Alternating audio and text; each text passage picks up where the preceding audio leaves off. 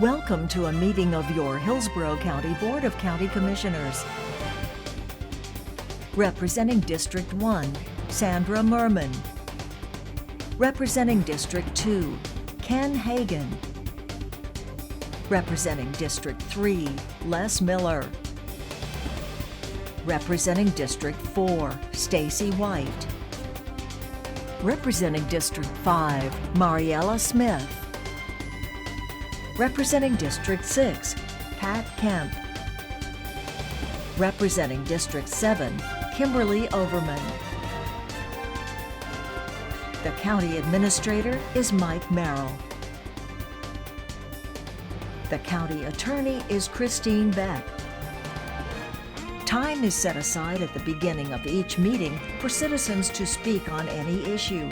So we have time for everyone. Speakers are asked to limit their comments to 3 minutes. Today's meeting is brought to you with closed captioning by Hillsborough Television. Good morning and welcome to your Hillsborough County Board of County Commissioners meeting. Will everyone please rise for the Pledge of Allegiance and invocation given by Chaplain Commissioner White. Thank you, Mr. Chairman. We'll begin with the Pledge of Allegiance. Attention, salute, pledge. I pledge allegiance to the flag of the United States of America and to the republic for which it stands, one nation, under God, indivisible, with liberty and justice for all. Heavenly Father, I'm thankful that we will get to recognize various causes and people this morning, and particularly these outstanding young people that we have here with us today. And I'm just so thankful that we have a young generation that does so many great things, and look forward to their leadership in the coming years. Lord, I pray that you will guide this board and our staff and stakeholders as we make critically important decisions here today. And as always, I ask for blessings for our first responders and members of our armed forces. Pray that you will guide them, keep them safe each and every day. I ask for these things in your heavenly name. Amen. Amen.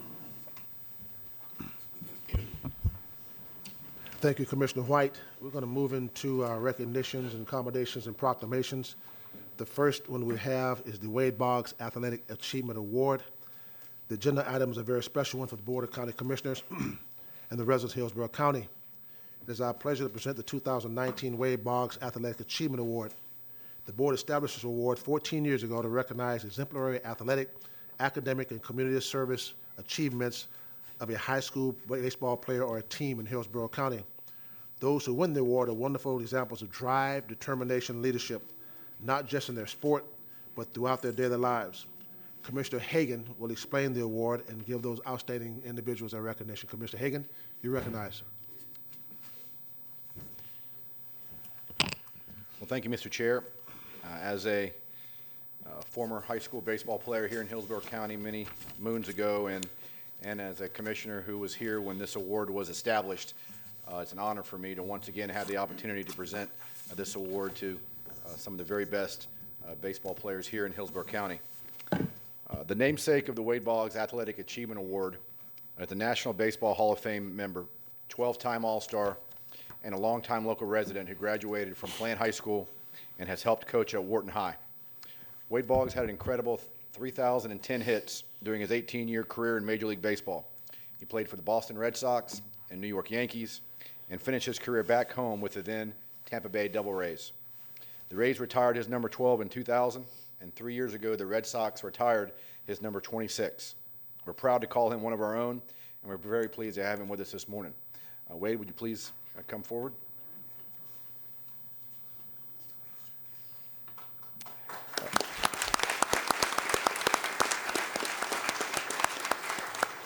I'd also like to thank the members of the selection committee who reviewed the nominations and recommended this year's honorees. The committee members this year are K.R. Lombardia, Tony Jackson, Albert Lee, Tampa City Councilman Charlie Miranda, Bruce Reese, Tony Jackson, Andy Scaglione, Larry Lavaca, and Mr. Tony Saladino. Those that are here, would you please rise so we could recognize your contributions?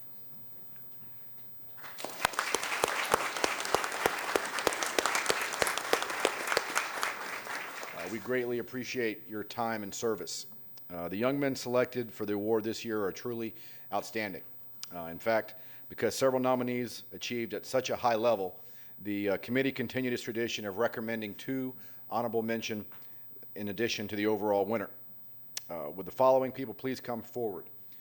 Cade Schisler, coaches Michael Fryrear and Jason Smith, Cindy Hyde, and any other family members that we might have here.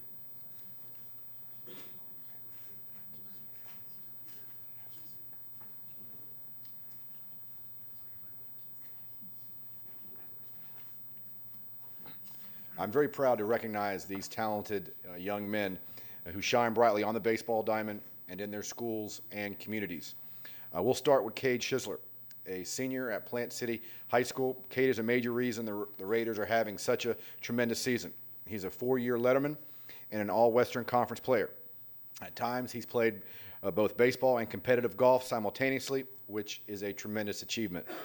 An infielder, Cade is hitting .326 with 28 hits, 4 home runs, 12 runs batted in, 25 runs scored, and an on-base percentage of .427. He's a 2-year captain who leads by example. This year, Cade has taken on an even larger leadership role, diligently working with underclassmen on their hitting and defense so they can become better players. Cade has been named Max Preps Player of the Game several times, played for the Florida Burn Platinum team, and last year won honorable mention to the Perfect Game preseason underclassmen All-American team, to name just a few honors. Cade also is an all-star in the classroom and in the community. He has a grade point average, get this, of 6.19, which ranks 22nd in his class, and scored 1240 on the SAT. A member of the National Honor Society, Cade won a Bright Futures Gold Medallion Scholarship. Not only will he graduate with honors, but he'll have a jump start on college thanks to his dual enrollment at Hillsborough Community College the last 2 years. Between playing golf, baseball, and his schoolwork, Cade has volunteered well over 100 hours in the community. His many efforts include promoting and raising awareness of the National Bone Marrow Registry, helping with garage sales and other fundraisers, umpiring at Little League games, and volunteering at the Florida Strawberry Festival. In addition, he's a team leader for the Positive Coaching Alliance. Cade has signed a national letter of intent to play baseball and continue his education at Stetson University. And now I'd like to recognize Brennan Hyde, a junior infielder and designated hitter for the Chamberlain Chiefs, my alma mater. Brennan could not be here this morning because he's taking an advanced placement exam.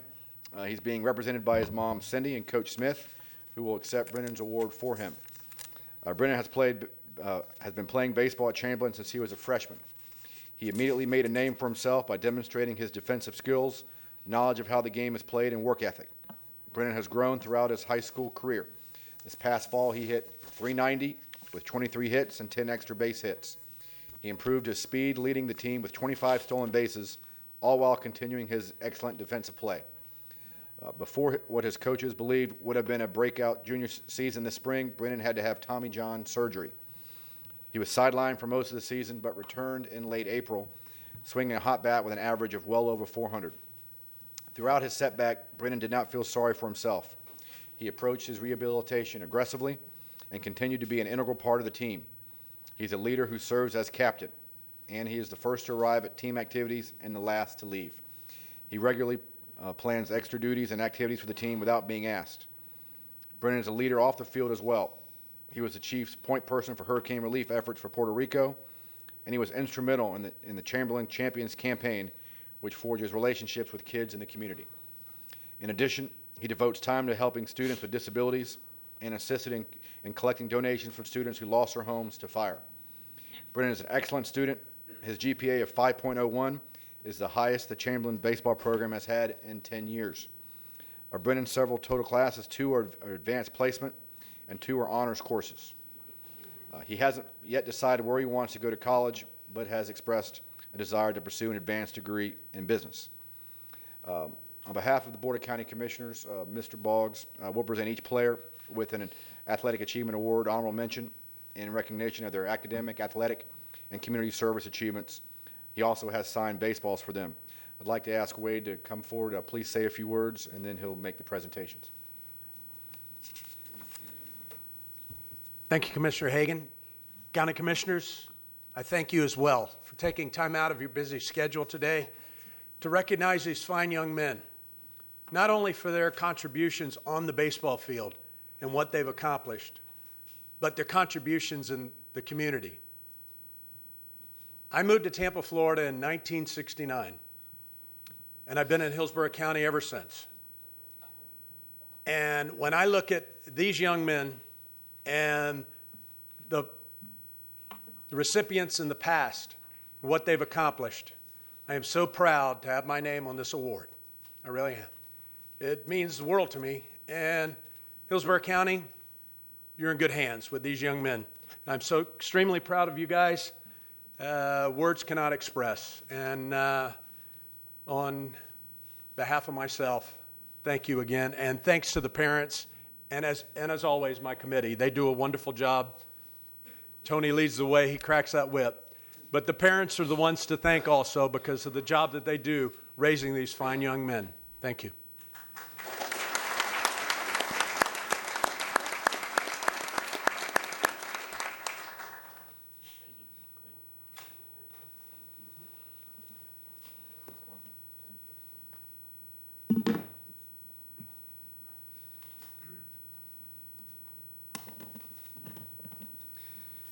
First off, I want to thank my Lord and Savior, Jesus Christ, for blessing me with the opportunity to play baseball every day.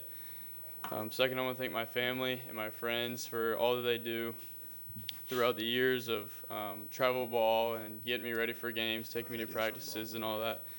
I want to thank Coach Mike and the rest of my coaching staff at the high school for all they've done to develop me as a player and the man that I am today. I want to thank Wade Boggs and his committee for selecting me for this accolade of an award. It's funny, my dad and I were talking the other day about how I went to Rays games with him when I was little and how Wade Boggs hit his 3,000th hit as a home run and the yellow seat that's in right field, and it's truly an honor to be selected for this award, so thank you.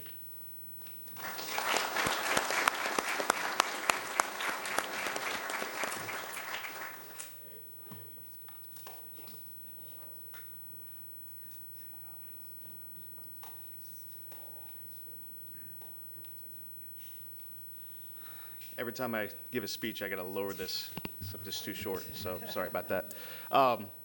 Thank you, the committee and county commissioners. Thank you guys for having me back again. It's been an honor, and I've been blessed the last 3-4 years at Plant City because the group that came through, it's about 6 of them, and they're 6 seniors. They all signed scholarships to move on, all my seniors, and I'm blessed to have their families in my program, and Cade has represented that to the fullest. There's 3 things that we preach in our program is family, academics, and baseball. And family first. And looking at his family, looking at the family that he's developed at Plant City is just through the roof. Academics, obviously, all his accolades proven. He's going to continue to do that. Stetson, I think he's going to do finance. He's not really sure yet. He's going to take after his dad, quite possibly. And then, of course, baseball is the last one. And, you know, there's those players that come through your program that you'll never forget. And that I'm honored to be his coach. And I get a little emotional talking about players. I know other coaches do too. But Cade, bright future ahead.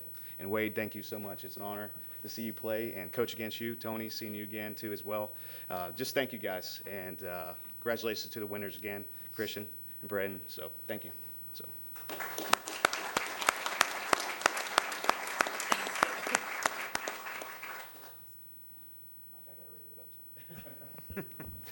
Brennan, again, apologizes he couldn't be here today. The kid is a total academic type kid, and he had an AP exam to take. And when I first told him about the award, the first thing out of his mouth was, "Coach, I'd love to be there, but I have a test to take."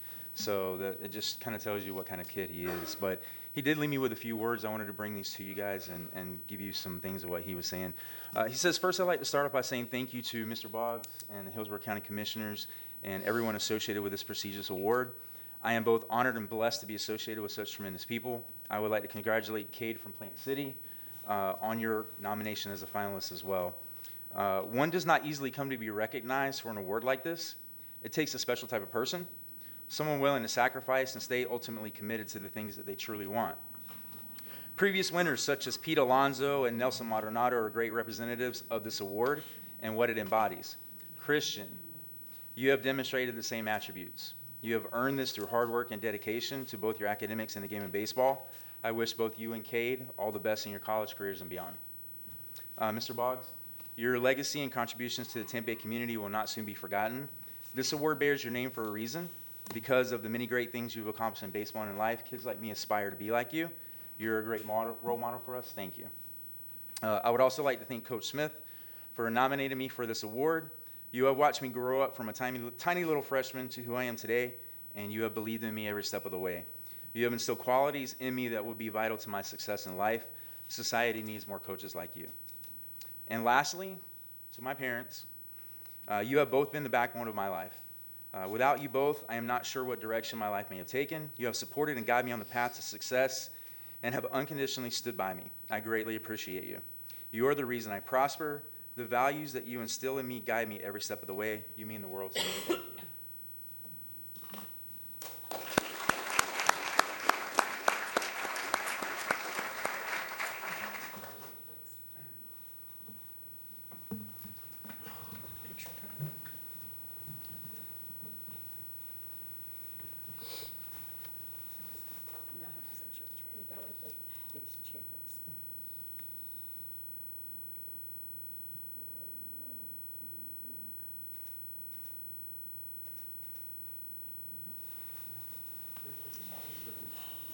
Congratulations, thank you.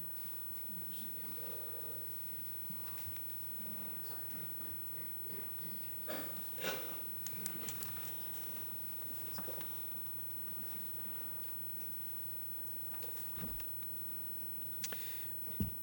And now would Christian Suarez and his family and Coach John Pizzio please come forward?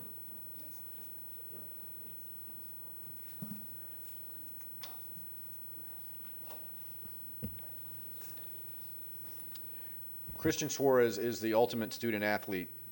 A senior at Leto High School, Christian is a dominating pitcher for the Falcons, who are having an outstanding season. The last two seasons combined, Christian's record is 19-3 with over 150 strikeouts. This year alone, he has 8 wins and just 3 losses with 80 strikeouts and 62.1 innings and an earned run average of 1.24. At one point in his high school career, Christian pitched the Falcons to 17 wins against just 1 loss. Despite this phenomenal stretch, Christian remained humble, demonstrating leadership at the highest level. Christian has won numerous honors for his play. Last season, he was first-team All-Western Conference pitcher, All 813 Preps County pitcher, the Tampa Bay Times All-County pitcher, and led the Falcons to district and regional championships. Christian also takes it to another level in the classroom. He has a 6.67 grade point average and participates in the Leto Collegiate Academy. His dedication to scholastics already has resulted in an associate's degree from Hillsborough Community College, in addition to his soon-to-be awarded high school diploma. He was recognized in multiple categories at Leto's Senior Awards ceremony last month, demonstrating why he is Leto's Scholar Athlete representative for Hillsborough County and for Leto High School.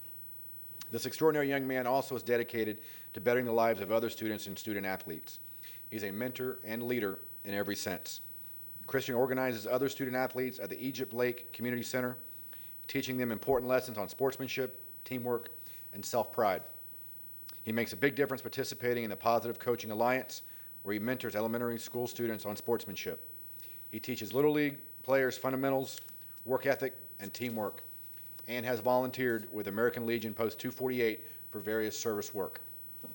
Christian also offers his time for numerous school events that benefit the entire community. The bottom line is that Christian inspires his fellow players, other students, and residents in the community with his passion for helping others and the game he loves. I'd also like to share something I think which is really neat. Christian will continue his studies and baseball career at Stetson University, and he and Cade Schisler plan to be roommates, which is pretty cool. Because of his outstanding performance on the field, his academic excellence, and his tremendous leadership at school and in the community, Christian Suarez is the 2019 recipient of the Wade Boggs Athletic Achievement Award. And on behalf of the Board of County Commissioners, Mr. Wade Boggs will present you the trophy and sign baseball to you.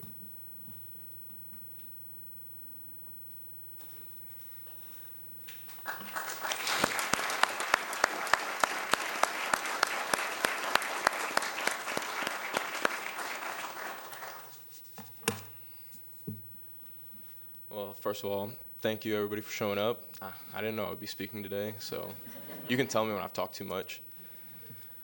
You know, at the beginning of the season, and the beginning of high school in general, I never thought I would be up here. You know, this 4 years has been quite the journey. I never really saw myself as that great of a baseball player, but I knew I was a good student. And, you know, thanks to great teammates and great coaches like Coach Pizio and great teachers, and of course my wonderful parents, I've become the man I am today. And, you know, I'd love to thank Wade Boggs and the committee for picking me. It's a real honor. This is something I'm going to talk about for the rest of my life. You know, I'm not sure how much longer I'll play baseball. You know, we all have dreams, but this is something that I can really, you know, hang my hat on. And I'm very happy and honored to be picked for this award. And, you know, the season's not over yet. And this award just isn't for me. And I'm bringing it back to Leto with pride. You know, hopefully I've paved the way for a lot of guys, because not everybody wants to go to Leto. Not everybody wants to, you know, take the hard road. It hasn't always been easy at Leto. We don't have everything that everybody else has. We have to work really hard with what we have and then make the best of it. And more than anything, I'm so glad I'm bringing this award back to my community. And, you know, Cade and Brennan, you guys, I have nothing but respect for you. And thank you for choosing me for this award.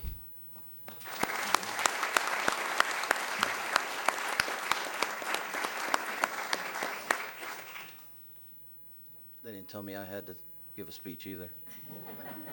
But I'll just talk to you like you're some of my players. How about that? Well, this is a young man back here that has been motivated since the first day I've met him. It's hard to find players that come in to a program young like he was, and from day one in the classroom and on the field has given me everything that he's got. I felt it necessary to, you know, I guess nominate him for what he deserved. I respect the committee for picking him, because honestly, he's earned it. He's done everything that I could ever ask him to do. His parents have asked him to do. His teachers have asked him to do. You know, so thanks to the committee, Mr. Wade Boggs, and anybody else that has anything to do with this award, because he's definitely deserving of it, and I'm sure he'll represent the namesake of the award very well. Thank you.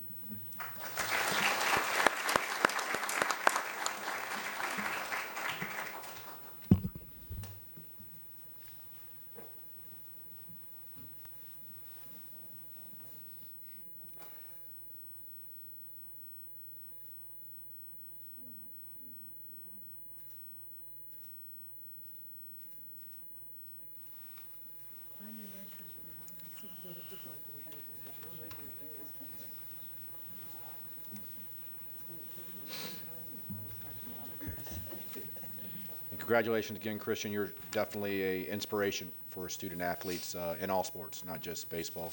And thanks again to the committee that works on this. And Wade, again, special thank you for not only your involvement in this award, but everything you do in the community. It's very much appreciated.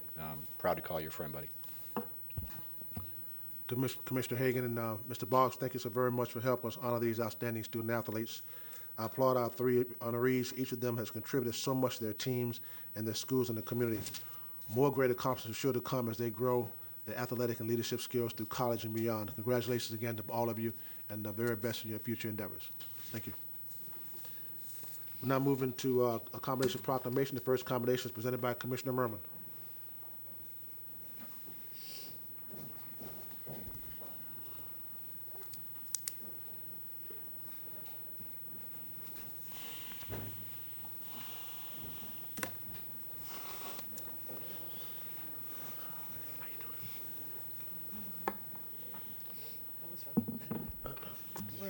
Thank you, Mr. Chair, and we'll wait just a couple of seconds to let some of these people filter out.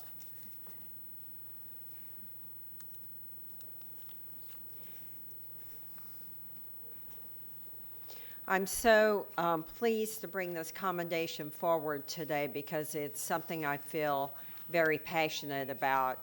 That's the job our courts have done. I want to tell everybody in the listening public, going back to 1992, our court system has really stepped up and answered the call to provide help in the justice system. I mean, they have, we've got new courts developed, and I really want to show my appreciation and thank them. And I'm going to ask Gina Justice to come forward. She is the court administrator. Julia Schilling, she's the director. They call it problem-solving courts now because it used to be mental health and substance abuse. And then there's some other court employees. Would you like to join us up here? Please come. Come on. But anyway, our 13th Judicial Circuit problem-solving courts have provided the opportunity for thousands of individuals to find treatment and recovery in the mental health and substance abuse system. Problem-solving courts, which is what they call it now, and not just separate mental health or substance drug court, they call it problem-solving courts. And they've expanded through the years to address the root cause of justice system involvement, starting with the pretrial intervention court implemented in 1992. Problem-solving courts have grown to include juvenile drug court, drug pretrial intervention, adult post-adjudication, family dependency treatment court, Marchman Act treatment court, veterans treatment court, adult mental health court, and most recently, in 2018, just last year, the Juvenile Mental Health Court. Hillsborough County's Juvenile Drug Court was the first juvenile drug court put into operation in the state of Florida and one of the first in the nation. And in the 14 years since family dependency drug courts started, hundreds of parents have been reunified with their children while completing the program. The 4 problem-solving court judges have a combined 30 years of collective judicial experience in problem-solving courts. One of the unique aspects of problem-solving courts is the non-adversarial multidisciplinary team approach. Problem-solving courts employ 11 full-time staff that assist clients with locating and accessing substance abuse treatment, mental health treatment, and community referrals as needed. And we did this commendation. Usually we do May as a month for mental health awareness. And we decide to recognize our courts and the work that they do in mental health and substance abuse in recognition of Mental Health Awareness Month. So I'm so pleased to present this commendation, and I'd like to read this to you. It says, the honor of Mental Health Awareness Month and Drug Court, National Drug Court Month, the Hillsborough County Board of County Commissioners is pleased to recognize the 13th Judicial Circuit's problem-solving courts for their commitment to the citizens of Hillsborough County.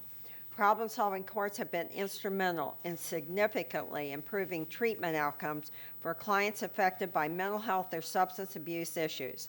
Serving as trustworthy stewards of public resources, the courts facilitate community-wide partnerships to reduce recidivism, improve education, employment, financial stability opportunities, in addition to promoting family reunification. The courts bring together health professionals, scholars, criminal justice staff, and families to identify and meet the unique treatment needs of each participant.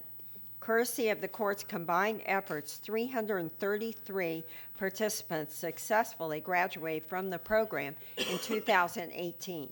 This accomplishment is a testament to the court's personnel's dedication to their clients' outcomes in public safety.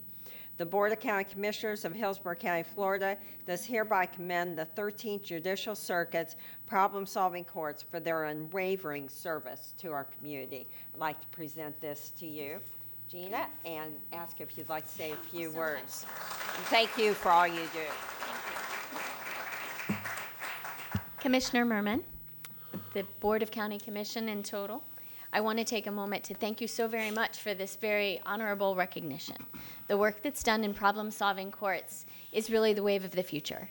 It's the means by which you address complex problems when they're presented to the criminal justice system at some of the lowest points in their lives. And we do definitely, I say we because there's a team of people with me, and this isn't all of them, but we do a very, very dedicated service to these people every day. And yes, there is a need for punitive justice on occasion, but therapeutic justice is what a lot of our very, very unfortunate customers need, and I'm glad that we're able to serve and address the needs of these people. I'd like to take a moment to recognize the people here with me. This team is led by the director of our problem-solving courts, Miss Julia Schilling. We have a number of people with us today, and I'm going to call them by name. Haley Bland, Aretha Catchings, Cheryl Cohens, Shannon Gillette, Amy Philbreck, Deborah Puelo, Simone Roman, and Gina Traxler. We also are missing today artists De Leon, Kelly Griffin, and Steve Miller, who couldn't be with us, but their work is also recognized. I also want to take a very brief moment to recognize the collaborative efforts that it takes in our criminal justice system in order to facilitate getting this job done. Without the work of Andrew Warren, our state attorney, and Julianne Holt, our public defender, and all of the stakeholders who are able to find services to meet the needs of these particular clients, we wouldn't be as successful. So I also want to acknowledge them here today. Thank you so very much.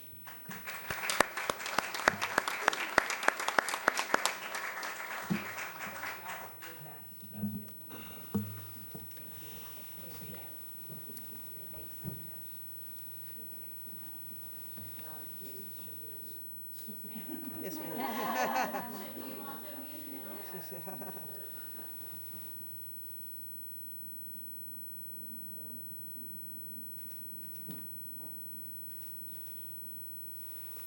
Congratulations, guys. It's our honor to honor you. Thank you for all the work you do.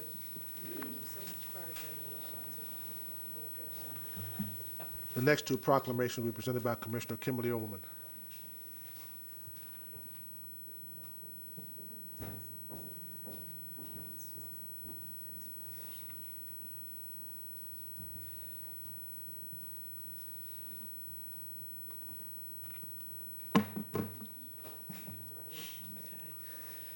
Good morning, everyone. Thank you so much for being here and letting us celebrate two amazing events that occur in our community. It is an honor to invite and recognize key leaders in our community who have dedicated their personal and professional lives to creating safe spaces and home spaces for children to live and grow and play in our community. Folks like Ronna Kennedy, the Executive Director of Voices for Children of the Tampa Bay, Robin Rosenberg, Deputy Director of Florida's Children's First, Heather Tager, Managing Attorney for the L. David Scheer Children's Law Center of the Bay Area Legal Services, Kim Hernandez, local foster parent and President of Hillsborough County Foster Parent Association, Chris Card from Eckerd Connects, and leaders in our community who have chosen to be foster parents, such as Bob Rolak, Bob and Karen Busing, and John and Catherine Godwin, who are unable to join us this morning, that serve as parents. Could all of those that are here, could you join me?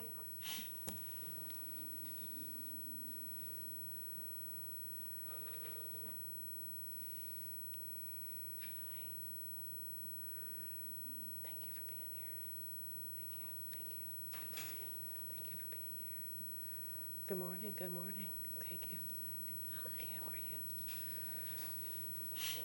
Oh, okay, thanks. Thank you. May is National Foster Care Month, a time to acknowledge foster parents, family members, volunteers, mentors, policymakers, child welfare professionals, and other members of our community who help children and youth in foster care, renewing our commitment to ensuring bright futures for the youth that are in the foster care system, and showing our sincerest gratitude for those who make a meaningful difference in the lives of our children in our community. The proclamation reads, which is easier to read here, but I'm going to ask someone to hold it for me. Anybody want to volunteer? There you go. Okay. The proclamation reads, whereas since 1919, the Children's Bureau has assisted children in foster care, engaged young people in the decisions that affect their lives, and supported foster care family, kinship caregivers, child welfare professionals, and others who help children. And whereas in 1972, the Bureau sponsored National Action for Foster Children Week to raise awareness of the needs of children in foster care and to recruit more foster parents. And whereas in 1988, President Ronald Reagan issued the first presidential proclamation that established May as National Foster Care Month. And whereas the Bureau of Children's Welfare Capacity Building Collaborative helps public welfare agencies and courts meet federal standards and requirements, improve children welfare practices and administration, and achieve safety and permanency and well-being outcomes for children, youth, and families. And whereas the Bureau has laid the foundation for increasing the standards of foster care through its groundbreaking publication, such as Minimum Standards for Child Welfare and Foster Home Care for Dependent Children. And, my goodness, whereas the Child Welfare Information Gateway, a partner of the Children's Bureau, provides access to publications, websites, databases, and online learning tools to improve child welfare practices, including resources that are available to our families. And whereas children who are our most precious resource, and Hillsborough County is committed to solving problems to make the community a better place to raise a family where young people can thrive and grow. So now, therefore, be it proclaimed that Board of County Commissioners of Hillsborough County, Florida, does hereby declare May 2019 as Foster Care Month in Hillsborough County and encourages all residents and visitors to support the Children's Bureau as it continues to build on its more than 100 years of work to protect our children and to strengthen families. It is an honor to work alongside each of you as you make it possible for our children to live happy and healthy lives.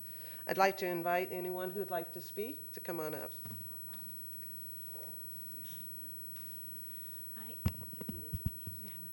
I'm Ronna Kennedy. I'm the Executive Director of Voices for Children, and it is with great honor that we accept this proclamation, and we're proud to partner with the Guardian Ad Litem program here in Hillsborough County, and thank Commissioner Merman and Commissioner Overman for the work that you all do. For us, there's more children in foster care in Hillsborough County than any other county in the state of Florida. So we thank you for recognizing this and the great work that all of the organizations do. So thank you. Thank you. My name is Kimberly Hernandez, and I've been a foster parent for 19 years, and I am grateful that we are recognizing this month.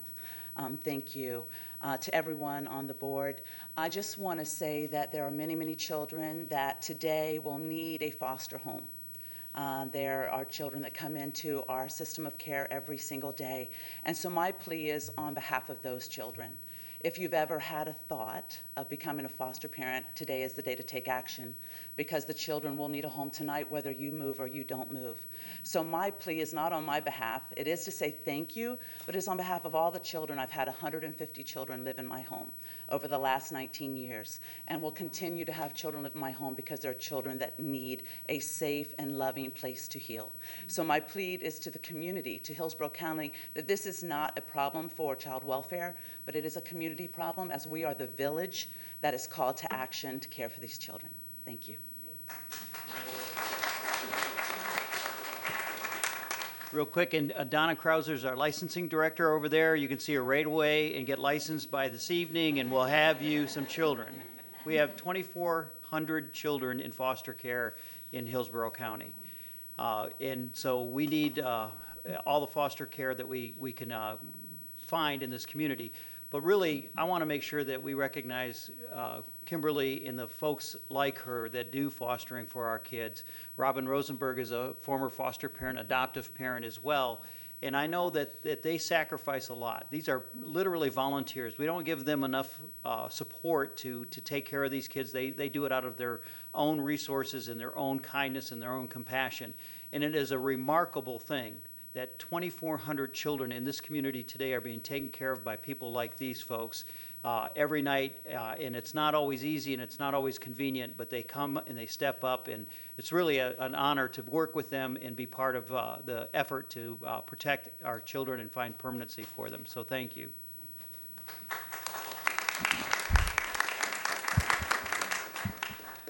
Well, thank you. As Chris Card indicated, it's a labor of love. Being a foster parent is an amazing gift of kindness, and for all those that are in the business, and I actually used to be on the Voices for Children board, which is how I got into this passion for those foster parents that give their lives and their time and their resources to make sure that our children are well cared for. So thank you all for everything you do, and let's join. Before we take a picture, Commissioner Overman, Commissioner Merman wants to be recognized. Commissioner Merman recognized. Thank you very much. And I do want to thank Commissioner Overman for recognizing Voices for Children today. It's a very important organization, and the great work that they do in partnering with the Guardian Ad Litem program. And I see Tabitha Lambert out there as a guardian myself. I really can't tell you enough. I think the best day would come when we have no kids in foster care and we don't have to recognize Foster Care Month. That would be the best day. But Ronna, you've done a great job.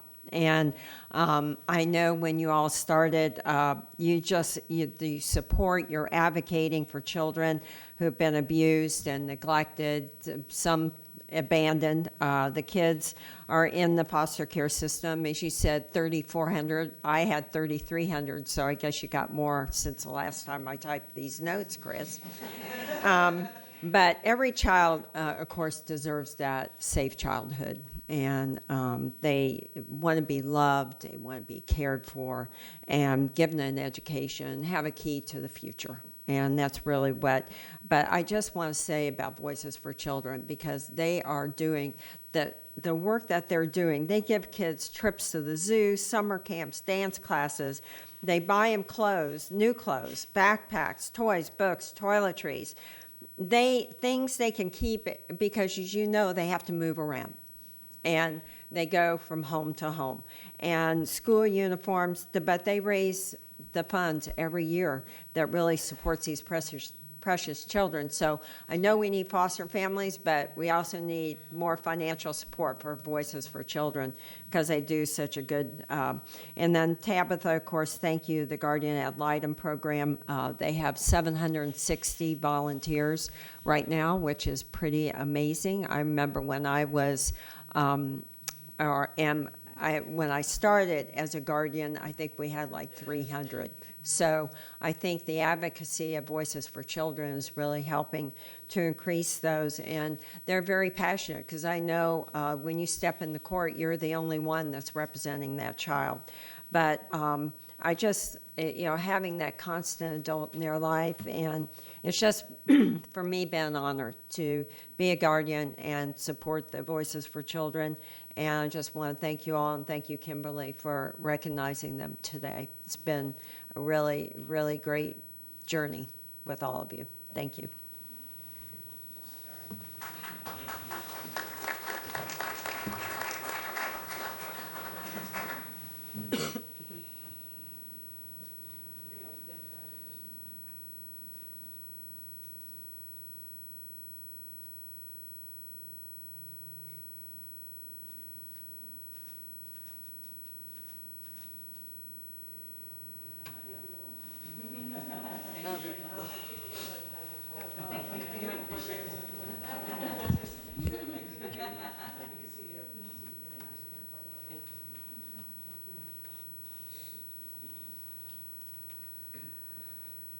This is a good day. Okay, our next proclamation is for American Bike Month. At this point, I'd like to call up those in the audience who support Bike Month. There are a bunch of folks that went on a ride today, and there's one soul that's not here today that has made such a difference in our community that was unable to join us. That's Alan Snell. And I'll talk more about him in a second. But for those of you that biked here today and also support biking in our community, please come forward.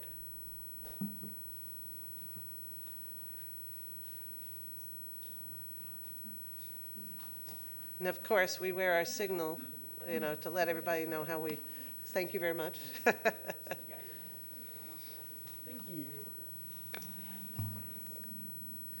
Now, I know there's hundreds of others that have not joined us today, but thank you very much for being here to celebrate this special day.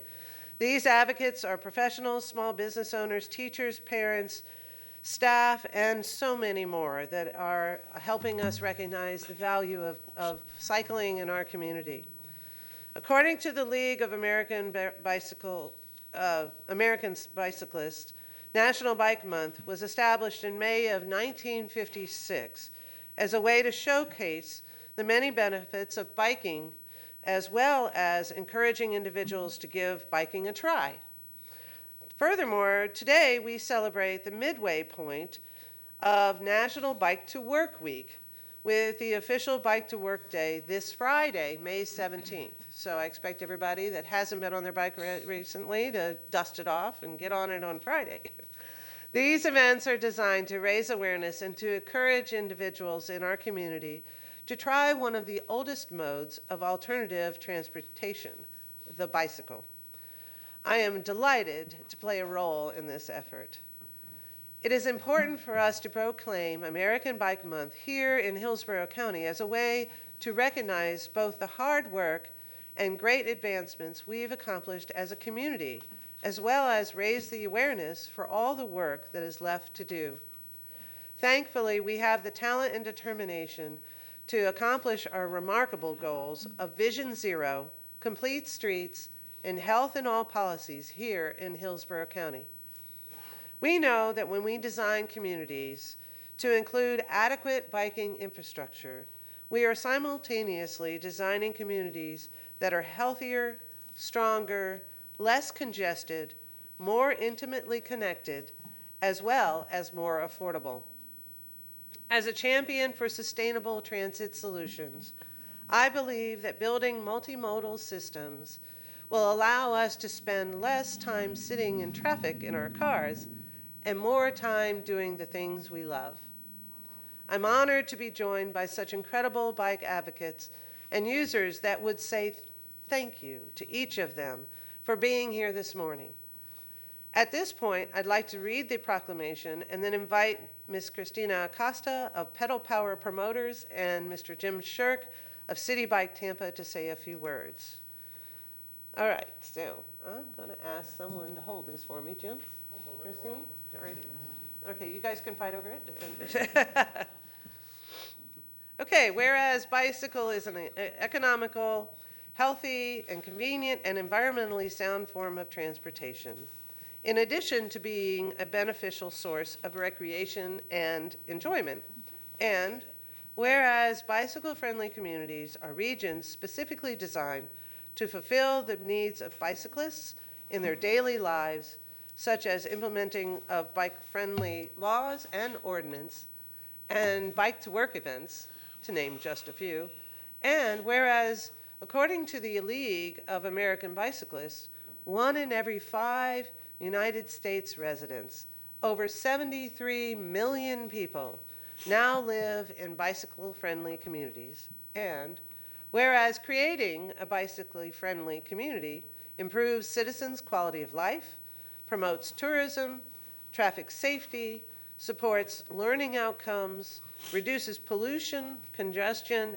and wear and tear on our streets, and whereas Hillsborough County roads, trails, and parks attract bicyclists every year, providing economic, transportation, tourism, health, scenic benefits, and whereas Hillsborough County is home to 19 parks operated by our Parks and Recreation Department and that feature bike amenities offering beauty, tranquility, and pleasure to all bike lovers. Whereas sponsored by the League of American Bicyclists, American Bike Month celebrates the joys of bicycling through educational programs, races, commuting and charity events, or by simply just getting out and going for a ride on a cycle. Therefore, be it proclaimed that the Board of County Commissioners of Hillsborough County, Florida, does hereby declare May 2019 as American Bike Month in Hillsborough County, encouraging all residents to join the League of American Bicyclists by taking a bike ride around the county and enjoying the joy and good health that cycling brings to our lives. Thank you. Thank you. Thank you.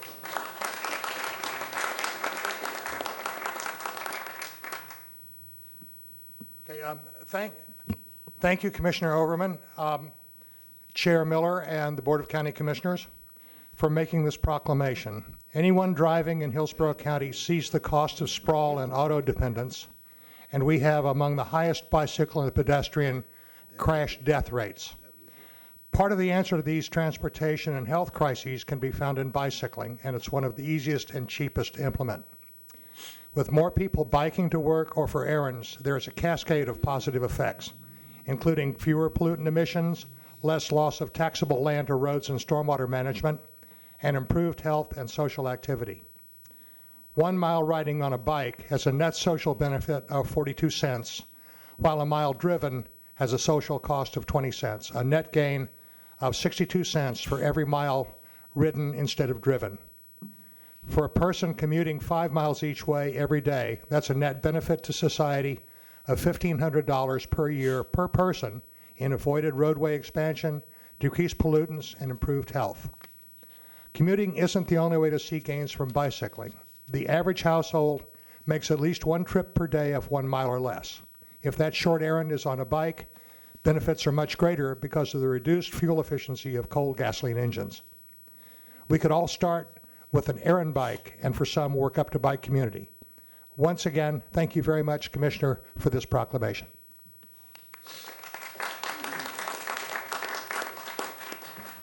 Thank you. Thank you, Commissioner Overman and the County Commission. And Jim Shirk, there are a few in our community that have done as much for as long as Jim Shirk has for bicycle safety advocacy. So thank you, Jim. I'm Christina Costa, a local advocate and social enterprise owner of Pedal Power Promoters.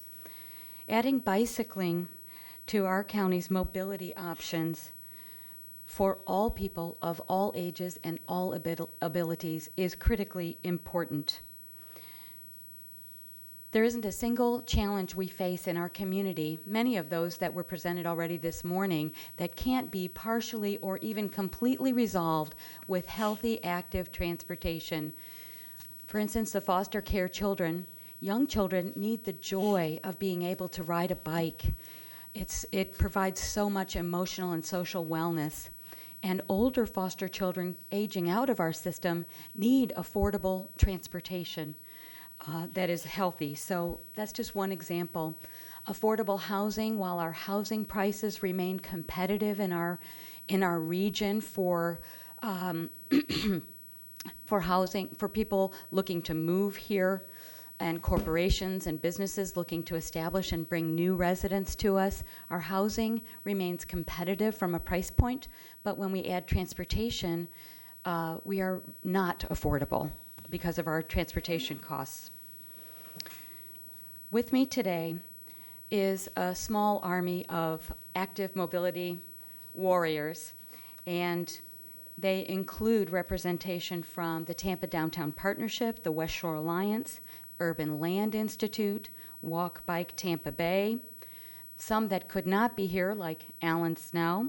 We want to commend him, and also History Bike Tampa, Well Built Bicycle Cooperative, Coast Bike Share, Florida Bike Tours, and of course the National Organization of the League of American Bicyclists. There also are nearly 100 businesses in our region of all industry, all sizes, all shapes, that have become certified and recognized nationally for supporting bicycling for their employees, their customers, and the community at large. So we thank them. Our vision is that our community become a world-class place for bicycle commuting. Thank you very much, and Karen Kress would like to extend an invitation to all the commissioners. Thanks, Christine. Well, the commissioner outed us. Karen Crest, Tampa Downtown Partnership, the commissioner outed us. We are not celebrating Bike to Work Day this Friday because we had to work around Mayor Jane Castor's schedule. So we will be doing it in our area on Thursday, May 23rd. We have 8 different starting locations. We'll all end in downtown Tampa.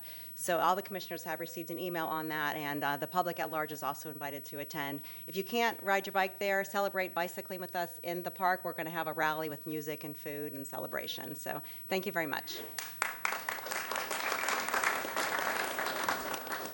To wrap up, you know, Hillsborough County has made a major commitment to biking safety in our trails in our community.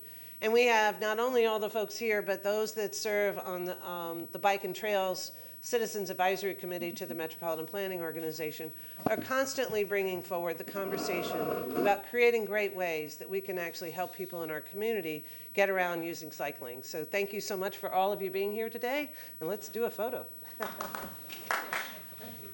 So we have a couple of people in the queue.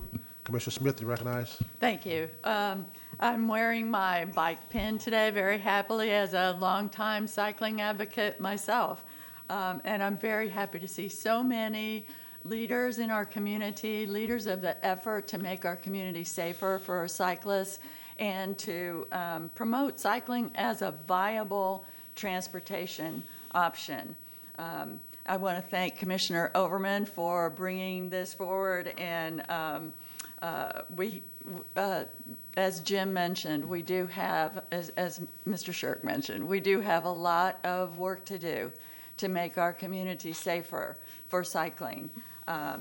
We need to build safe infrastructure, but we also need to educate our community, the drivers as well as the cyclists and the pedestrians, and raise awareness of cycling. And there's a recreational opportunity as well as a transportation alternative. And so making this proclamation and celebrating Bike Month in our county is a good way to move forward on that. So thank you all for being a part of this.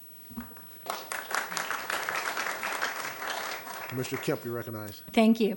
I just also want to thank Commissioner Overman for bringing this forward. What a great group of powerful energy. And I heard a lot of, oops, I just knocked off my pin, which the pin broke, so I had it taped on.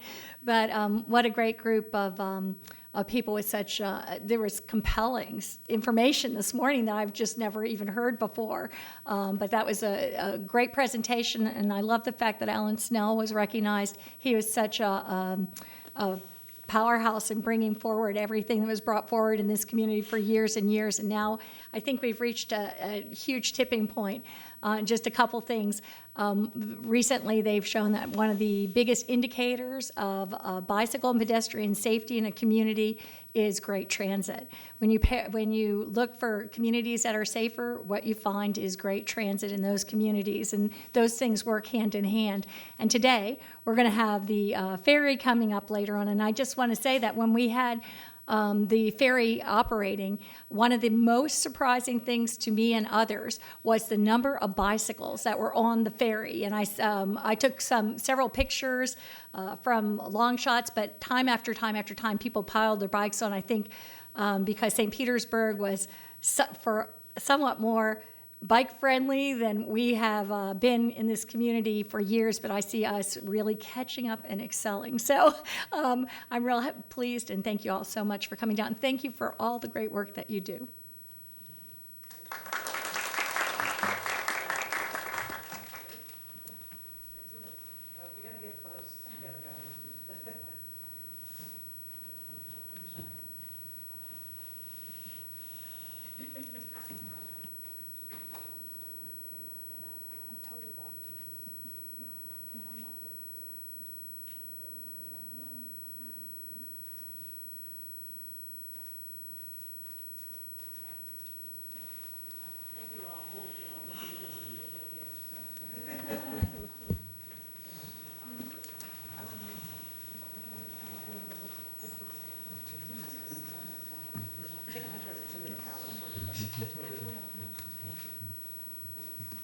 Mr. Merrill, changes to the agenda. Yes, Commissioners, we have no items added. We have, we have one off the agenda item that is at 11:15 time certain. That's Commissioner Miller's item to provide an update on the Hillsborough County Fire Rescue organizational analysis that's been performed by Meon Talent Solutions. We have one deferral, which is A6, which was the Historic Preservation Challenge Grant Award with the Ybor District Hotel Holdings LLC. That's being deferred to June 5th. We have one revision, which is item E2, and that is being rescheduled to an 11:30 time certain. That's a special appearance by Bill Faring of AECom to present the owner's representative report on the Tampa Bay high-speed ferry business plan. No items removed from consent. We have a handful of time certains beginning at 10 a.m. We have 4 public hearings. D1 is to conduct a public hearing to accept comments on the proposed substantial amendments to our annual action plan as required by HUD. D2 is the first of 2 required public hearings to enter into a school concurrency proportion share agreement with School Board and RHICAS LLC. D3 is the second of 2 required public hearings for school concurrency proportionate share agreement with Lennar Homes. D4, final assessment resolution and assessment role to create a water and wastewater impact fee assessment unit. 1015 F4 is Commissioner Overman's item that is to request County Administrator and County Attorney to prepare a report on feasible options regarding additional utilization of fuel taxes. 1030 E1 is a special appearance by Santiago Carrada of Visit Tampa Bay, Craig Richard of the EDC to present their semi-annual activity reports. 1045 F2 is Commissioner Merman's item requesting the County Attorney to look at recovering taxes on property in our county owned by other counties. B6 at 11 a.m. is a request to authorize a resolution issuing not to exceed $155 million in non-ad valorem revenue bonds for various public safety, emergency, parks, fire rescue projects within the county. 1115 will be item F5, which I mentioned earlier, Commissioner Miller's item, provide an update on the Hillsborough County Fire Rescue organizational analysis. And the final time certain, 1130, is item E2, which is the report on the Tampa Bay high-speed ferry business plan. Those are the changes. Motion by Commissioner Merman, second by Commissioner White to approve the changes to the agenda. Seeing no further discussion, please record your vote.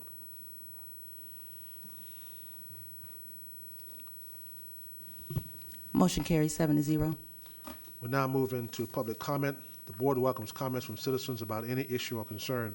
Your comments are valued in terms of providing input to the board members. However, it is requested at the same time when you address the board that comments are not made directly, personally against a commissioner or a staff member, but rather directly at the issue. This provides a mutual respect between the board members and the public. The board has set aside a 45-minute period in the morning immediately following changes to the agenda for public comments.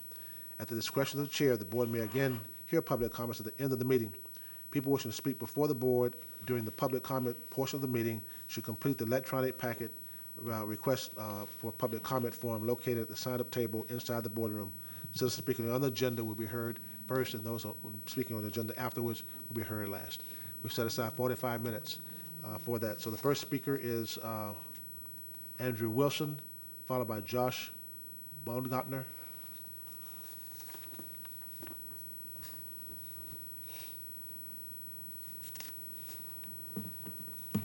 Thank you.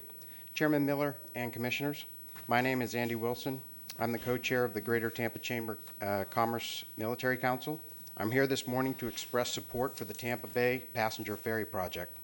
This historic public-private operating partnership with Hillsborough County will address a crucial transportation issue in our community that impacts all residents, including members of the military stationed at MacDill Air Force Base.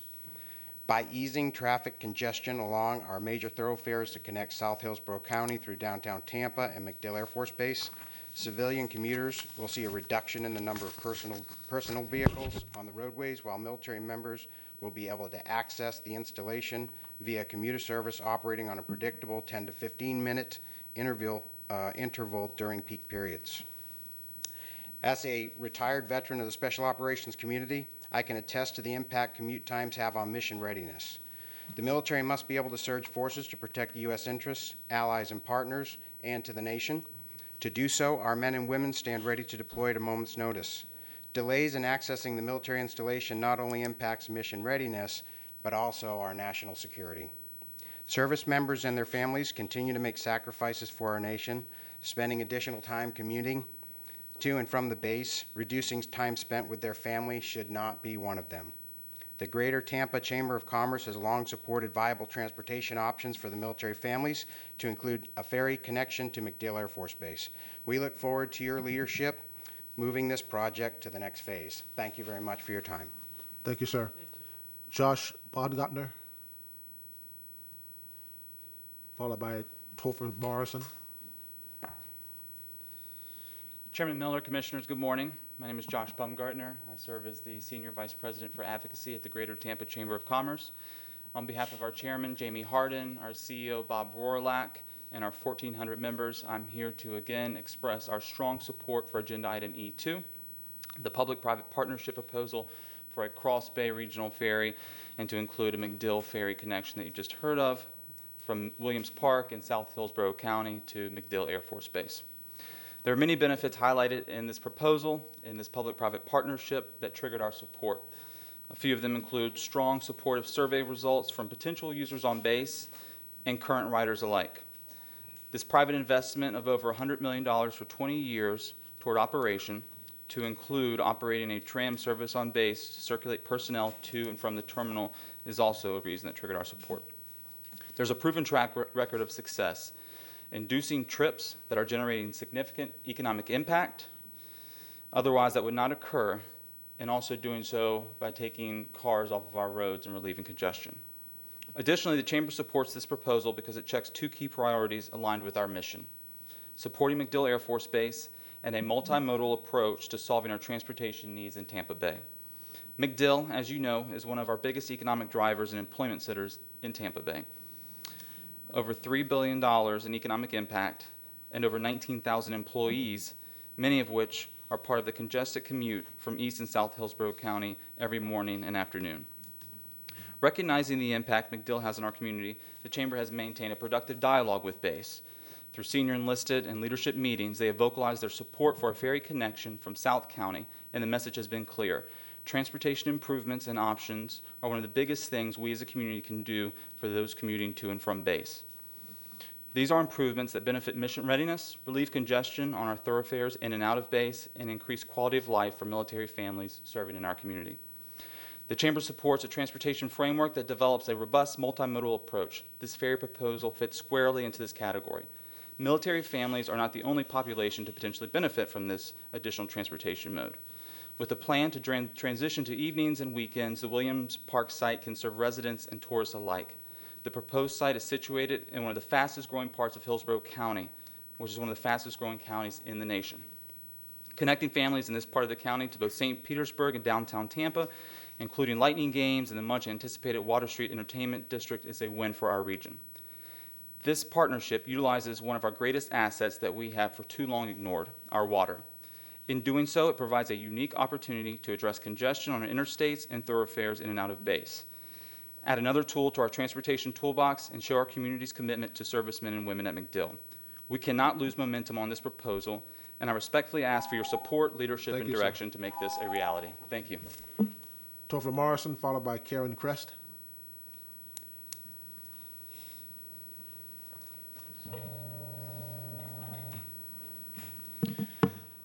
Good morning. My name is Topher Morrison. I'm a resident of the Channel District in downtown Tampa. I'm here today at the request of the Tampa Bay Sierra Club Executive Committee. We endorse and support the Tampa Bay High-Speed Ferry Project.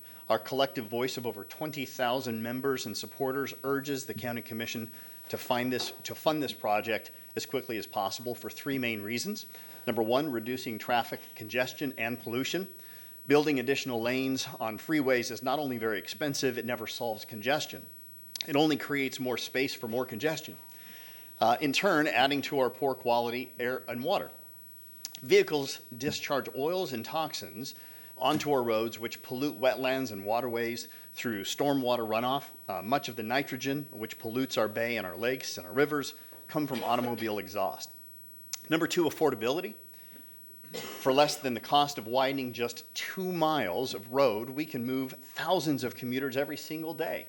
So far, this is the only transit project that doesn't require an operating subsidy, and taxpayers retain ownership of all of the assets, including ferries, terminals, and trams. And then number three, a shift of mindset. The ferry project has already been a success in pilot form, and it's changed the minds of many commuters. Residents of both sides of the bay are looking for alternative forms of transit, and this project can be the catalyst toward other transit-oriented growth projects in our future, which is not just good for the environment, it's also good for economic growth and tourism as well. Again, I'm here today representing the 20,000 plus supporters and members of the Sierra Club Tampa Bay. We are going to be reporting to every single one of them how you vote with regard to the ferry project. Thank you for your time. Karen Kress, please. Good morning again, Commissioners. Karen Kress with the Tampa Downtown Partnership. I'm not going to belabor the point because the three speakers ahead of me laid out, I think, great reasons why you should move forward with this project. From a perspective in downtown Tampa, we have over 200 members, and there has been quite a buzz over the 2 seasons that we had the Cross Bay Ferry service. Downtown Tampa, you know, I think it's an economic development story as well as a transportation story. There was a survey done of riders that showed that the average ferry rider spent between $25 and $40 at their destination, and over 60% of them would not have taken the trip had it not been for the ferry. So that's economic development, I think, plain and simple. And then as far as congestion goes, I mean, obviously the waterways are going to be a congestion-proof way to do that. We have a lot of traffic in our downtown that is simply cutting through to get to the base or other destinations beyond us. So we would appreciate the opportunity to get those cars off the road and hopefully onto the waterways, and any expanded transit options are a good thing in our mind. So thank you for your time. Thank you. Louis Pabon, followed by Kim Madison.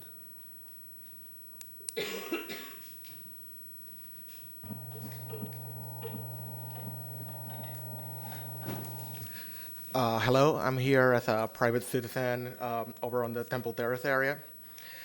I'm here, like the people before me, to vouch for a permanent ferry service. I think it would be good for the county. While researching it, I saw that the last attempt to improve I-275 ended up costing us an estimated $530 million. And I think enough of us have driven on it before and after the project to state that there was very little improvement. Traffic is not a problem we can solve through brute force. We need to try different solutions, like, for example, bike month. Last November, we voted to increase our own taxes to invest in better transportation. After 2 successful trial runs, I think the ferry has proven itself to be a very viable investment. And at the very least, it will give the people in our area who depend on public transit greater mobility. And I think that should be reason enough. Thank you. Thank you. Kim Madison, followed by Charles Lee. Good morning, Chairman and Commissioners. My name is Kim Madison. I am a Vice President with Strategic Property Partners, or SPP, and I too would like to express our support on behalf of the organization of the High Speed Ferry Initiative.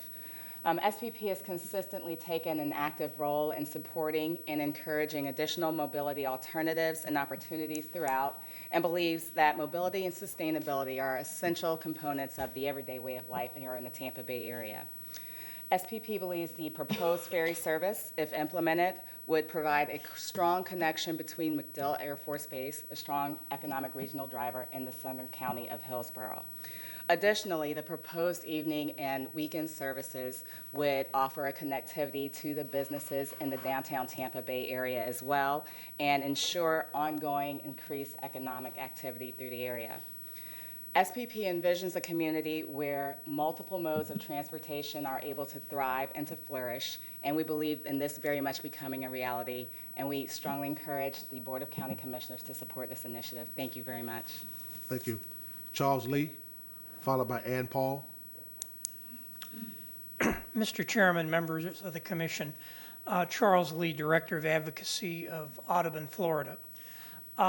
We're here today to speak with regard to item E2 coming up on your agenda, which is the report from Dr. Bill Faring. I'd like to say that we are very encouraged and very supportive of what Dr. Faring is going to be recommending to you today. We are elated that the recommended site for the ferry terminal is not going to be at Schultz Preserve, but is rather going to be at a different location. And we're also elated that the prospective ferry terminal at the location Dr. Faring is recommending is not going to require the dredging of an extensive boat basin with all of the inherent environmental problems that that kind of dredging would present. There's a shoreline there that's available to use that will not require that kind of dredging, and so I think that the site being recommended by Mr. Faring as your county's representative in this is sound from that perspective. Again, we are glad to see Schultz Preserve is no longer in the crosshairs. The $2.5 million spent on restoring that property, we think were well spent. It's great habitat, and now we can avoid an impact, and a ferry will be possible as well. Thank you. Thank you, sir. Ann Paul, followed by Russell Kahn.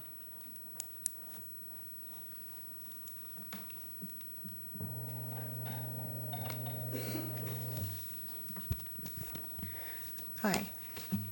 My name is Ann Paul, and I work for Audubon, Florida's Coastal Island Sanctuaries that protects bird colonies in this region of the world. And I want to thank you, commissioners, for the opportunity to speak relative to the East Hillsborough Bay Ferry Terminal discussion. As Mr. Lee said just before, Audubon, Florida is very pleased that Williams Park has been selected as the site for the preferred terminal, and that the Fred and Ida Schultz Nature Preserve is no longer the preferred site because of the negative precedent that would have created for conservation lands, not just in Hillsborough County, but throughout the Water Management District's area. We would also like to suggest that the terminal facility be funded by your transportation funds, and that the county funds that have been received from the BP disaster not be used for the construction of the ferry terminal, and that those funds instead be used to create and manage wildlife habitat within the county, for instance, in support of your conservation environmental lands program and staff. Thank you very much. Russell Kahn, followed by Richard Otto. Good morning, Commissioners. Thank you for allowing me to speak. I'm here in my capacity as the chair of the Hillsborough County Democratic Environmental Caucus. Our biggest concern today is the quality of life for our residents and the conservation of our environment. The Hillsborough County DECF supports the efforts to reduce pollution, provide transportation, improve air quality, and move Hillsborough to a more sustainable and equitable future. Therefore, we would like to voice our support for the Crosstown Ferry Program. Thank you very much. Thank you. Off the agenda item, Richard Otto, followed by Gina Bernstein.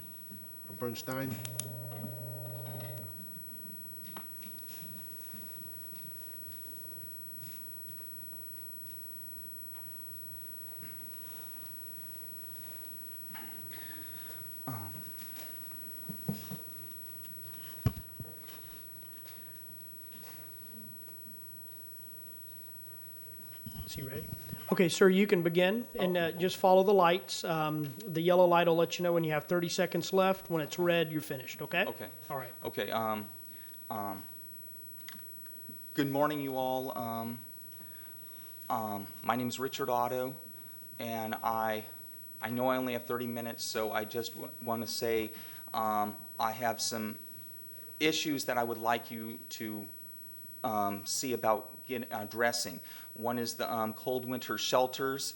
When homeless people go, or vice versa, I believe that it shouldn't be just 40 degrees and lower. I believe it should be like 60 degrees and lower to open the cold winter shelters.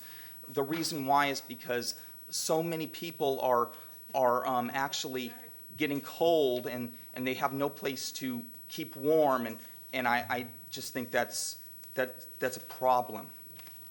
And then I think they should bring the bus benches back and all these at the bus stops. They should bring them back because that's not right. Nobody, it's not even homeless. It's just anybody in general, old people, young people. Nobody can actually wait and sit at the bus stop because they were taken away because the cops took them, or they were just told they have to take them away, and that's not right. It's not being a human. And if a homeless person is holding a sign, they shouldn't be told by a cop or anyone, hey, you can't hold this sign because I'll trespass you, yet the police and the fire department, they can hold signs and no one says nothing.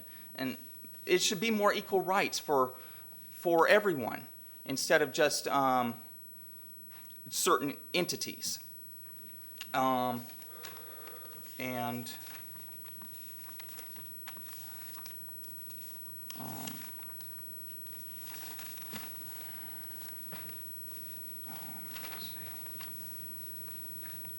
And I also believe that there should be, I know this might be asking a lot, but I also believe there should be a way to do away with the county and city boundary zone. So that way you both can work together as a team instead of working against. And I do believe that more people would be on the same page more instead of like a lot of people, they may want to vote for the mayor and they can't because of the criteria. And little things, little small things, I know my time's about up. I just wanted to say, I just hope you hear what I have to say. Last speaker is Gina Bernstein.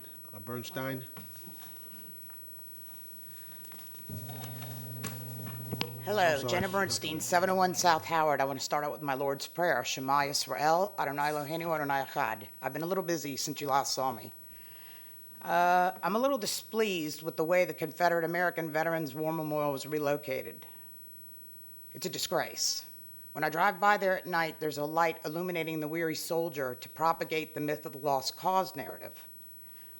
I've been a little busy because I've been around commissions and councils around this country, but I'm proud to say I've restored in 4 demographically black cities, Monroe, Louisiana, Oklahoma, Mississippi, their Confederate American Veteran War Memorials in public view. I'm a native-born Floridian. I'm a native-born Tamponian. And the funny part is, I saw Wade Boggs here, and I was on a Little League team that was the first in Hillsborough County to go to the World Series. Dwight Gooden, Gary Sheffield, all my age group. I've done a lot of civil rights being a civil rights activist lately, and I went to a lot of civil rights museum, and I compiled an amazing Web du Bois about the 21 million Africans that have been sold into slavery, that are still being sold into slavery. In Libya today, for $40, you can get yourself an African, still in chains. But nobody's doing anything about that or the human trafficking. I would like some money allocated to put more lights properly on the War Memorial. I would like it to be where it shows properly displayed the way it should have been. I mean, have you guys been out there? Have you seen it? Does it make you happy? Lighting up the weary soldier instead of lighting up the whole War Memorial equally? I get upset, especially when I come here. It's funny, I never get nervous, never get upset when I speak around the country, but I do it in my own community because I'm born and raised here.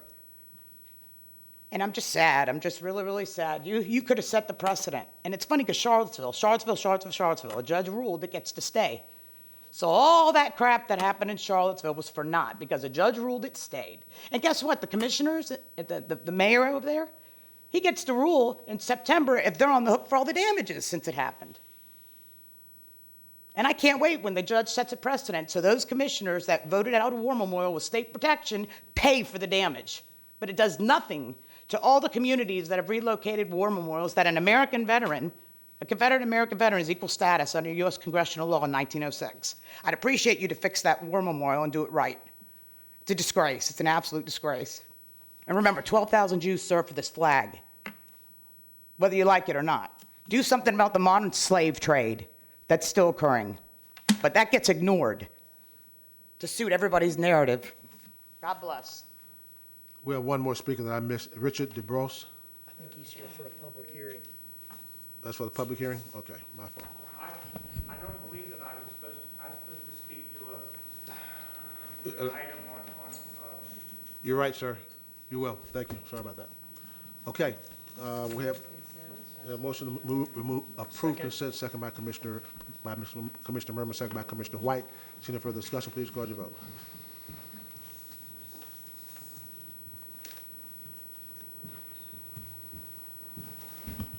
Clerk staff, my, It's not working.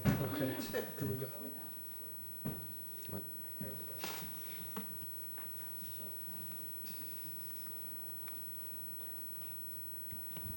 Motion carries 7-0. Mr. Merrill.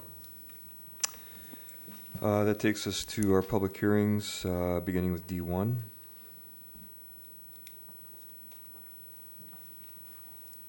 Morning. Good morning. My name is Cheryl Howell, Affordable Housing Services. Good to be here this morning. Good morning, Commissioners. I'm here this morning to conduct a public hearing to accept comments on the proposed substantial amendments to program year 2017-18 annual action plans as required by HUD in connection with grant-funded projects.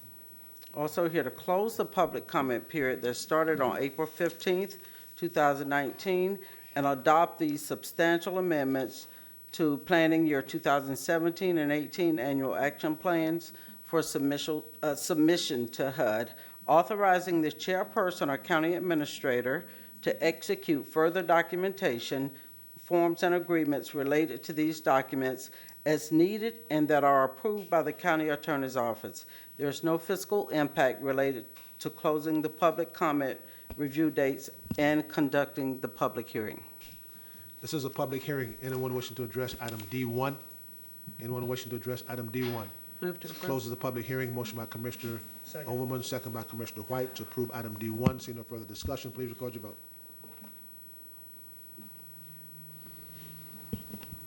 Motion carries 7-0. Mr. Merrill.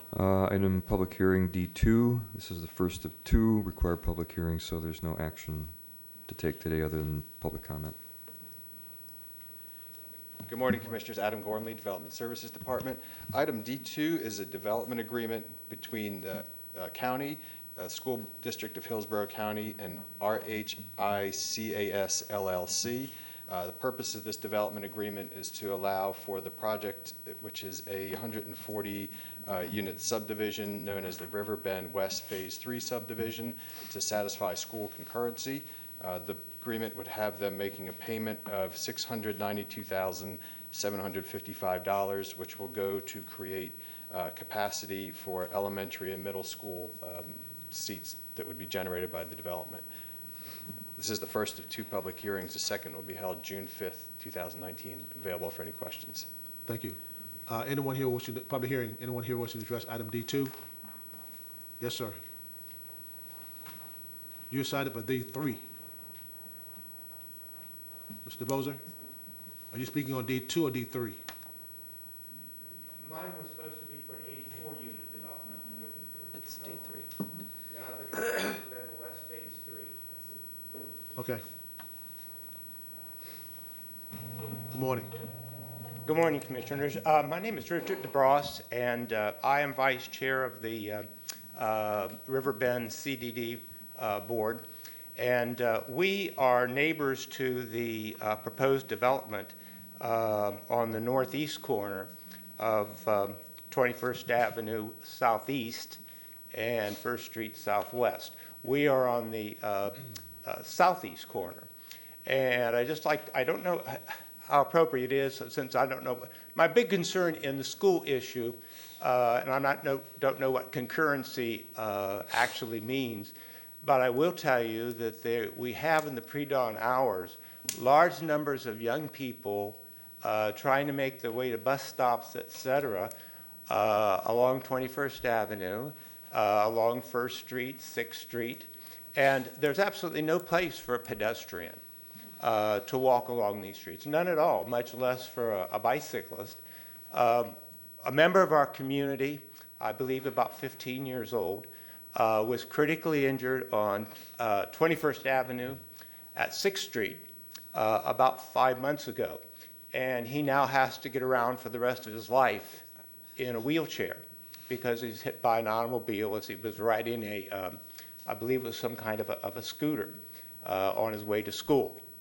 And I don't know what school concurrency actually means, but I think that there is a big issue with pedestrian safety in this area.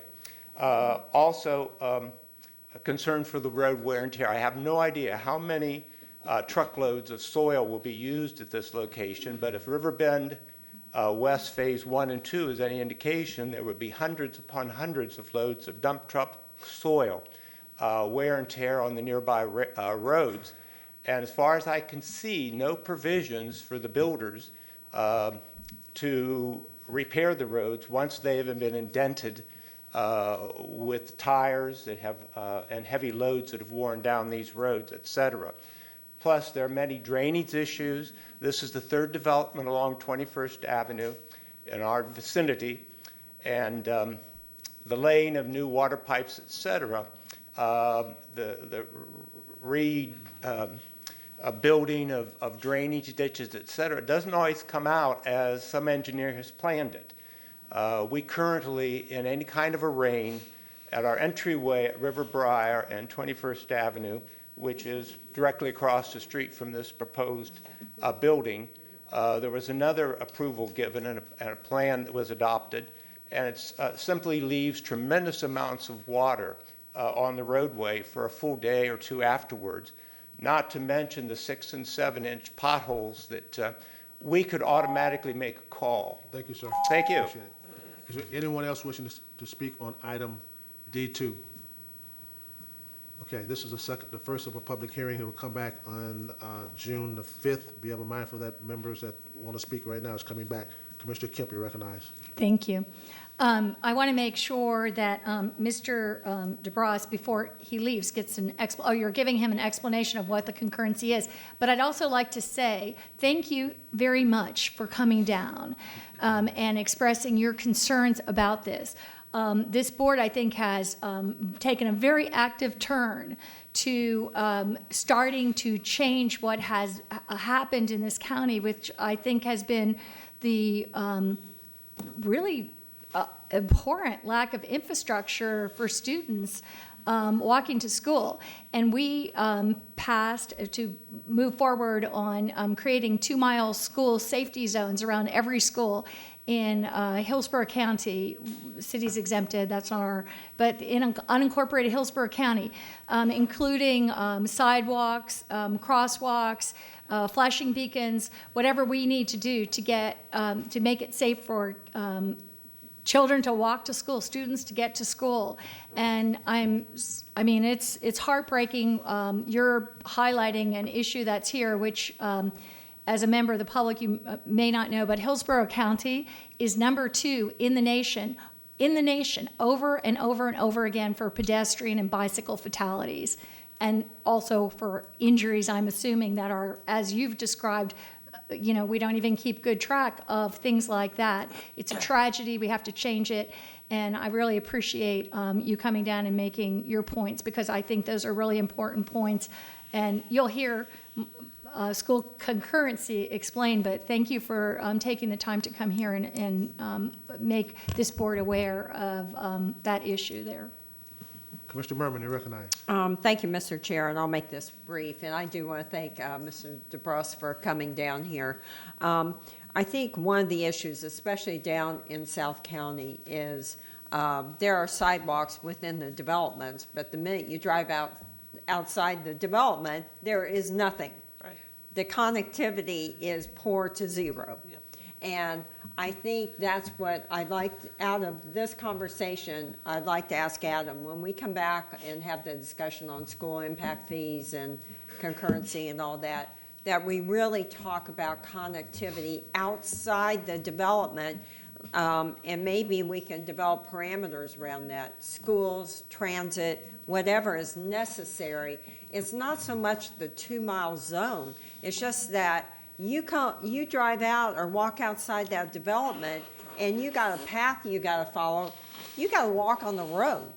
I know. I see it. I'm down there all the time. So I really do appreciate, but I think this just is a bigger issue of how we, when we allow these developments to go in, that we make sure that there's connectivity to transit and schools. Thank you. Okay, this will be back on June the 5th. Mr. Merrill. That takes you to public hearing D3. Good morning, Commissioners. Adam Gormley, Development Services Department. Before I go into D3, just the clarification, I read the wrong number for D2. It's actually 84 units. And it's correctly listed on the agenda item. I got a little ahead of myself. Sorry. Item D3 is also a proportionate share agreement between the school district, Hillsborough County, and Lennar Homes. This is to provide for a payment to satisfy school concurrency for the proposed Belmont Townhomes Parcel C subdivision, which consists of 140 single-family attached units. Currently, there is not adequate capacity for middle and elementary schools, and the project will be making a payment of $244,943 that will go to create middle and elementary school capacity to accommodate the project. This is the second of 2 public hearings. This is a public hearing. Anyone wishing to address item D3? Mr. DeBross, did you want to talk on D3 at all? That's what you signed up for, so I just want to make sure.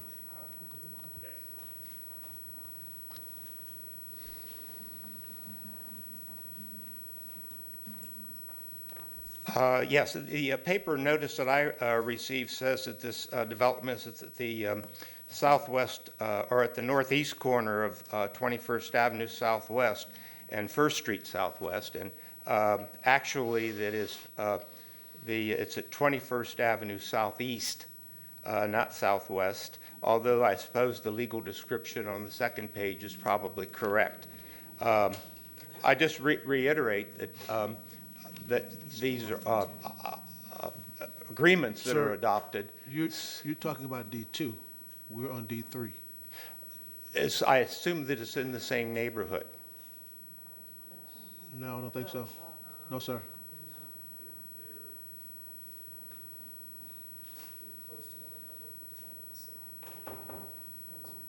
They're within 500 feet of Riverbend original development on 21st Avenue Southeast. Mr. Gormley, you want to say something? Come to the mic. Just trying to see if we're talking about the correct location here. Item D3 is related to the Belmont development and townhome project on Paseo El Mar. No, that was much further north. Thank you. Okay, Sorry. all right. Is there anyone else wishing to address item D3? Item D3, we have a motion by Commissioner Merman, second by Commissioner Kemp. Did you want to speak? Okay. Seeing no further discussion, please record your vote.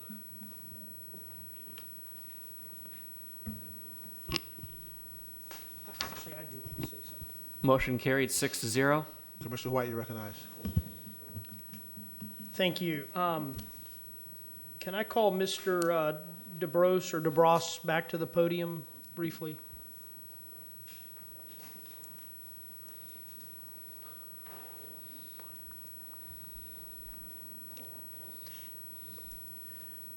This is DeBross, Ryan Lacrosse. Okay. Do you live in or near Ruskin? I do live in Ruskin. I live in the Riverbend subdivision. Okay, yeah, so your comments were to item D2. I just wanted to say for the record, and correct me if I'm wrong, but that was the first of 2 public hearings. It was a first reading, and that your comments were noted and on the record for the Thank you. board's consideration. Thank you. Thank you. Mr. Barrow. That just leaves your final public hearing, D4. Good morning, Commissioners. Connie Cassini, Public Utilities Division. This is a public hearing to approve the final resolution and assessment rule creating the Water and Wastewater Impact Fee Assessment Unit 19201. This is the voluntary program that property owners sign up for, and this allows them to pay their water and wastewater impact fees over a 20-year period. We estimate $500,000 annually. Over a 20-year period, it should generate approximately $10,178,347. This adds approximately 3,500 equivalent residential units. This is a public hearing. This is a public hearing. Anyone wishing to address item D4? Anyone wishing to address item D4? Motion by Commissioner Merman, second by Commissioner Overman and Kemp to approve item D4. Seeing no further discussion, please record your vote.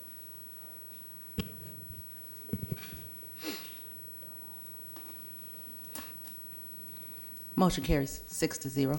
Mr. Barrow. Your 1015 times certain, F4, which is Commissioner Overman's item. Commissioner Overman, you're recognized. Thank you, Chair. During my time on the dais, I've repeatedly emphasized the importance of accessing all resources available to provide quality service to our constituents as it relates to the quality of life issues. I'm proud that this body is engaged in a dialogue related to entertaining and potential leveraging the resources of implementing a full gas tax. It's my honor to bring this item forward, and I'd like to make a motion to direct staff within the county administrative as well as the county attorney's offices to research the feasibility of leveraging those resources and reporting back to the board for consideration. You have a motion by Commissioner Overman. Is there a second? There's a second by Commissioner Merman. Commissioner Merman, you're recognized. Thank you, Mr. Chair. And thank you, Commissioner Overman. I've tried to bring this forward so many times. I think glad you did it. I would like to have a little bit stronger language, and I don't want to step on your effort to bring this forward. I actually would prefer that you direct the county attorney and the county administrator to draft an ordinance to bring back to enact the fuel tax. I'm good with increase. So that means you would have to withdraw your motion and just restate it. Restate it.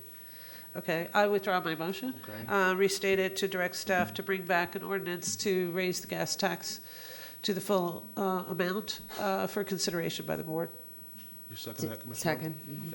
We have a motion by Commissioner Overman, second by Commissioner Merman. Commissioner White, you're recognized. I just want to say for the record that it might surprise a lot of people to hear that I would be open to considering supporting the fuel tax in the absence of the transportation sales surtax. But if the transportation sales surtax is ultimately upheld, I don't think we need the fuel tax under that scenario. So I'm not going to support the motion on the floor for that reason. Okay. Commissioner Kemp, you're recognized. Well, I also wanted to, in terms of an ordinance, there are considerations about this in terms of it's allowed to be spent on capacity, but I'd also like, along with that, more to your first motion, a report about the ways that we can utilize that tax if we had it. So not just an ordinance, but a report also on feasible options regarding additional utilization. So like, because it is a capacity building report, I know if we didn't get the sales tax in Broward County, significant parts of that go to transit in Jacksonville and Duval also. And with regards to other, how that could be spent, not just leveraging it, but how that would be allocated or spent, should it be leveraged. So I actually thought the first request was a broader and better request. You could ask, I think, for both. I'd be willing to second a motion that included both those. Make an amendment to add Mm. the Yeah. report. So I'll make an amendment to add to that, to prepare a report on feasible options regarding additional utilization of fuel taxes. Second. I'll accept the amendment. Who seconded? She did. Overman. I did. So we have an amendment by Commissioner Kemp, second by Commissioner Overman. Commissioner Merman, you recognize. Thank you, Mr. Chair. And to Commissioner White's comments, thank you very much for doing that, because I'm of the opinion now we need to move forward. We should have enacted this 4 years ago. We would have had a lot of potholes fixed and a lot of different things by now. But and I do think a report coming back, though we have had reports come back to us, so I guess they can dust off what they've done.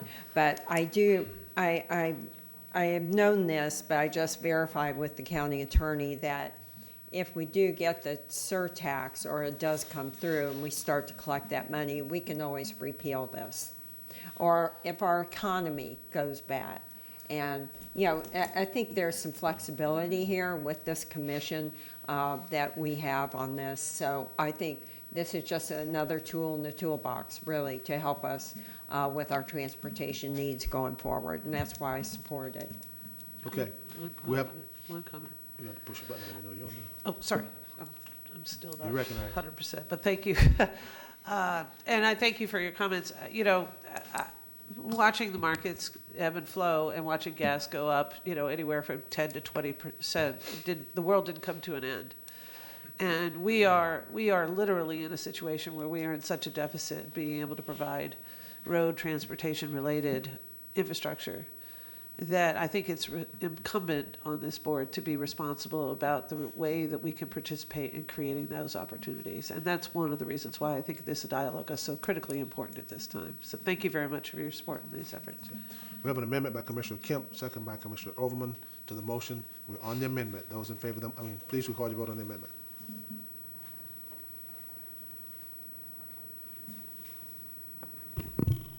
Motion carried 5-1. We're now on the. Commissioner White voted no. I'm sorry. We're now on the amended motion by Commissioner Overman, second by Commissioner Merman. Please record your vote.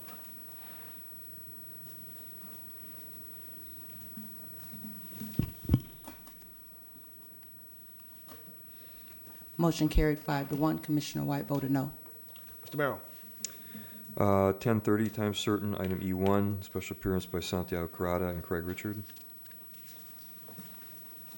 Mr. Carrata, good morning. Morning, sir. The gentleman that everyone that's hair challenge hates.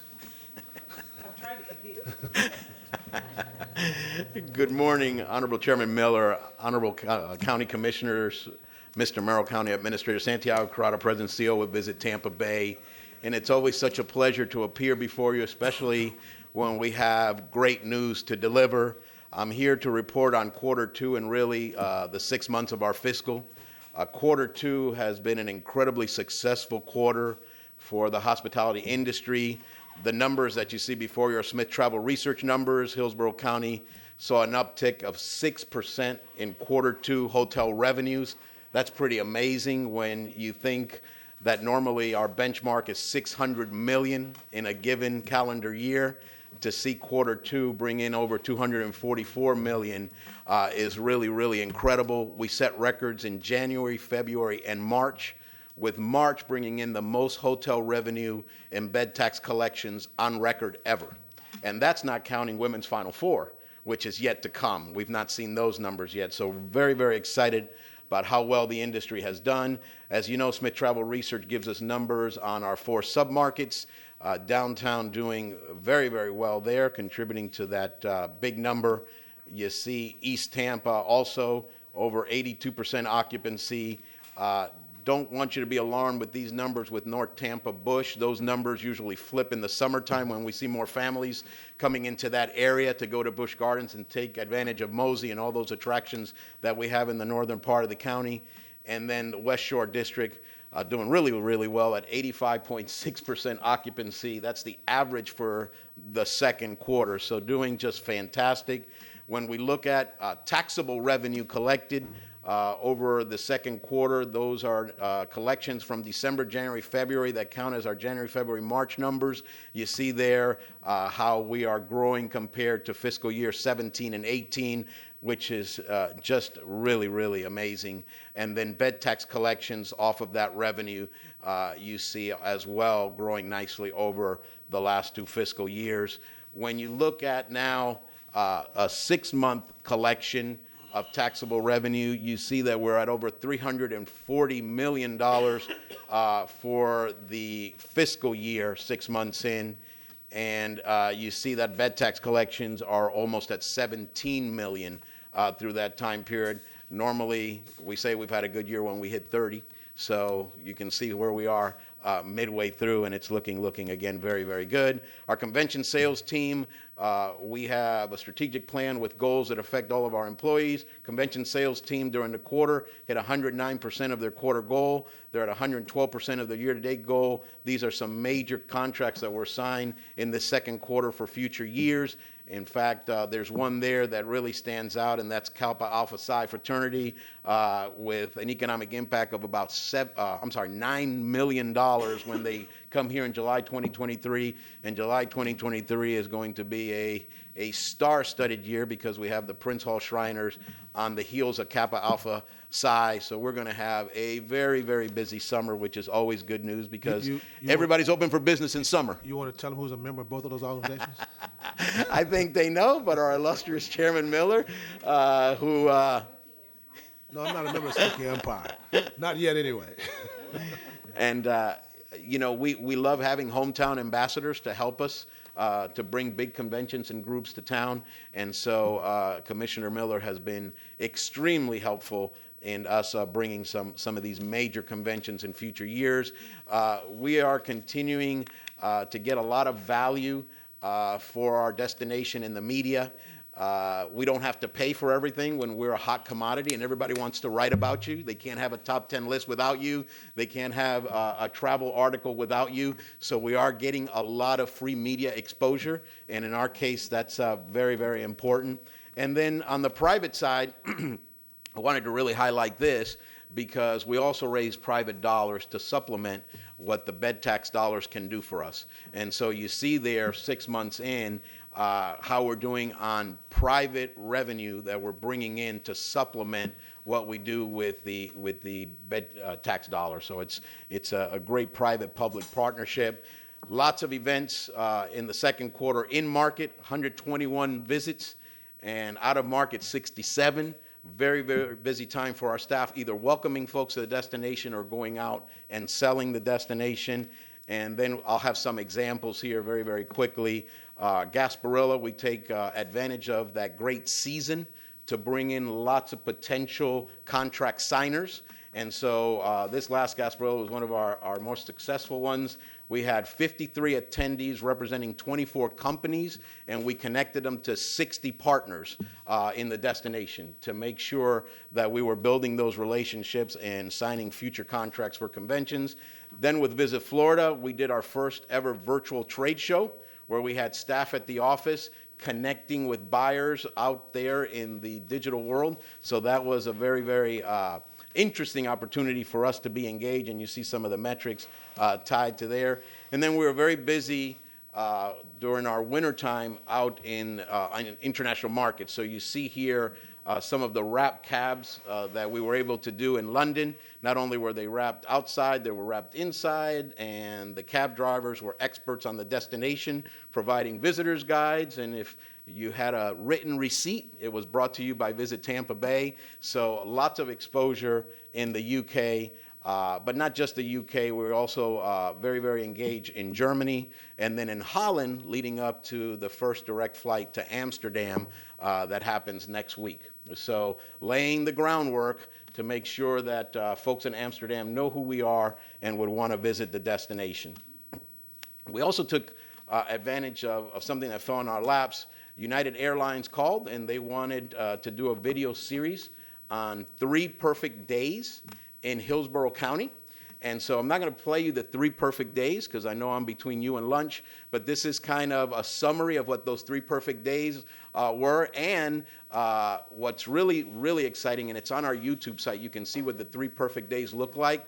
But it was different aspects of our community, our neighborhoods, the river, the north part of our county. And so it was done by locals, showing off those parts of town. So I think you'd enjoy it. This is kind of just the summary of the 3 perfect days. Spending 3 perfect days in the hip urban heart of Florida's Gulf Coast, Tampa Bay.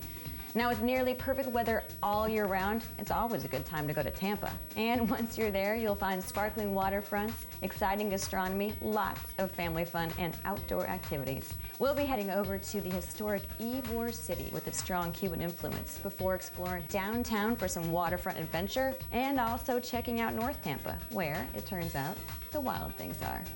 Here is 3 perfect days, Tampa Bay. Kind of get an idea. Spending 3 No, we won't do that. And then, sorry, another great way that we're marketing the destination is through our people. So our frontline folks that really make visitor experiences memorable, and we do it through our Memory Maker series. We showed one at our National Tourism Week luncheon about a week ago, and so this one also is very diverse and is actually in Spanish with English subtitles.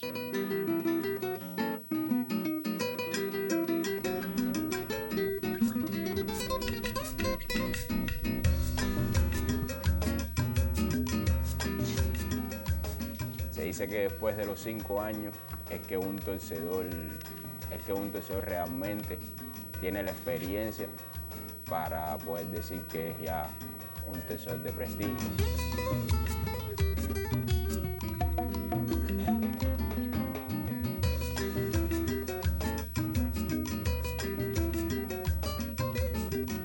Cuando yo me siento en la mesa a enrolar los tabacos, primero que nada se ve mucho sobre la cultura de Ybor City, diferentes tipos de personas, todo tipo de cosas.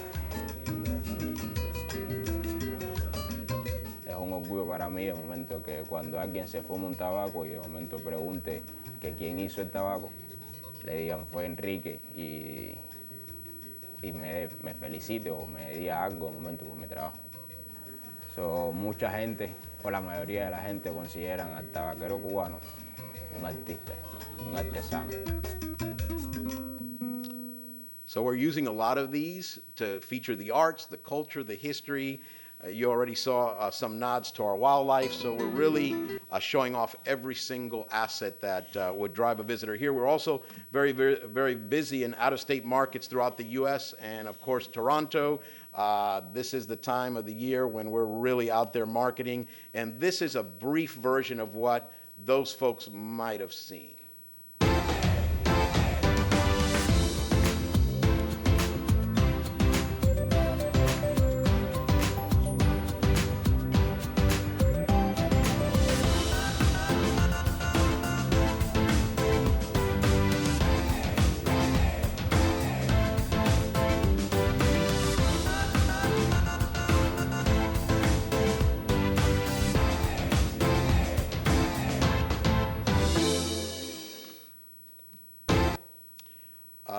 We're moving into the world of carvertize. So if you wanted to learn something new today, it's a term I just became acquainted with, where we are wrapping Uber and Lyft cars all over the place in the U.S. as well as internationally. And we actually get lots of selfie photos with these cars, and we love the ones that come out of Miami. Those are our favorites.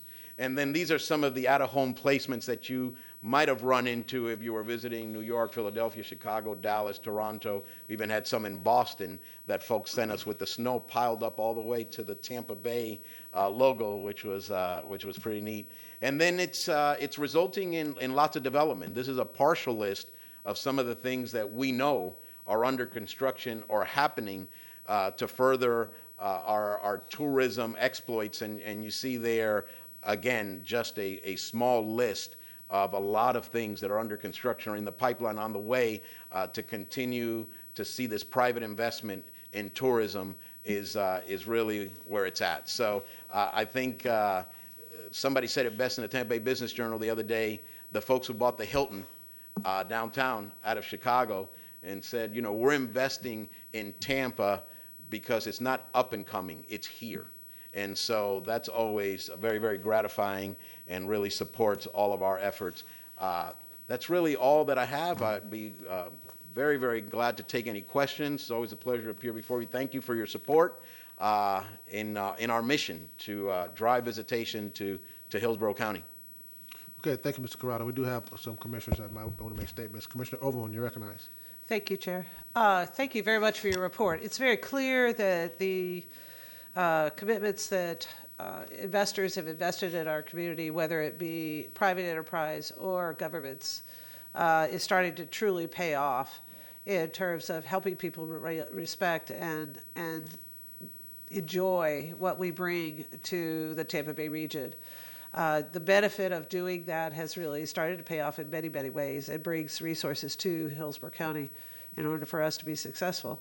We do have major events coming soon, with WWE as well as the Super Bowl, which part of the reasons they choose our community is the investments that and the highlighting that Visit Tampa Bay has brought to the awareness. I recently visited with the European consulate.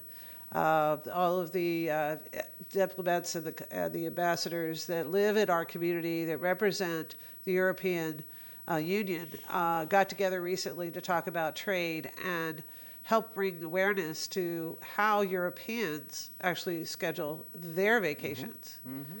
Typically, you'll find that they plan their vacations a year in advance, like 11 months prior. Correct. So as soon as they get back from somewhere, they're planning their next trip. Correct. And on average, they travel for 10 days. Correct. So the investments that we've made as a community, as our airport has made to attract these direct European flights, as well as around the world, have really an economic impact that most of us don't really maybe realize until all of a sudden it's here. I love seeing my community and my chefs being highlighted in your video, so it's good to see. And thank you for the work that you do and what you bring in the terms of wealth and resources to our community is very valuable. Thank you. Thank you so much, Commissioner. And I get to come here and show you all that. But we have an incredible team at Visit Tampa Bay, incredible industry partners that work so very, very well together with one focal mission, and that's to represent this community in the best way possible. So, you know, I get to come and brag about it, but there are a lot of folks that work really, really hard on making this stuff happen every day. Commissioner Kemp, you're recognized. Thank you. I couldn't help but notice your mentions of Toronto several times, and I thought I'd just tell you a fast story about the marketing efforts there. My daughter now lives in Toronto, grew up here in Tampa, but lives in Toronto, and she was there just maybe 4 or 5 months ago when they had a polar vortex event, which was something like 25 degrees below Fahrenheit in her high-rise, and her high-rise, the power went off. It turned out for 19 hours. And they brought all the senior people down to the first floor in their pajamas with their pets to make sure that everybody was keeping safe. They didn't know it was going to be out for 19 hours. She called me up and her phone went dead, and it didn't have any power to recharge. She told me that might happen. So the next day I got a call from her, and she went to the ubiquitous Tim Hortons across the street. It's the Dunkin' Donuts of Canada, but more so. And she was in there, and she charged up her phone, and she wanted to tell me she was safe, although they were still out of power. But as she was talking to me, she looked up on the screen, and she said, "Mom, they're advertising Tampa Bay." So I thought I would just... That would have been us, yeah. I wanted to let you share that with you about your effective advertising in Toronto. Thank you. Thank you so much. Okay, sir. Thank you very much. Thank you. Have a wonderful afternoon. Now another great man of Kappa Alpha Psi, my fraternity brother, Craig Richards, President and CEO of Tampa Hillsborough Economic Development Corporation. Good morning. Good morning. Thank you, Mr. Chairman and honorable frat brother. And to you, commissioners, good morning. Thank you for having me. Good morning. Mr. Administrator, thank you. As Santiago was talking, it reminded me that we conducted a business development mission in Boston earlier this year. And in one of the buildings, they have the little elevator videos. And several of our clients, prospects that we were visiting, commented on the videos and on the bus stop when we were in Boston. So Santiago, great job. I mean, it makes our job easier, kind of softens the market when we go in there. Well, it's a pleasure to be with you this morning. Let's see, where's our...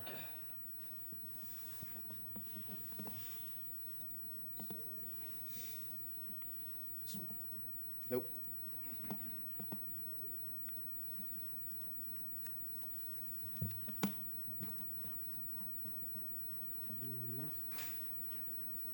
Is it BOCC?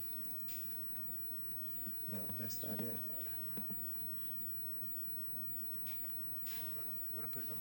Yes. It should have it. No, I don't want to put this up there. I was going to say, it's on the tail end of Santiago's presentation. Oh, is it further down Santiago's? Okay. So if it keeps going. This is the end. Oh, that's the end. Yeah. We don't have it. Oh. Well, I made comments all over. I kind of doodled on it. Well, I'll make this very brief. In short, we're having a really good year, a very strong year in terms of capital investment. This year alone, we've already achieved 130% of our capital investment goal, with over $130 million of taxable value on the ground for this county. So we're excited about that. We're on target to increase the number of leads that we've had. We're at 154% of that goal. That's 77% of the leads that we get outside of Enterprise, Florida. And why that's important, as you well know, Enterprise, Florida has constantly come under attack every legislative session. And we've had to pick up more and more slack. So we've increased our business development efforts as a result of that. In terms of some of our project history and pipeline, this is going to be real difficult to tell you about because I have a graph that kind of shows where the bulk of the projects are coming from. And the sources of the projects that we get now, the bulk of them are coming actually directly to us. And that's a direct result of our efforts to go out and develop the leads individually and directly. The second amount of leads that we get are coming from EFI, Enterprise Florida. And compared to 2 years ago, when we had 63 leads that came from EFI, they're down to 14 leads this year. So it's a dramatic decrease. We're already at 25 direct leads here, and we're expected to get another 25 before the end of the year. So our business development efforts, our lead generation efforts are working. We're scheduling several more business development events. This year, last year, we went on Coronet Global Summit in Boston, which is the one I just told you about. We were at Area Development Forum in Miami, Florida, and we attended 2 EFI business development sessions in Washington, D.C. and Dallas this past February. And then we also attended the Site Selectors Guild Annual Conference in Salt Lake City, Utah. And those are actually generating results for us as well. Some of our Q1 and Q2 highlights include, and I actually want to thank your Economic Development Department for assisting us with our strategic plan. We're embarking upon a new 3-year strategic plan coming up that'll take us from 2020 through 2022.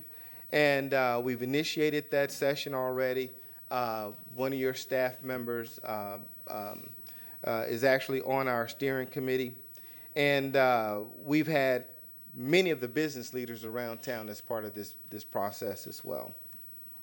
In terms of our other highlights, we had hosted our second legislative boot camp, and I want to thank Commissioner Overman for attending. The purpose of these boot camps, of course, is to help newly elected officials understand the importance of economic development. It really is important that they understand why we do what we do and how we do it, and the various benefits that's associated with economic development. Some key project highlights include United, which is a new maintenance facility, $33 million capital investment, 40 new high-paying jobs with average wages of $108,000 per job. That's the kind of companies and the types of projects that we are really excited about. We also hosted our Meet the Projects this past January.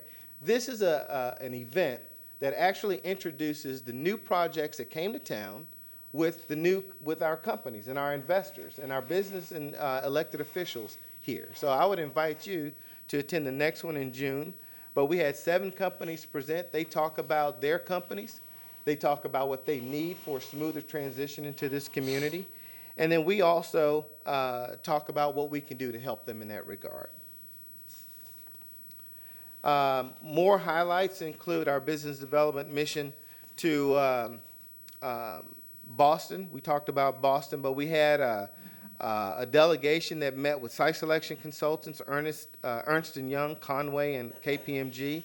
And then we also attended a life sciences conference up there. And we also, this year, we had one trade mission to Chile, which resulted in $3 million in export sales. And this, our international efforts are actually a collaboration between Pinellas County, Pasco County, and us. We act as the administrator for this initiative, and it's yielding great results. We had 8 local companies attended the Chile trade mission. And then also, just a couple months ago, we, Commissioner Les Miller attended the Panama trade mission with us. And by all accounts, that was a very successful mission. We had 9 local companies attended, and it was one of our higher sales reports that we've ever had. $7 million in economic activity in Panama. So it was a fantastic mission. We had over a dozen delegates and about 41 meetings with other companies. Another responsibility of ours is to help drum up media coverage, and I'm proud to say that we had some significant Tier 1 media coverage. One was Inc. magazine. They did a nice spread on us, and the title of it was, "Yes, There's Startup Funding in Florida, and Here's Where to Find It." And it really talks about our entrepreneurial ecosystem that's developing here in Hillsborough County. So it's a strong statement about how we're up and coming on the entrepreneurial scene. We also, in Livability website, there was a great article that talked about why everyone is moving to Tampa right now and why you might want to join them. So if you have a moment, you might want to check out those headlines. It's great stories and great coverage about what's going on here in Hillsborough County. My apologies for not having a media-rich presentation for you, but at least it's a short presentation and you get to go and enjoy your lunch now. I'm happy to answer any questions you may have. Well, it's kind of over, so. He's doing Mr. Richards, thank you very much. We do have someone who will talk. Commissioner Merman, you recognize? Yes. Thank you. And Thank you. really, Craig, you are a meteor, so don't worry. Well, all this others, we get to hear a lot of presentations, so it's good to hear just from you. Great. Thank you. I just wanted to ask you, I don't know if this pertains to you, but, the new tariffs that are Yes. being charged on China's Right. goods, does that affect us here that much as far as economic development, or do you need to come back to us and tell us what effects? Should we be focusing now more on South America and really getting them to do more trade with us and bring their businesses here? I wonder what effect you saw that having on our market. Well, I can give you some anecdotal comments about that. Most of our trade missions have been geared towards South America, Latin America, Caribbean. We're doing some in Europe, so we haven't really gone to the Asian markets that much over the past few years. But some of the businesses that we've talked through our business retention and expansion program have made comments about the detrimental effects that tariffs are having on them. we're seeing, and part of the messaging that we provide when we go to these other markets is that our job is to build local relationships with that local market. And so it actually strengthens our ability to connect better, even in spite of what's happening on their national levels or our national levels, that we're building business-to-business relationships. That's what matters the most. And so, but to answer your question, I've heard anecdotally through some of our visits with local businesses that they're feeling it. Okay, Yes. very good. Thank you for your Thank comments. you. I Appreciate appreciate it. Mr. Richards? Yes. Brother Richards, thank you very much. Thank you. Appreciate it. Sorry you weren't able to do that. You did a fantastic job without That's it. okay. Well, thank you. It was always a pleasure to be with you. Have Thank a you. great day. Thank you. Mr. Merrill. 1045 time certain, F2, which is Commissioner Merman's item. Commissioner Merman, you recognize. Hi, thank you very much, Mr. Chair, and this will be quick. As you all probably saw, there was a state appeals court ruling that actually was against Pinellas County's argument that they should not, that they don't feel they should have to pay property taxes on property in Pasco County. We know that Pinellas has property here in Hillsborough, and I just feel I would like to really have our staff take a good look at this. We have had Public Works expenditures on emergency pumping because of drainage on some of those properties. But I thought the article that came out about the state appeals court ruling was really told the whole story. It was just that, you know, when you purchase something in another county, you should pay taxes on it. And if we're having to pay for maintenance or anything on somebody else's property in our county, we should.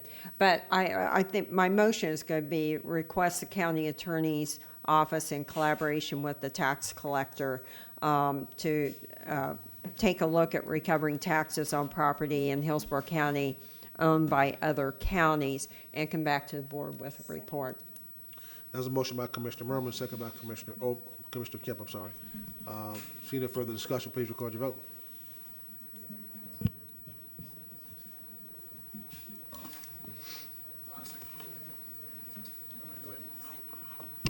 Motion carries 6-0. Mr. Merrill. Your 11 a.m. time certain B6. While Kevin's coming up, I just want to point out that Bonnie Wise had sent you all a memo describing the recent confirmation of our AAA rating. And so the interesting thing about it is that, of course, our AAA is very precious because there's only a handful of other counties in the country that are rated AAA. But the interesting thing about it is that they pointed specifically to the disaster recovery projects, emergency management projects, public safety projects in this bond issue that provided the support for the rating. The other thing is that now we are actually rated higher than the U.S. government, and since the U.S. government is still the strongest credit in the world, it means Little Hillsborough County is actually has a higher credit rating than anybody else in the world. So what that means is that when we have to issue debt, we don't issue debt that often, but this next item is about a bond issue, we get the very, very lowest interest rates with our high credit rating. As a piggyback to Craig Richards' presentation, it also sends a message to businesses that want to locate and bring jobs here that we are very, very highly respected, very financially sound, and that's a very important message for recruitment. So I think it's noteworthy that all the great work the board has done and the community, it's not just us, it's all of the hard work our community and businesses have done that create the kind of environment that makes us a stronger credit than the U.S. government. So with that, beat that, Kevin. Thank you, Mr. Merrill. I don't know if I can beat that, but that's good news. Commissioners, I'm Kevin Brickey with Management and Budget. And item B6 is recommending that you adopt a resolution authorizing the issuance of not more than $155 million in capital improvement non-ad valorem revenue bonds to finance, refinance, and/or reimburse cost of the acquisition, construction, reconstruction, expansion, and equipping of various capital projects within the county.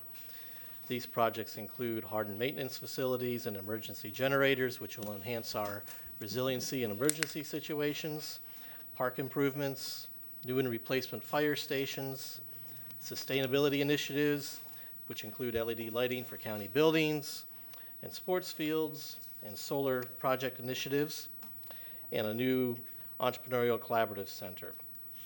This action and a supplemental resolution will also authorize appropriate officials to take and execute the necessary items to accomplish this bond. I'm here to answer questions. We also have our financial advisor and bond counsel here also to answer questions. There's a motion by Commissioner Merman, second by Commissioner Hagan to approve item B6.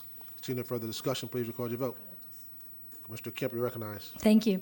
I'm going to go with this, but I just want to say I found it disturbing to get changes in this last night after 5 in the evening, because that makes us unaware of what's going on exactly. So I really think that the public and we as commissioners deserve to have a full copy of what's going on. And I know there's been some pretty hot discussion about the fact that that we as commissioners would have to pull any item or anything that we wanted to do before 5 or 4 the day before. And so I don't think that we should be getting $150 million looking at bonding, or 148 million, 150 million, and have it changed within the last 12 hours in significant ways. But I'm going to support it. But I just would like to say I think it's important that we receive more notice or appropriate notice for something so big.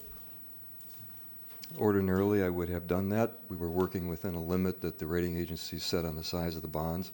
We had to make some adjustments. I apologize. I don't do that normally, but we did want to make the most of this bond issue and take advantage of it, so I apologize, but I was working within some other limits, so appreciate your comments. I will do better.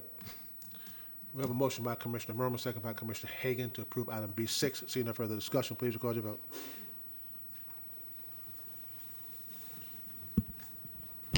Motion carries 7-0. Mr. Merrill. Takes you to your time certain 11:15, which is the report and update on the organizational analysis work that has been underway by Dr. Meehan with regard to fire rescue.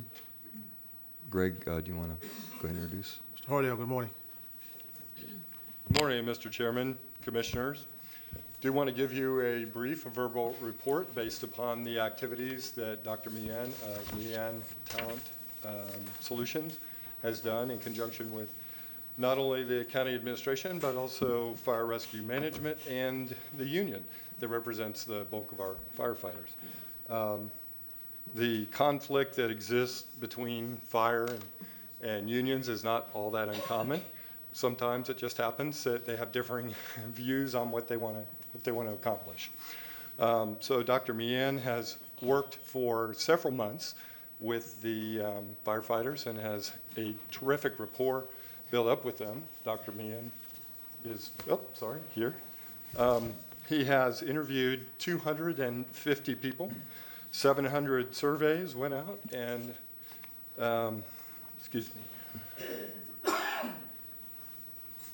the majority of people indicated that they love their job. They like their station and crewmates. They think the equipment and apparatus provided by the department is terrific. They also think that the chief has done the job that the chief was brought in to do. There's a good perception of the fire rescue captains. There's a number of folks who exhibit care and compassion. 59% of the fire rescue personnel, as discovered during this process, are engaged or highly engaged in the department, and they want to make the department a success. So one of the things that we need to remember is that there's a lot of positive, but there's also some adverse findings that Dr. Meehan has found.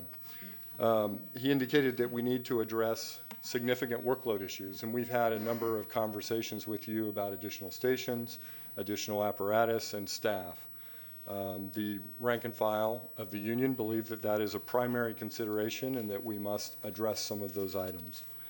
They also indicated that they believe that they would like more support from county admin and fire rescue management on the issues that are facing them, including mental and physical health and the issues that they believe are important for the department.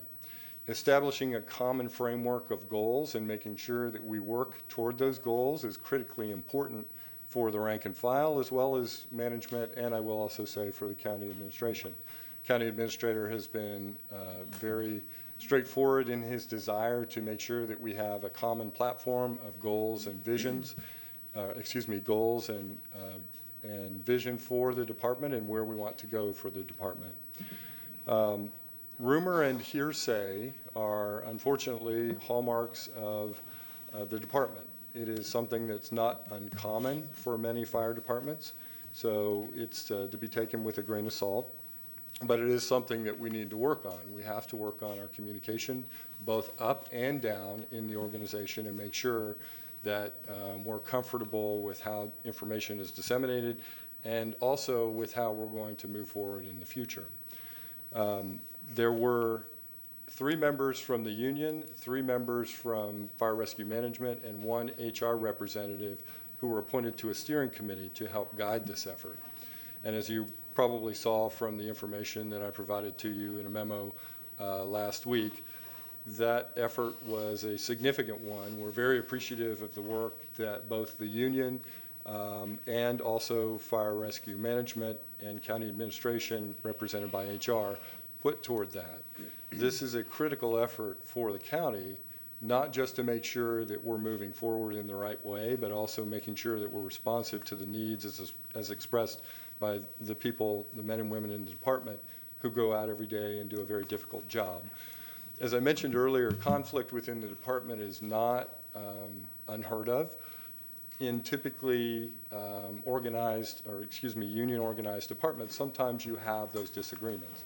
That's not in and of itself bad. When it takes away from the primary mission of providing excellent care for the department and for the community, that's when we think we need to focus a little more on how we can improve that. And that's what the county administration retained Dr. Meehan to do. We are committed to the process. It is not done by any stretch of the imagination. There are several things that we need to work on. There's communication initiatives, making sure that we get out into the department, into the field, and observe some of the working conditions, collaborate on improvements that we think are absolutely necessary. Again, chief among those are how do we increase response times and reduce the workload, because our men and women are working very, very hard. Our call volume has gone up significantly, and we have been trying our very best to provide a level of service that is unmatched in the area, but it gets more difficult as more people move in. And as I think you've heard from the county administrator, even if we had the same number of people stay static, we would still be struggling to meet the load today. So we are going to be talking more during budget about some things that need to be done. We have additional work with this effort that needs to occur. The key for us is to make sure the steering committee continues to work collaboratively with us.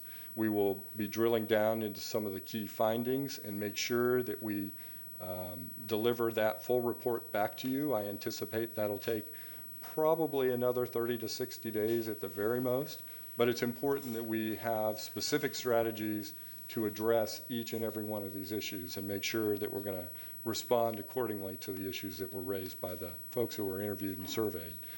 I'd like to close and ask Dr. Meehan if he has anything to add, but I do think it's very important that as we move forward, you know, there were lots of things that were going on a year ago. We were engaged in a protracted union negotiation on the contract. We had a couple of very significant discipline issues. I'm happy to say that I do believe that things are improving. We do have a contract that was agreed to and does pay our fire rescue personnel well, and we believe that it's a fair contract. We still have some discipline issues. I'm not going to suggest that everything's wonderful, because there are some things that we need to work on. But I'm confident as we look forward we cannot continue to look in the rearview mirror about things that happened in the past. You don't make progress by continuing to drive down the highway looking in the rearview mirror. So we believe that this effort is a very good one. It's produced a lot of fruit so far. I know there are going to be people who probably aren't going to be happy with some of the outcomes, but I suspect the majority of people will be. And I know I'm dedicated to the effort. I know Dr. Meehan is as well. The county administrator has been very strong in his support for this initiative, and I'm happy to answer any questions if you have any. I see no questions. Is Dr. Meehan going to say anything? Any comments? Thank you, Commissioners. On behalf of Meehan Talent Solutions, we were honored to participate in the study and provide the information. I will say it was a collaborative effort. I give a lot of credit to our committee. As Greg indicated, it was half union, half management, and a county representative, HR representative. And they helped really shepherd this process through. The findings are, they're fairly standard, what we see in other fire departments. So as Greg indicated, this is not unusual, some of the conflict that we've seen, but we believe that we've made some recommendations how to bring the parties together and how to address some of the work environment issues as was indicated in terms of the workload, focus on health and safety, and also better communications up and down the chain of command. Okay. Thank you. Let me ask a question. There are many things that you all have worked on, and of course, the rank and file of the fire rescue and the management also have to work together on this. When do you anticipate getting back to this board any final steps of where we are, what we've accomplished, and how we put those things into fruition? Mr. Chair, we still need to meet directly with the fire chief and the union president to go over the summary findings, but then immediately thereafter, we will be talking with the steering committee and identifying those specific steps and recommendations that need to be prioritized. Once those are prioritized, we will be back to you with a full report on the steps that need to be taken. It's critical from my perspective that not only do you have this information so you can hold us accountable for implementing those steps and strategies, but also it makes sure that we're on track for doing the things that you expect us to do and make sure that we accomplish the goal of creating the best possible working environment as well as providing the best possible service that we can for our residents. Okay. So 30 to 60 days, I think, is a reasonable time frame. Well, we look forward to you getting back with us as to where we are on this, and hopefully we can work out all of the issues that may be out there. This department is vitally important to this county. Yes. And they almost work together within their own organization with this board and the county administrator and the county administration. So it's vitally important that we get these things taken care of, and I'm hoping and praying that we can all come out this with smooth transition and alleviate some of the issues that's been out there. We can't probably alleviate all of them, but my gosh, we got to do something because we cannot have departments with friction and people's lives depending on what they do. Yes, sir. Okay. We agree. Thank you. Appreciate it. Thank you very much. Mr. Merrill. Yes, Commissioners, amazingly, we're on schedule. Thank you. I don't know how that happened, but 11:30 time certain, E2, which is the presentation of the report on the Tampa Bay High-Speed Ferry Business Plan.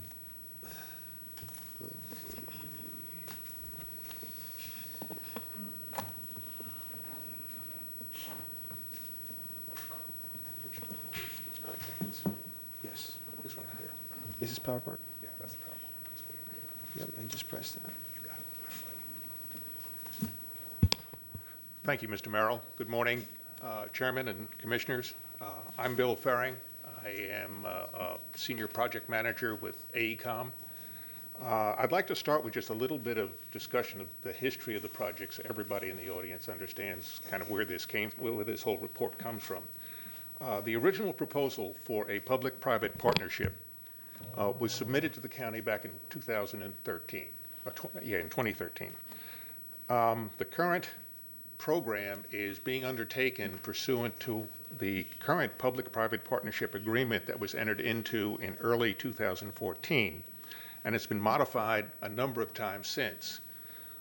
The study I'm going to present today, the feasibility study, was authorized under modification number 7, which was approved in June of 2018.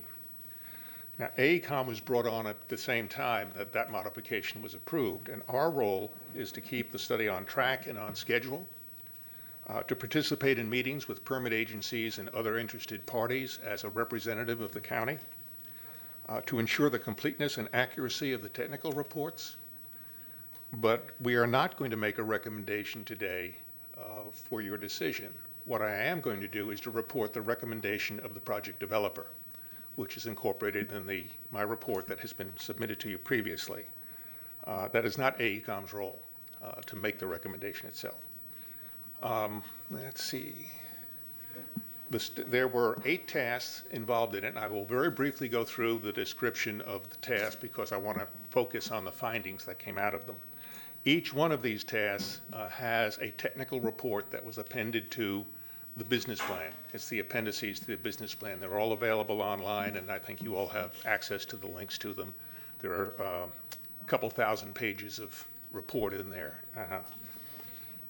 The first task was to engage a contractor to do the technical work, and so the developer contracted with Kimley Horn, Moffitt, Nickel, and Steer as a team to conduct the work. AECOM participated in the review of their submittal and so forth, and agreed completely with the selection of that team.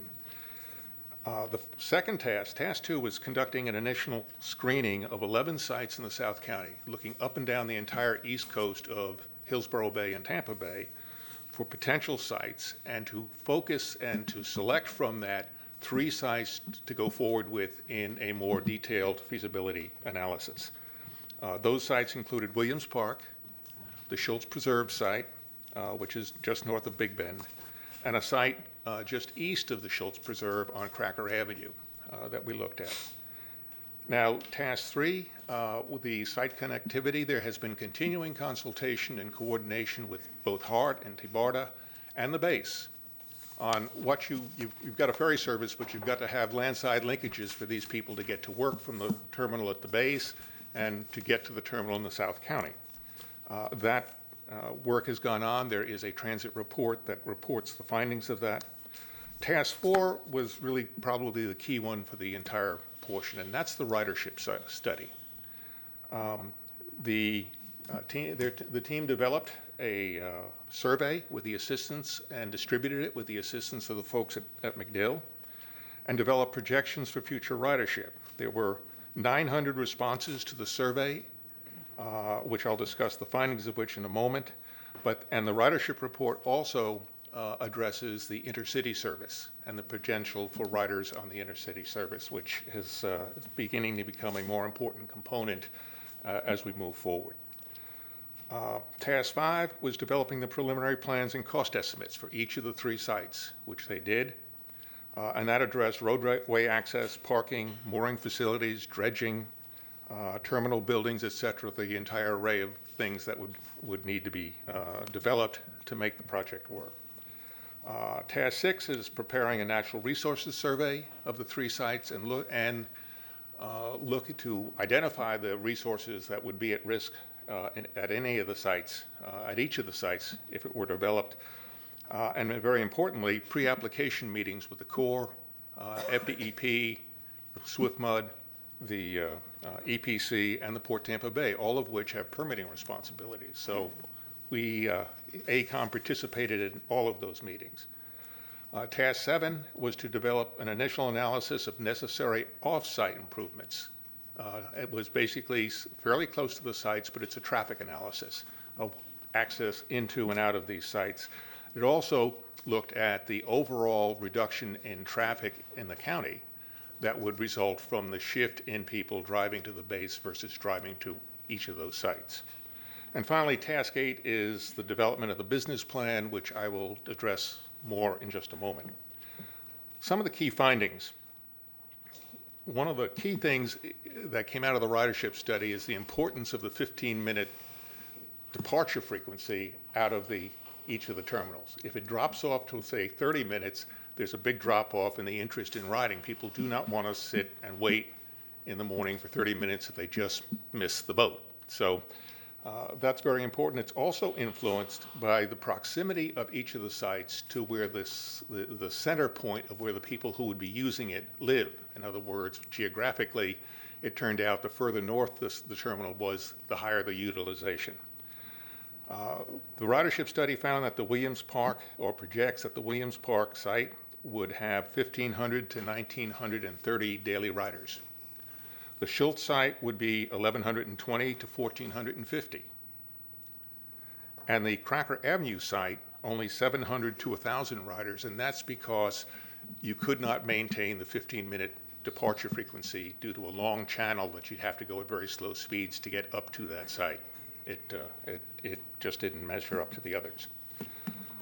With regard to the environmental impacts, in discussing with the agencies, Williams Park site has the least impacts of any of the sites to be developed. It has the existing land use is already a marine-oriented facility. There are limited shoreline vegetation. There's an existing dredged channel just to the west of it, so that marine access is fairly straightforward. There are no seagrass beds in the vicinity of it. There are manatees. It's still part of the manatee zone, but it does have the least of the three sites that we looked at. Both the Schultz Preserve and the Cracker Avenue site require development adjacent to the Bullfrog Creek Aquatic Resource Protection Area. In other words, it's the area down at the that area has seagrasses, it has a lot of protected species, it's very close to where the manatees concentrate during the wintertime, and so forth. So the agencies all indicated that the permitting at either of those sites would be more complex and the mitigation requirements higher than it would be to go at Williams. Along that same line, the Cracker Avenue site, the channel, to recreate the channel and maintain that channel, which has filled in over the years from its creation years ago, was really seen as an impediment to getting a permit for that site. With regard to the development costs, the development cost for the Cracker site was comparable if you look just on site, but it had a large cost for the dredging and so forth, and it was beginning to look like the Cracker site wasn't going to become, really wasn't going to be comparable. But with regard to the comparison of the Williams Park site and the Schultz Preserve site, the Schultz Preserve site is projected to cost $7 million more than the Williams site for the upfront development of the landside facility, and that's because it requires a dredge basin. It has an access road to get to it from the closest road that the other site does not have, and there's a larger land acquisition area. And if you add those, you get about $7 million in difference. One thing that became very clear in the conversations with HART and with everybody really that was involved in it is that the future growth of ferry service is highly dependent on the integration of this project with the transit. In other words, there are no sites up and down the bay that have large areas for parking that you would look at that are practical, that you could go forward with. There's always going to be a constraint due to the fact that we've protected so much of the shoreline. So you're going to need to, if you want the ferry service to be really successful, it's important that as the project were to move, if the project were to move forward, close integration with HART is going to be, and TBARTA are going to be critical to its success. Now, let's see if I can get. All right, now the project developer has proposed in their business plan the development of a terminal facility at Williams Park, and this is the layout that they have suggested. It provides 750 parking spaces and a bus stop and a transit route to get in and out of it off of US 41. It provides for a boat ramp and pier similar to that which is at the park now, along with parking spaces for 25 boat trailers and the associated vehicles. That's important because it maintains the use of the park to the current users. It provides for that. It provides for docking for 4 ferries. And the reason it needs 4 ferries is you have 3 that will be operating at any one time on the 15-minute lead time from there over to McDill. So it's important that the number of ferries is significant. There's a terminal building. It does not require a lot of dredging, but it does require the acquisition of about 3 acres of property from the adjacent property owner, which is Mosaic. The proposal by the developer provides for weekday commuter service between Williams and the base on a 15-minute lead time, but it also recommends or suggests providing a year-round weeknight and weekend service between Tampa, St. Pete, and Williams Park. And this was not really part of the study when we started. We had to look at it, but it wasn't projected when we first got into this that would be viable to go forward. So that evolved, that recommendation from the developer came about in the course of the project. The developer is proposing a 20-year exclusive agreement to operate the ferries without public subsidy. And the project capital costs, which are in the report that you've received, this is the breakdown of it. In short, it's about a little over $15 million projected for the construction of the landside facilities, and a bit over $21 million for acquisition of the ferries and the trams that would operate at MacDill Air Base. The developer has proposed a 3-stage implementation schedule. Sir, let me back up. Let me ask you a question. Did you just say this will be done without public subsidy? The operation of it would be done. In other words, once it's the operation of the ferries, once the facilities are in, the public would be investing in the capital. Okay. But once the operation starts, the commitment is that they would operate it without subsidy for 20 years. I don't think you made that very clear. I'm trying to, and I believe we have the representative from HMS with us today who can speak further to that when I get finished. Okay. But that's what the business plan states. The implementation plan is really 3 phases. The first would be 18 months, and it would be completing environmental surveys, preliminary design of vessels, facilities, and the intersections nearby, the traffic improvements that need to be made, processing permits, developing and executing an interlocal agreement with the base for the land side at the base that needs to be used, coordination with Hart and Tabarda on the transit service, initiating the land acquisition process, securing commitments for funding, and identifying terminal locations in Tampa and St. Pete for the continuing intercity service. The second phase is projected to take about 6 months. That would include final design of facilities, preparation for construction bids, finalizing the property acquisition, zoning changes, and finalizing the funding plan. So you're 2 years out at the end of that first phase and the second phase. The third phase is actually the construction and the acquisition of the ferries. And I'm projecting that would take a year or so. So we're really looking at service starting in 3 years. The report, I'll finish up with a couple things that were added to the report in the supplemental submittals that are linked to what you've received. The first was identifying the risks associated with the capital investment. Some of the risks that were identified include the inability to obtain the capital funding. I mean, if you don't get the capital funding, it's a non-starter at the front end. Complications in acquiring the land that's needed for it. Future changes to employment or transit vouchers at the base or security. In other words, there are assumptions that the base will continue to be there, that the transit subsidy will continue, all of which affects the ridership. And if any of those things change, then the ridership projection would change. That submittal also addresses the potential reuse of the ferries and the facility at Williams, should that happen.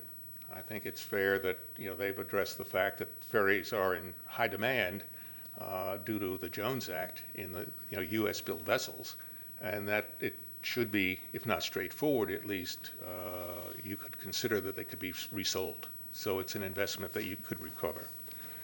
As far as the benefits, there's a write-up that's in the report. I don't want to get too deeply into it. A couple of the key points, though, is the reduction in vehicle miles traveled in the county of about 11 million a year miles due to the fact that people would be driving to Williams and not all the way to the base. If you take the calculation of that, it's about 11 million miles a year that would, in over-the-road mileage that would be reduced.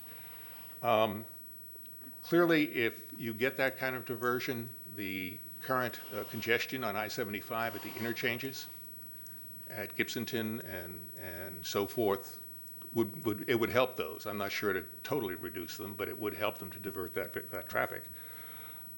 In talking to Hart, one of the comments that they made, and I think it's important, is they saw that this ferry service could be a catalyst to developing the South County Transit. It gives you a committed operation that then on which you could build the rest of this an expanded South County Transit program. And finally, the paper talks about the economic impact to downtown that we've just heard a little bit in the previous presentation that would result from the ferry service. And with that, I will take any questions you might have. And we have a number of commissioners that are in the queue to speak, but let me ask you one question for the public to get clarity on this. We are not talking about the ferry service from Tampa to St. Petersburg, are we? yes, we are talking about it. Their proposal now includes not just the commuter service, but a year-round service, weeknights and weekends between the two cities, as well as the South County. Is that an agreement? The agreement in the Mod 7 discussed that it had to be addressed in it, and I think when it was written, I don't think people considered that the findings would be such that it in fact is attractive enough to go ahead and right at the front end begin that service. Okay. I think a lot of it had to do with the success that they've had with the current service. I'm going to do my role as chair and let the others, and if there's nothing, if the questions I've been asked have not been asked by the time it comes back to me, I have some more questions. Commissioner Kemp, you're recognized. Before I go on with what I was going to do, I'd just like to address that which has just been raised. And this is from Commissioner Hagan's agenda item on April 5th, 2017, which says right here, the agreement will obligate HMF Southswell in turn to take all necessary steps to fund and operate ferry services between South Hillsborough County, downtown Tampa, downtown St. Petersburg, and MacDill Air Force Base. They were directed to do that on April 5th, 2017 as part of this agreement. Here it is. If they hadn't done that, they would not be they would be in default on the contract that we asked them to do. So this was something we told them that they needed to do and shouldn't be bringing it back without that condition. Secondly, I'd just like to recognize today, thank you so much for coming here. We have Rob Hart of Southswell and Hillsborough, but we also have Matt Miller of HMS Global Maritime. He has flown in from Seattle to be with us here. And I'd like him to come up. HMS ferry service is now operating all over the country. They're the premier ferry service operators. They operate out of New York, Seattle, Mobile. Pensacola just stood up a ferry the other day using their BP oil dollars. They have 2 full-time ferries now operating in Pensacola, which with HMS as an operator, also operating in Jacksonville. And HMS has made what I think is a historic commitment to Hillsborough County and Tampa Bay as one of our partners in this project. And I thank you very much for coming here. I know you want to tell a little bit about the project and that historic commitment. Great. Good morning, Chairman, Commissioners. Good morning. I'm Matthew Miller. I'm president of HMS Ferries. I'm here representing our project team, which is HMS Ferries and Southswell Development Group. Rob Hart and Dan Hart from Southswell are here with me as well today, as Commissioner Kemp stated. As you may know, HMS has been a leader in the maritime community for well over 2 decades. We operate just about every type of vessel you can imagine, from small 49-passenger only ferries in Oklahoma City to the Navy's largest troop ferry vessels in Japan. Last year, we safely carried over 3 million passengers and 1 million cars at 10 different locations throughout the United States, with one of those locations being right here in Tampa Bay. We built our expertise by working with public partners like Hillsborough County and Pinellas County, who are committed to providing their constituents safe, reliable, consistent, and environmentally friendly ferry service as part of their mass transit. In this context, HMS is proud to be partnering with Hillsborough County and the Tampa Bay Ferry Service and to have operated the Cross Bay Ferry now for 2 seasons. As a part of our agreement to operate the Cross Bay Ferry, HMS conducted a passenger survey at the end of this last season. And I want to share some of the results, and that's the slides that I'm going to share with you right now. On this first slide, this past season, the passenger count exceeded our expectations, with a 33% increase from the first season to this season, and our passengers ending with a little over 52,000 passengers this past 6 months. Of those passengers, 60% were passengers traveling from St. Petersburg to Tampa and Hillsborough County. Next slide. Oh, I'm sorry.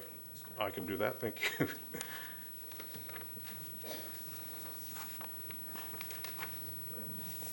There you go. Okay. Of those using the ferry, 60% made the trip only because they could use the ferry as part of their transit option. Now, this is interesting. If I was a business owner in Tampa Bay, it means that over 31,000 passengers decided to come to Hillsborough County to spend money because they had ferry service to get them here. In addition, the other 40% of our passengers were planning the trip but opted for the ferry, which I think we all could assume took cars off the roadway. And once they were here, our passengers spent a lot of money in Hillsborough County. Nearly 40% of the riders spent $25 to $40 per passenger, and an additional 30% spent even more per passenger.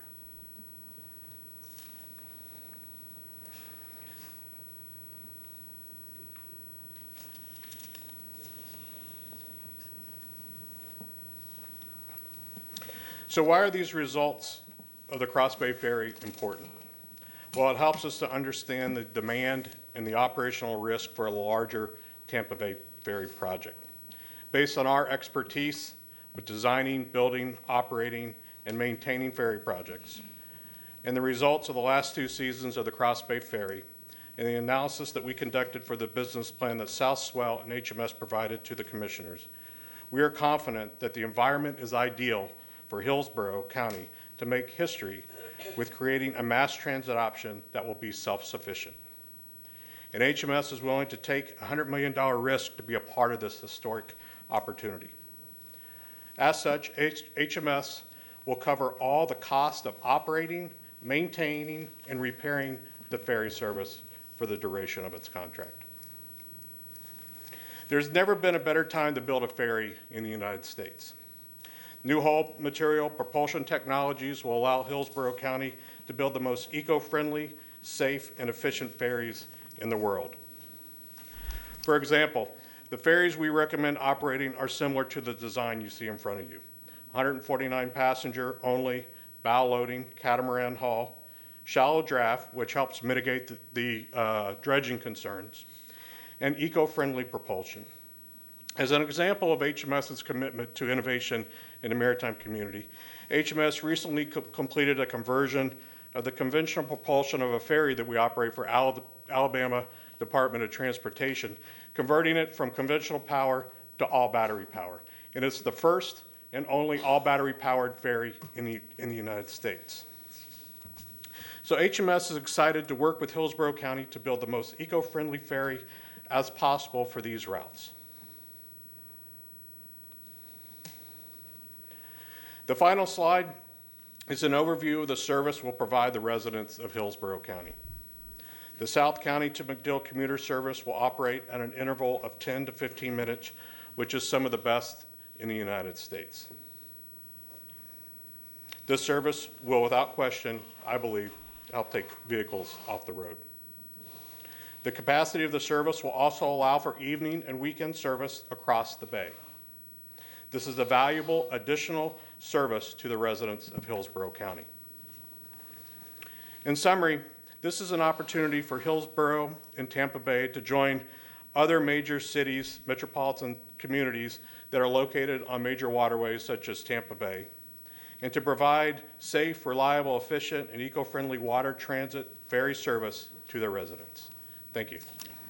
That was amazing. Thank you very much. I'm so happy to hear about the ferry that you're looking at. I also want to, and that offer, it is historic. I've never heard of a transit system anywhere where we will not have to maintain or be responsible for the operational costs as well as maintenance. And I think it's an incredible opportunity for us here to make a transformative decision about this community and where we go forward. And there's so many reasons to say yes. And one of and I'd also like to point out, I'm sure that you mentioned that the headways for ferry service for South County to McDill are very amazing. It's only 12-minute, 15-minute across. So we're looking at ferry service every 15 minutes, which we do not really have bus routes that go that fast and are reliable because we have an exclusive right-of-way here, so we don't have to worry about being held up. This is an amazing opportunity for us to do that, and each ferry holds approximately 4 busloads of people. I saw all your numbers in this excellent presentation that Dr.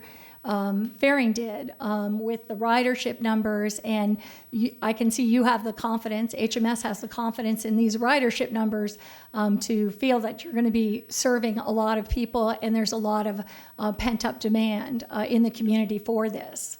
Yes, there is, ma'am. Yes. So it's an amazing opportunity here, not only to give transit to South County, to McDill, which is one of our biggest points of connection. And instead of going 25 miles around on our roads, they just go 15 minutes across on our ferries. It takes, and in Dr. Faring's report, if others didn't see it, it will take 10 million miles of road use every single year, 10 million miles in Hillsborough County off the roads. That is an amazing thing. Also, this morning, we heard in support from McDill, representatives from McDill. We have our letter from the Lightning in support of this. We have the Downtown Partnership that we heard speak here this morning, the Greater Tampa Chamber of Commerce, which is all on board. I can tell you I was at a chamber meeting. Mayor Rick Kreisman had told me that he regretted he couldn't be here. He's out of the country at this time, but he, as you know, has been an incredibly enthusiastic supporter, and I think we can well expect contributions, as was stated in our report, with regards to other jurisdictions in terms of supporting their parts of the project or parts of the project. Also, this morning, we have 315 emails in support that came into our office. I think in my 2.5 years on the commission, I've never received such robust email support for, maybe animals, okay. But yeah, this is an amazing, I think, show of support for ferry service and for transforming this community. I'm very, very excited about this opportunity.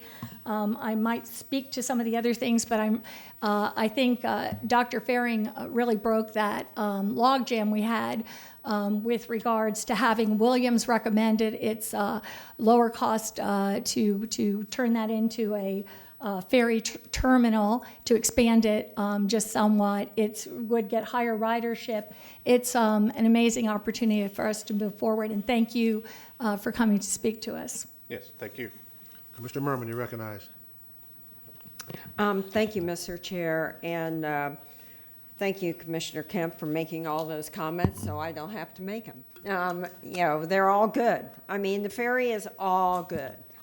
There's very little. I mean, I've been working on this way before you've been here, since the beginning. And we've been here at this commission so many times, extending the contract, amending the contract, moving forward. But I think today is an important decision-making day for us in terms of the responsibility. Because when I look at projects, I look at financial responsibility, performance, return on investment, and regional significance in funding. And not to really go into a lot of detail about all those points, it occurred to me in reading through this report very carefully, and I mean very carefully, and actually Mr. Faring said this in his opening remarks, to be successful, you have to have a close collaboration with HART. He also said at the end of his comments, HART said it would be a catalyst. And if you read through the document, it's HART, HART, HART, HART, and TBARDA.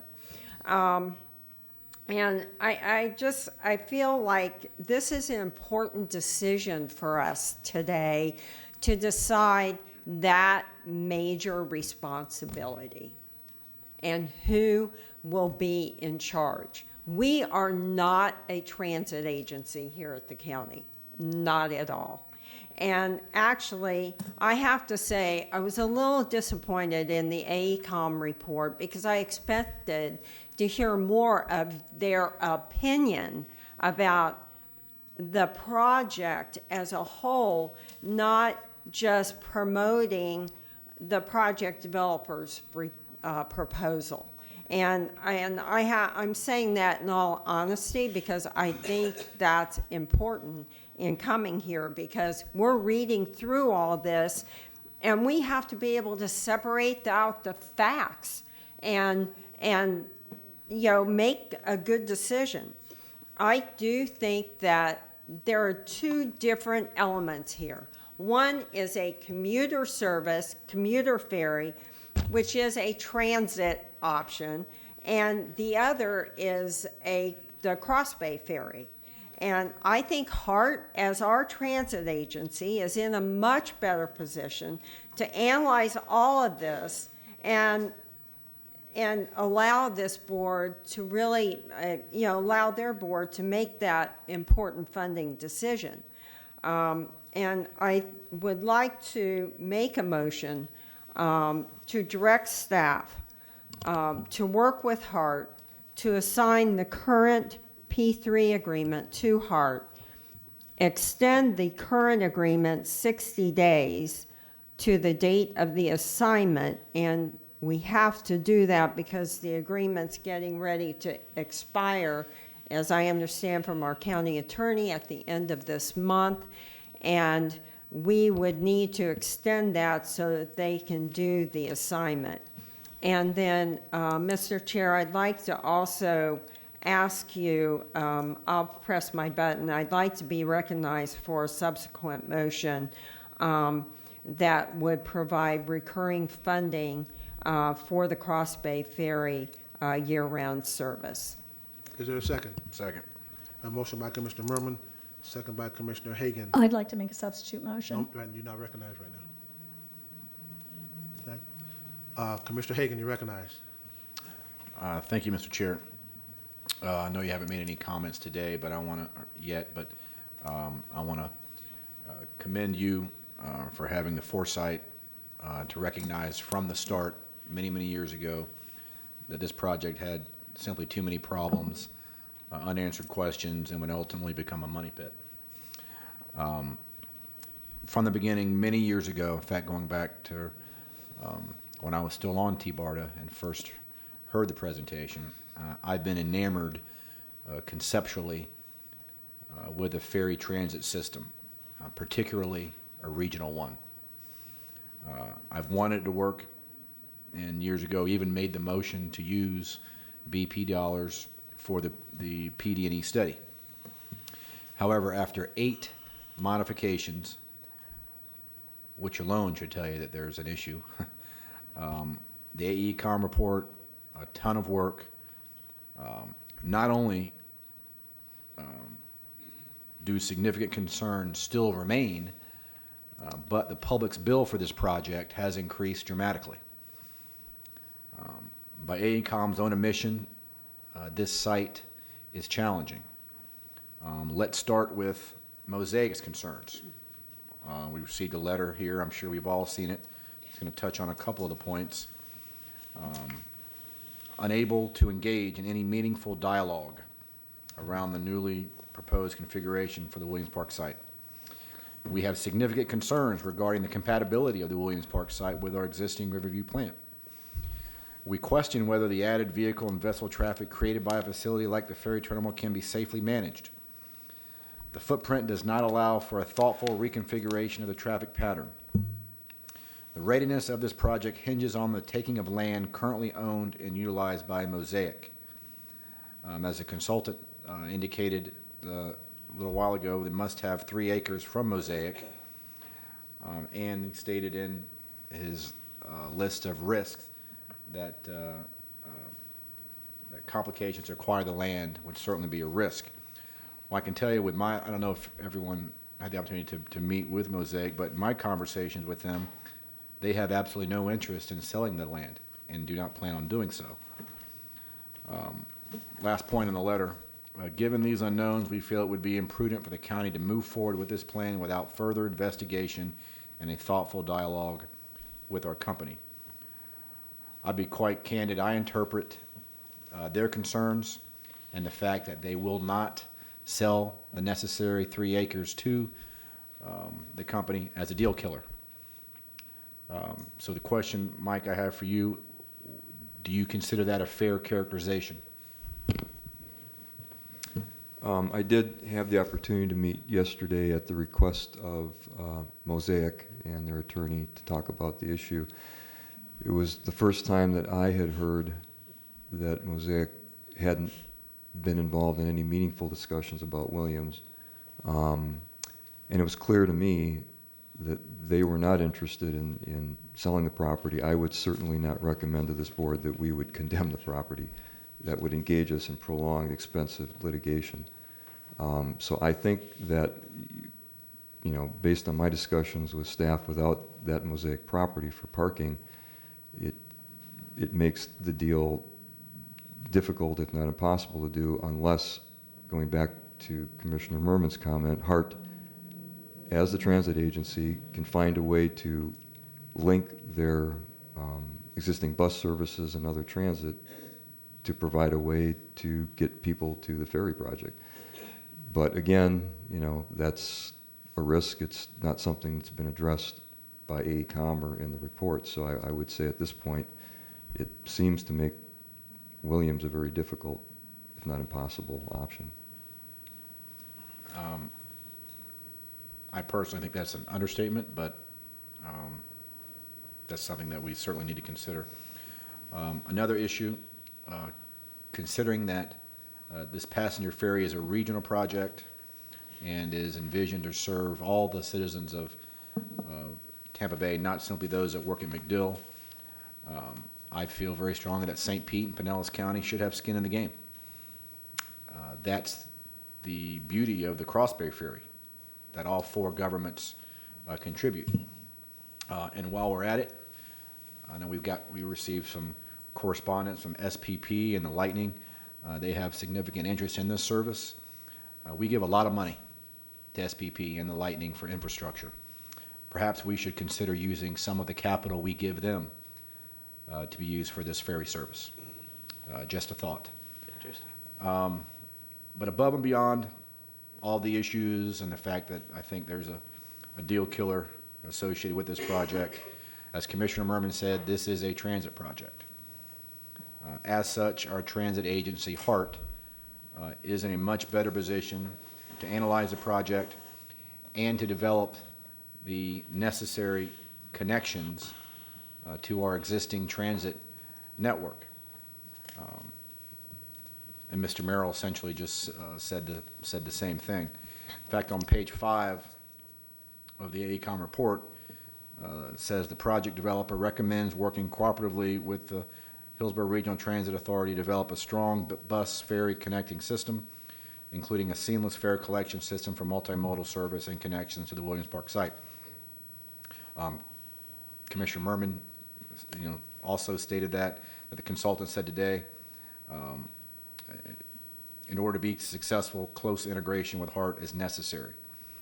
So again, to me, having HART take the lead on this project really only makes sense.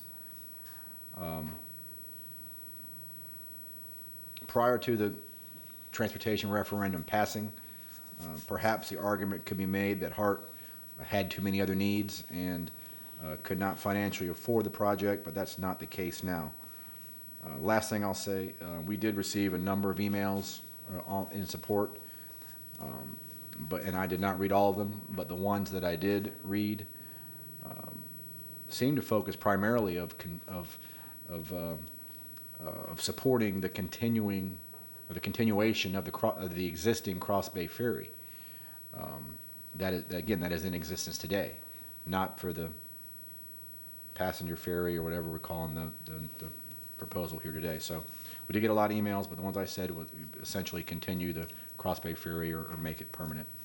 But I think Commissioner Merman's motion makes a lot of sense, and that's why I second it. Commissioner Overman, you recognize. Thank you, Chair. I've always said that I was a very big supporter of the ferry concept in order to facilitate it as a transit project. And so I'm happy to see the report and happy to receive the report. I'm also, it's no surprise that we're seeing support by, the downtown area. Any of the venues in that area are going to be very excited about having the ability of being able to serve the South County residents as well as those that come over from the Pinellas County. I was glad to see Mayor Kreisman indicates that he was happy to see that we're moving more exploratory stages on this. And as the board's liaison to McDill, to the DOD, I'm glad to see the letter from the Greater Tampa Chamber of Commerce Military Committee, as well as from the base itself, supporting the further work on this. But we have work to do that hasn't been fully explored in order, in my opinion, to make a decision on how we approach this. We did get the letter from Mosaic. I met with Mosaic yesterday on a different issue and asked a series of questions just to get a better feel for what their take was and involvement in this issue. And they are very concerned about the safety of what they have in the neighboring properties and how that would be affected, as well as the heavy-duty traffic of large vehicles that would now be intermingling with a large number of commuters that have a different time schedule and urgency in the way they drive. This park, Williams Park, which I felt was a better site than Schultz to begin with, so I was glad to see that there was a decision to move in that direction as a recommendation. And I'm very glad to see the economics actually support it in the sense that it's a better choice than Schultz. However, I am a little concerned about a couple of things. One, this park has been a recreational center for those that use the park for boating. And if we look at history and the way people behave, having a bunch of folks that need to find limited parking, even with the parking that is being proposed at the current level, that have to get there and are going to be there all day until they return in the evening, they will be parked where our boaters will be wanting to be, just because people are not that polite. And I hate to say it, if it takes a fine to keep someone from parking in a disabled parking space, I don't see that we're going to find the same level of vigilance in making sure that commuters aren't parking where our boat trailers are allocated. So it's going to be important that we are sensitive to that in recognizing the number of vehicles that will actually want to be there. You know, we've seen a great deal of excitement about the Cross Bay Ferry, about the ferry in general. And that's only going to grow as the project or as the transit option becomes more accepted by our community and grows over time. The numbers we're seeing right now are impressive, and I don't see those numbers getting any smaller.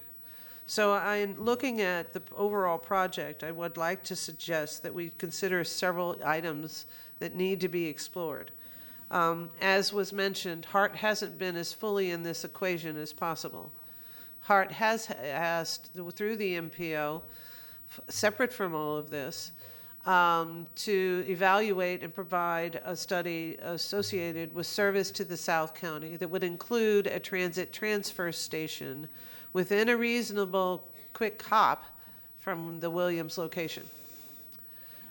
If we're not able to accommodate the number of cars that could possibly want to utilize the ferry service, which right now we're already under count for what we estimate in the daily travel, as well as I'm not real crazy about having a parking lot on the bay. I find that to be environmentally irresponsible, in my opinion.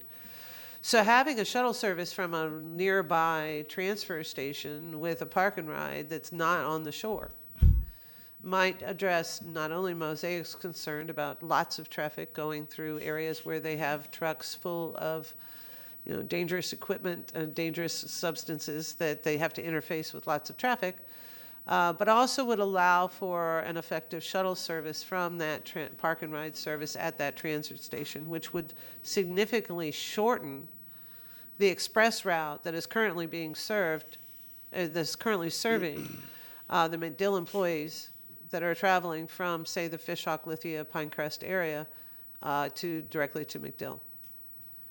We have over 8,000 employees that are going to MacDill every day.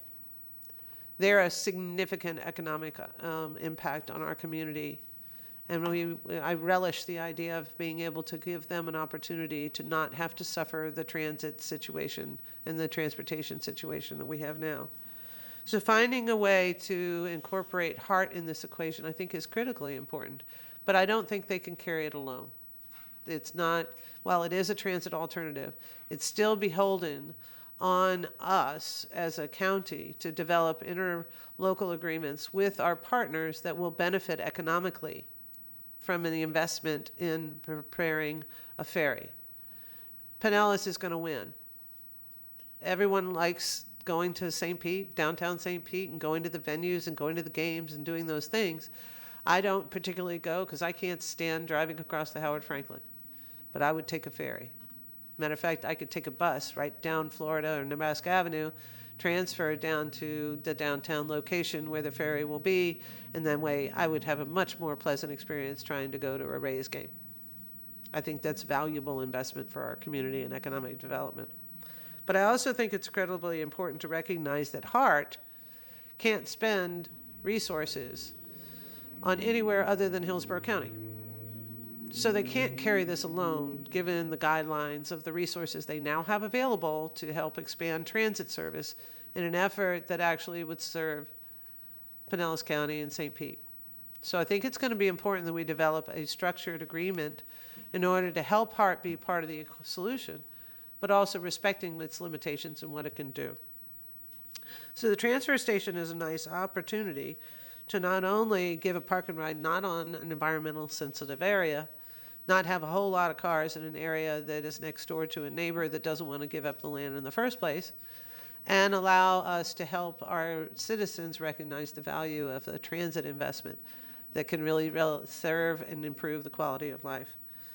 So while I agree that it's an important part of this equation, I don't know that I could suggest that we just lob the whole project over to HART if I understood the motion. So those are my concerns. Again, I'm very much interested in making this project work somehow, but I do think there's more work to do in order to move forward. Thank you. Commissioner Smith, you're recognized. Thank you. In May of 2013, 6 years ago, I spoke at the initial rollout for this project at the Ice Palace. I spoke on behalf of the South County citizens and community who would be served by the MacDill route, as well as the routes from between South County and Tampa and St. Pete that have been in this plan from the beginning. I spoke at subsequent South County town halls where there was more and more enthusiasm built over the years. I know at interim decision-making points when our agreement with HMS Ferries had come before this board all these times, I came before this board as a community representative. and asked that the county would get off the dime and get this project moving, because there is enormous support for this project throughout South Hillsborough County. I'm talking about from Bloomingdale south to the county line and from the coast out past 301. The citizens there are clamoring for this transit project that would serve that huge area of the county and take the employees to MacDill, but also take us to Tampa and St. Pete and bring the citizens of St. Petersburg and Tampa to the attractions of South Hillsborough County.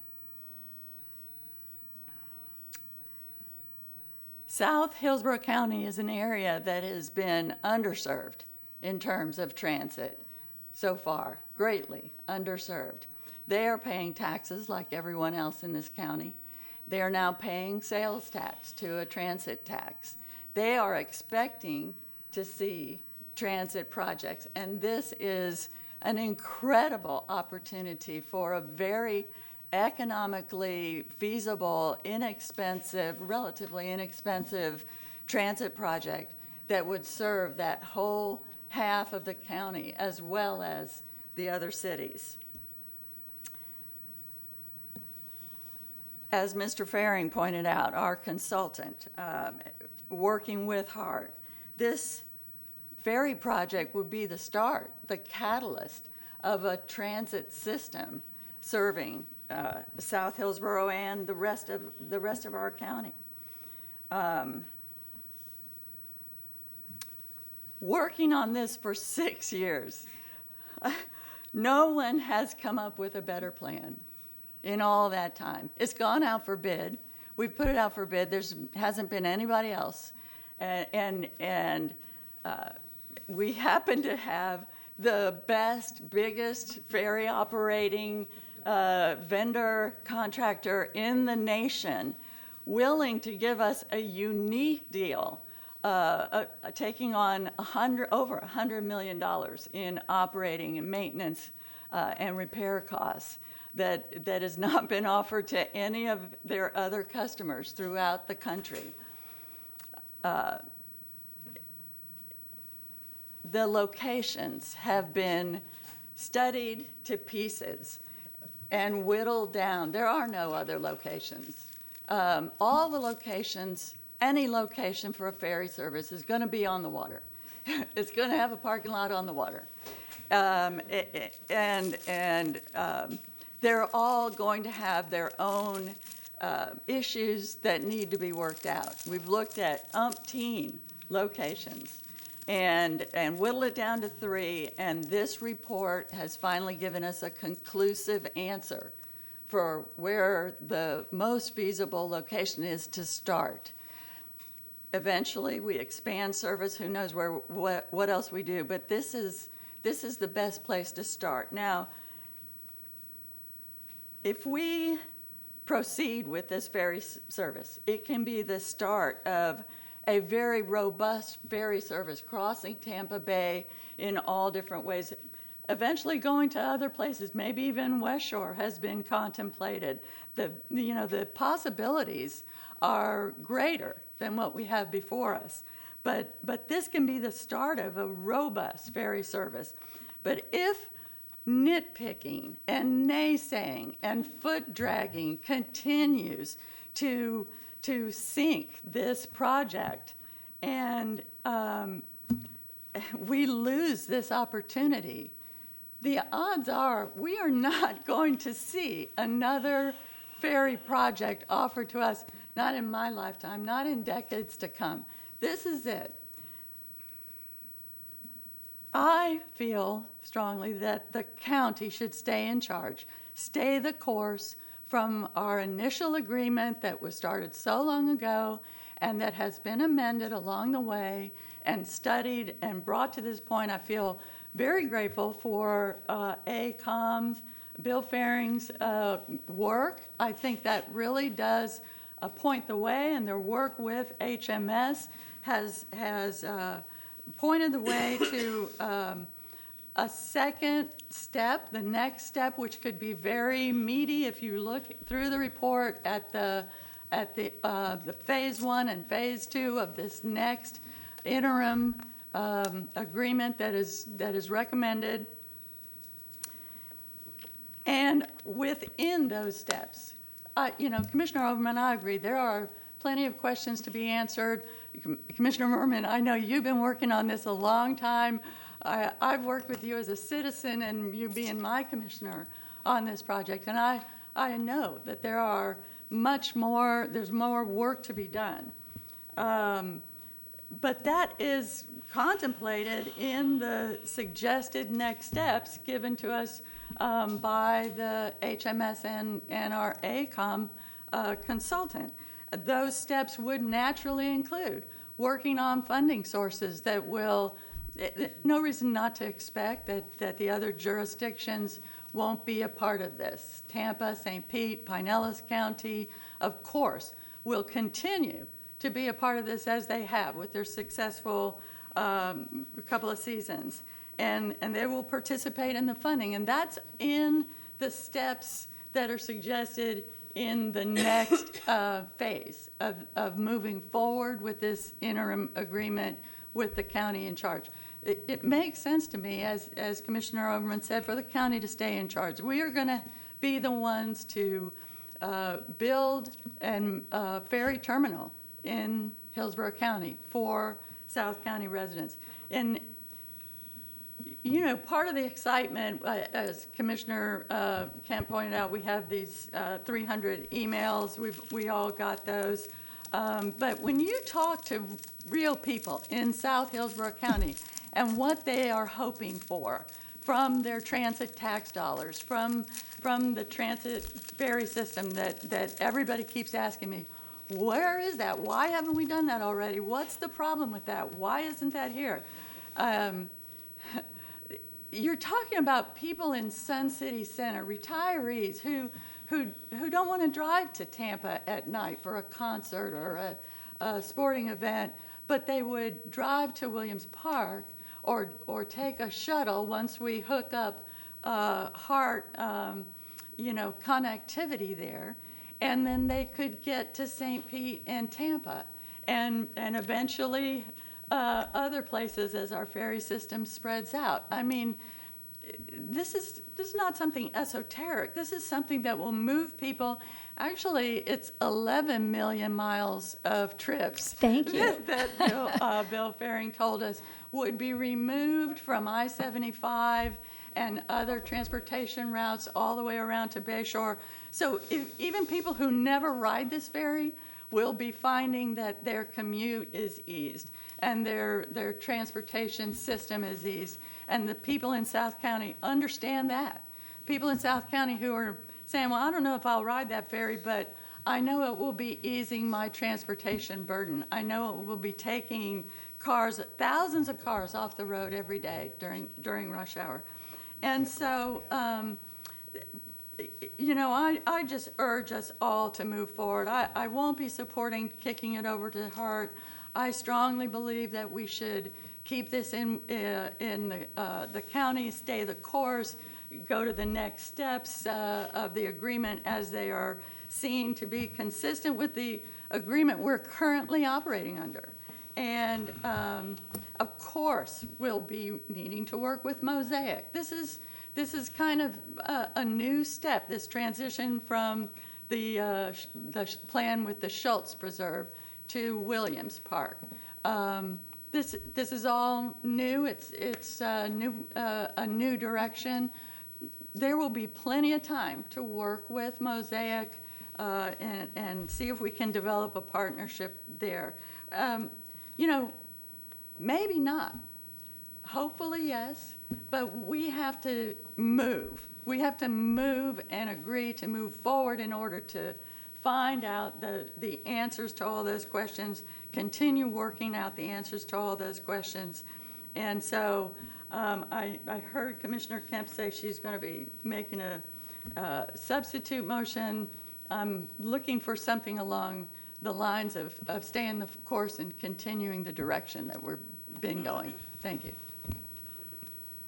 Before we get to the second round of people in the queue, I was going to ask some questions of the consultant, but that would not be germane to the motion that's on the floor at this point in time, so I'll hold off on my questions. Commissioner Merman, I'm sorry, Commissioner Kemp, you're recognized. Thank you. And thank you, Commissioner Smith, for that compelling argument or expression of what we need to be doing. I know you campaigned for 2018. I campaigned in 2016, and I can tell you for 2 years before, I heard everywhere, all over this county, Brandon and South County especially, how passionately interested, I would forget to bring it up, and people wanted to hear about the ferry. When would it happen? How would it happen? This has gone on way too long. With that being said, you teed up perfectly my substitute motion here. We need to keep this study, but we need to keep progress going on how we get these ferries here expeditiously and start this out. We need the next stage, to your points, Commissioner Overman. We need to do some more work on this. That's the next phase that we have here. So I'm going to make a substitute motion and move that we extend the interim agreement until August 15th, that we direct staff to work with our partners, HMS and Southwell, to negotiate a second interim agreement consistent with the incredible business plan that we have before us that addresses so many of the items that were said here, including specifically HMS's commitment to pay for operating, maintenance, and repair costs, and to identify other capital funding sources, including working with HART as a potential partner and funder. And finally, to authorize the county administrator to continue to use AECom and Dr. Bill Faring as the owner's rep on this project. There's a substitute motion by Commissioner Kemp, second by Commissioner Smith. And there's a few more points I'd like to make as regards this motion. One is that 80% of this project, make no mistake about it, is serving the residents of Hillsborough County any way that you cut it. I know from personally talking with Mayor Kreisman that they will be doing everything they can for their share, so there's, I think, no concerns about that. Everyone should understand right now that in this business plan, it's identified huge numbers of people that are going to arrive there by transit and so that will address at least some of that's the projections. That's why they've been able to do it this way. Well, some of those concerns, but as well today, 5 buses go from that area to McDill, an hour and a half around to get from South County to McDill at this time with the streets. More than 100 subsidized vans in the van pool program also do that as well, making traffic as well as the cars. I know that discussions have already begun with Mosaic in regards to this. I didn't know, and so that looking at that, you can read in the report that Dr. Faring did that there are opportunities as well for that he discussed with FDOT in terms of financing for this project as well. And they are already financing to a part-time the Cross Bay Ferry. And in the future, legacy financing for a legacy ferry system as has been done in Jacksonville. And as I said, Pensacola is using their BP dollars and they've already stood up 2 full-time ferries already. And so I just think it's time for us to move ahead on this and we can deal with the issues that we have here. It's an incredible opportunity. As Commissioner Smith said, it's been years and this is our chance and it is an amazing chance. I can't even imagine. It's an incredible project that we're being offered here. Commissioner Hagan, you recognize on the substitute motion. Thank you, Mr. Chair.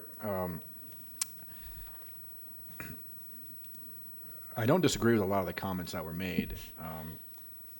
I tell you, being involved in this, again, from the inception, most people support the idea of ferry service. There's no question about that. The issue is at what cost? candidly, I think there are some commissioners that are blindly supporting this plan and ignoring the serious issues that exist.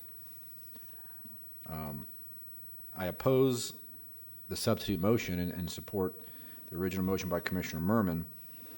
But the question I have, and I don't know if this is for the chair or for Christine, you cannot make a substitute motion or substitute motion, can you? You cannot substitute a substitute motion. You can amend the substitute motion. What I feel, and again, you guys can help get me to where I'm trying to go here, that if we're not going to support, and I don't know if we are or not, Commissioner Merman's initial motion, I feel very strongly that the next step should be that we should honor Mosaic's request. And it says right here, again, I'll read it again. Given these unknowns, we feel it would be imprudent for the county to move forward with this plan without further investigation and a thoughtful dialogue with our company. The very next step should be sit down with Mosaic. Stop kicking the can down the road. Are they going to sell the land or not? If they're not, it's dead. Let's move on. Based on my conversations, they're not going to sell the land. So let's quit with the extensions and the 8th or 9th modifications and the 2nd and 3rd interim agreements. Let's address the real issue. Put it on the table. Let's stop the shenanigans. And maybe I'm wrong. Maybe Mosaic comes forward and says, hey, yeah, we're willing to partner and we want to do whatever we can. And if so, that's great. So can that be an amendment? Commissioner Hagan, that language could not be an amendment to the substitute motion because it would not be germane to the substitute motion.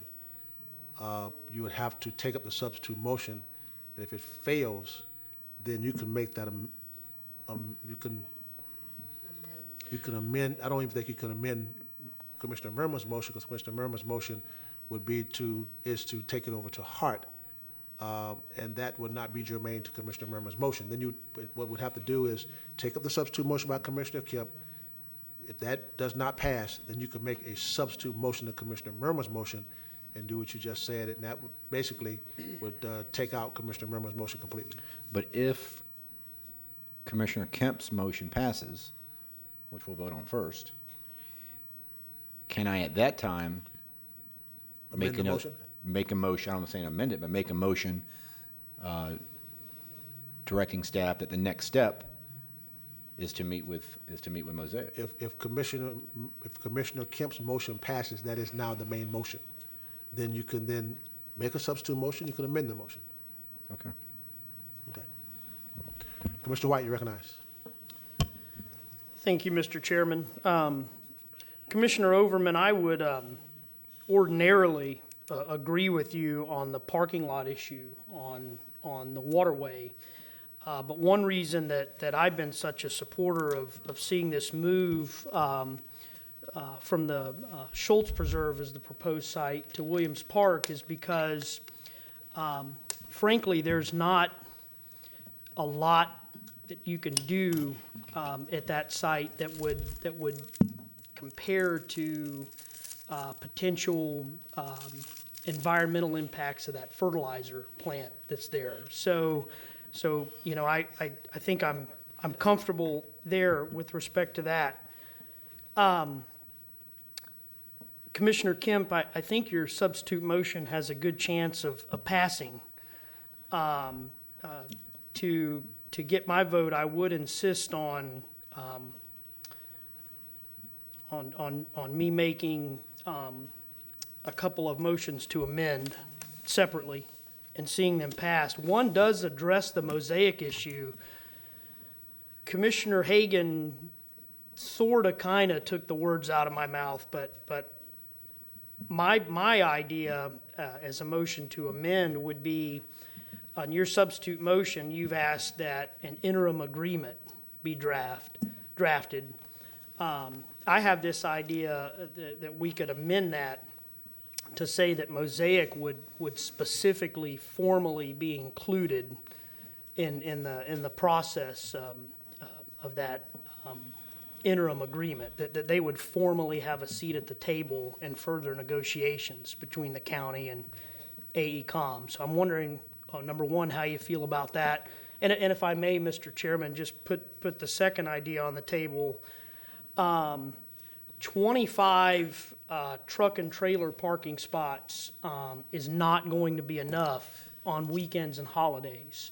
So another idea that I have in terms of an amendment is to ask that that as we develop this interim agreement, that there specifically be conversations with, and I'm thinking Mr. Turbeville. I thought I saw him in the audience at some point earlier. Specifically, I think with him to develop a truck and trailer management plan specifically for weekends and holidays, which I think can be done. So I just want to get a feel for how you feel about those two ideas. Commissioner Kemp, we recognize. I think both of those ideas are good ones, good additions as moving forward. I will say some discussions have taken place with Mosaic. Would you like to speak to that, Mr. Taranchik? They are having discussions with Mosaic. Thank you. Ed Taranchik, legal counsel for HMS Ferries and Southwell Development Group. In the last summer, during the process of evaluating sites, Dr. Fearing and I had a meeting with Mosaic and all their top executives on site issues and was to advise them what that process was. We did not know we were going to end up with the recommendation of Williams, and you heard why. Subsequent to that, upon making the recommendation to the public, we transmitted all the documents to Mosaic, and we've had level discussions with a variety of high-level individuals at Mosaic. They have advised us they haven't taken a position on it other than to express their concerns. We understand those issues because this was a very high-level concept plan, and the issues that Mosaic has about access and conflicts are obviously very natural issues, but they are typically issues that get resolved during the design phase of it. And so I think our team would expect and contemplates in the next phase, those details would be looked into. In fact, unless you understand the ferry operating plan and transit plan and where people are coming from, you really can't address Mosaic's concerns because you need to understand how all those pieces fit together. So that would be naturally and ordinarily a part of the next scope. So Commissioner White, the notion that Mosaic would be involved is correct. In fact, I represented, Mr. Schweiss and I met on Monday morning, and I indicated to him, based upon the board's vote, the very first step we would do is sit down with them and talk about the scope of the next phase to make sure all the issues they were bringing up, including the issues that Commissioner Overman brought up, were addressed. And it's, you got to pay someone to do it, and it's not gets developed out of whole cloth. We have had a 4-year running engagement with Mosaic. Commissioner Merman, you and I know, have been down this path, multiple conversations with them, tours of their facilities. So we have been very engaged with Mosaic. And as I said, as you know, we did not think Williams was going to be the recommended site, but it is very strong recommendations for the reasons that Dr. Fearing and others represented. Any other questions? Let me ask a question. When was the last time you talked to Mosaic? You talked to them Monday since 10 morning o'clock? at 9 o'clock. You talked to them since 10 o'clock yesterday? Monday morning at 9 o'clock. I talked to them 10 o'clock yesterday, and they gave me a different story from what you're saying. I'm just telling you what the representation was to us. They may have different perspectives about it, Mr. Chairman. I can't go beyond that. They have said consistently supported the Schultz site, strongly supported the Schultz site, and for a long time have said that they were not in favor of use of the Williams site because of a variety of conflicts. We have a very good working relationship with them, and I'm not going to go through some of the issues that we talked about. Their representatives certainly can speak to it, and but they said that they had these concerns, and all we could say was those were concerns that would naturally and ordinarily get addressed during the course of project development. Whenever the county develops roadways, it involves potential takings of private property, so that's not particularly new. Thank you, Mr. Chair. Mr. Chairman, if I still have the floor? Yes, you have the floor. Okay, I'd like to make the first of two motions to amend, and if I may, Mr. Chair, ask to be recognized immediately after discussion and vote on the first one. So my first motion to amend would be that we prescribe in the drafting of the interim agreement that specifically Mosaic be engaged as part of the process of moving forward. Is there a second? Second. Okay, Commissioner Merman. you're- I'm not on that. All right. Does anyone want to discuss the amendment to the substitute motion? We're going to get particular now. You got to discuss the amendment to the substitute motion. Commissioner Overman, amendment to the substitute motion. I would like to suggest that, that it is just as critical that we have a robust conversation with Hart on this issue. It is part of the solution-making with Mosaic, may very well be a engaged conversation with Hart. So I don't know if that's relative to the motion or the amendment, but I think it is an important thing to consider. Just a point of order. Excuse me. Wait a minute, please. Hold on. She wasn't done yet. Go ahead. No, so I'm not suggesting that I make an amendment to that, but for that to be considered as part of the amendment. Okay, your point of order. My point of order is this, that it is already in the original motion. It says to identify capital funding sources, including working with Hart as a potential partner and funder. So I just wanted to say it was already covered. Is there any other discussion? I will. Commissioner Merman, you recognized. Thank you. Commissioner White, I understand what you're doing. I have to tell you that I have had at least 3, if not 4 meetings with Mosaic, and every single time it has been no and hell no, basically. And let me tell you something. I'm going to be honest with you. This has nothing to do with the land. That is a chemical plant. They have 2 trains daily bringing in chemicals to that plant. And their whole thing to me has been, I do not want the risk. I'm not even sure legally their underwriter or whoever, because I did ask him this question yesterday, would your underwriter even allow you to do this, enter into an agreement? Because it would be a huge, it's a huge risk. And we heard this back from the first meeting. So you've got 2 trains daily, you've got the Tropicana juice train going down the other side, and I'm just saying that this is not, this is a risk and a danger. And I have to tell you, I've always been in favor of the Williams site, but it has been maybe as a pilot project with maybe just 1 ferry boat coming in or something. I even tried to warm them up to that idea, and no. And so I'm just, I hate to throw the bucket of ice water on this great idea, because I'm not against the ferry. South County wants transportation, which I've been fighting for 8.5 years and never gotten any, especially from Hart. But this is a tough, tricky, very risky situation for them. And I don't think, after hearing from their top management yesterday, that they are going to change their mind. Okay. Thank you. To the substitute motion, Commissioner White. To the substitute motion.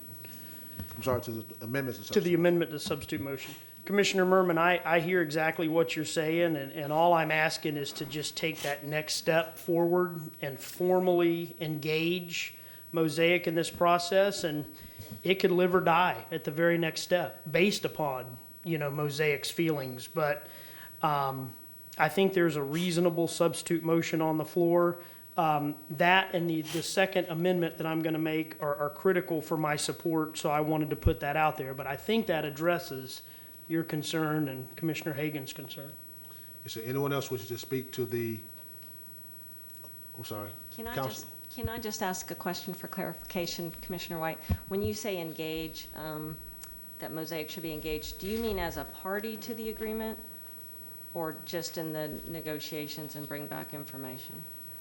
Help me understand what that would mean in legal terms, with them being a party versus just part of negotiations. Well, one would just be reporting back what information they had. The other they would be negotiated with to figure out whether they're willing to provide real estate or do whatever is necessary according to the report to help the project go forward, and they'd be a signatory to the.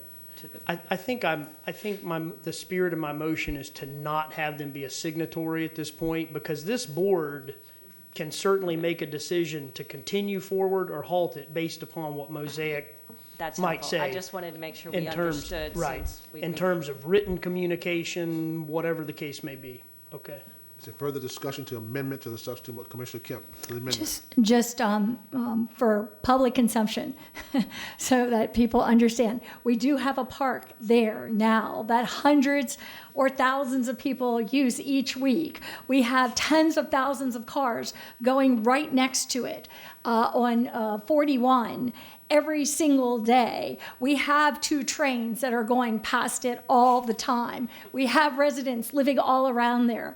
And I just want to clarify that point as we speak forward. So, there's not any misimpression about what occurs in that area now. I'll just leave it at that. Is there any further discussion on this amendment to the substitute motion? Seeing none, please record your vote.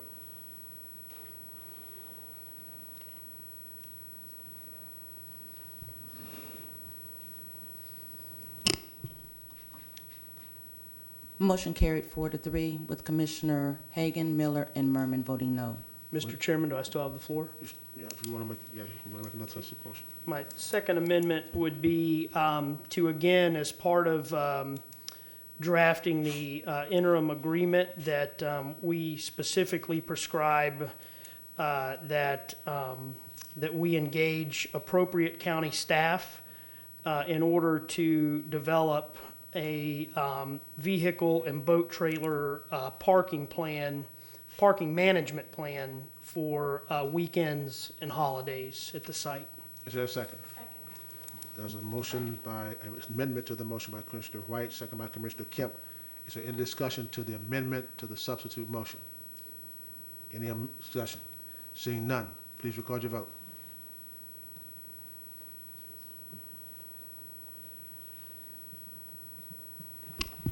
Motion carried 4-3 with Commissioner Hagan, Miller, and Merman voting no. Now we're back on the twice amended substitute motion. Is there any discussion on the substitute motion that's been amended? Commissioner Merman, you recognize. Thank you, Mr. Chair. And I'm kind of seeing where this is going. We're just going to continue to kick this can down the road. And I understand we have 2 new commissioners and you haven't been through 8 modifications. I get it. I'm going to be very honest and frank with you, because here's where it's going to go. If this stays with the county, we're going to have to hire a lot more additional staff. We're going to have to, which we would probably help subsidize anyway over at Hart, but we will be duplicating everything that Hart has at their operation. So I'm just saying that you want affordable housing, you want conservation,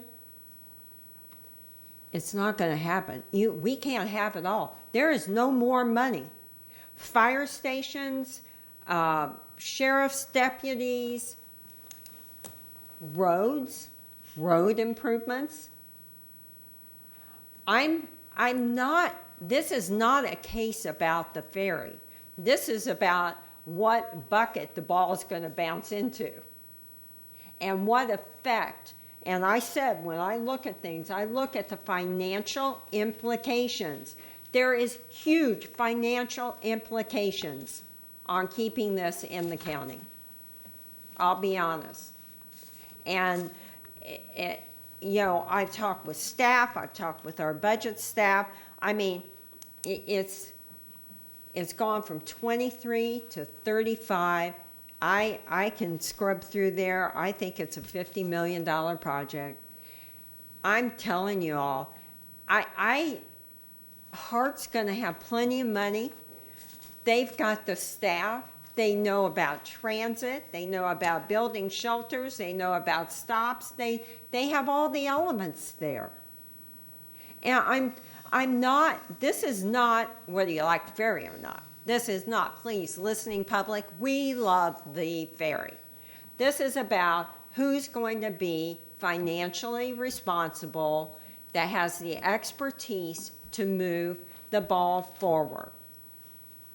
And I think delaying this with another agreement till August 15th is just, I mean, Commissioner Hagan said, we need to actually just get this done and move forward. And the only place to put this is at Hart. They're a transit company. You guys sit on the board. You'd have all the input, every single thing they need. They have at Hart. We don't. We are not a transit company. We would have to staff up, spend your money for affordable housing, your all's money for conservation properties, whatever else you want to do, that's going to go to staffing up and doing the process to move it forward. And I think it's just time to be real on this and tell it the way it is, because the bottom line is that this is all discussion today is all about who's going to be responsible for it. It's not about the ferry. We all love the ferry, but it is who's responsible. And I'm telling you, it needs to be at Hart. I have thought that for at least the last year. No other way. And so I hope you all will please think about that when you're looking at the substitute motion. We can rephrase the main motion I made to make it more to your liking, if that's what you want. I mean, obviously, your amendments you made, Commissioner White, to the substitute, I will take on my main motion. But I'm telling you, we've got to explore the possibility of it going to the transit agency, not staying here at the county and trying to make us look like something we're qualified to do that we just don't have the staff. Okay? That's it. Final. Thank you. Okay, before we get to the third round of people in the queue, I got some questions I got to ask now, because it all depends now in terms of the substitute motion, and I want to be germane to substitute motion. And I think everyone knows how I felt way back from the beginning of this whole discussion about the ferry. Not that I was against the ferry, but I was against the ferry. Okay? So I want the consultant, sir, to come back to the microphone now. In your report on the task 4, you talk about the ridership at Williams Park site being between 750 to 963 passengers, but you never talk about how many cars are going to be taken off the road. How many cars are going to be taken off the road? On a daily basis. On a daily basis, hang on, I'll get to it. The parking spaces is actually the way you look at the need for the parking spaces based on the ridership, because the ridership is two directions.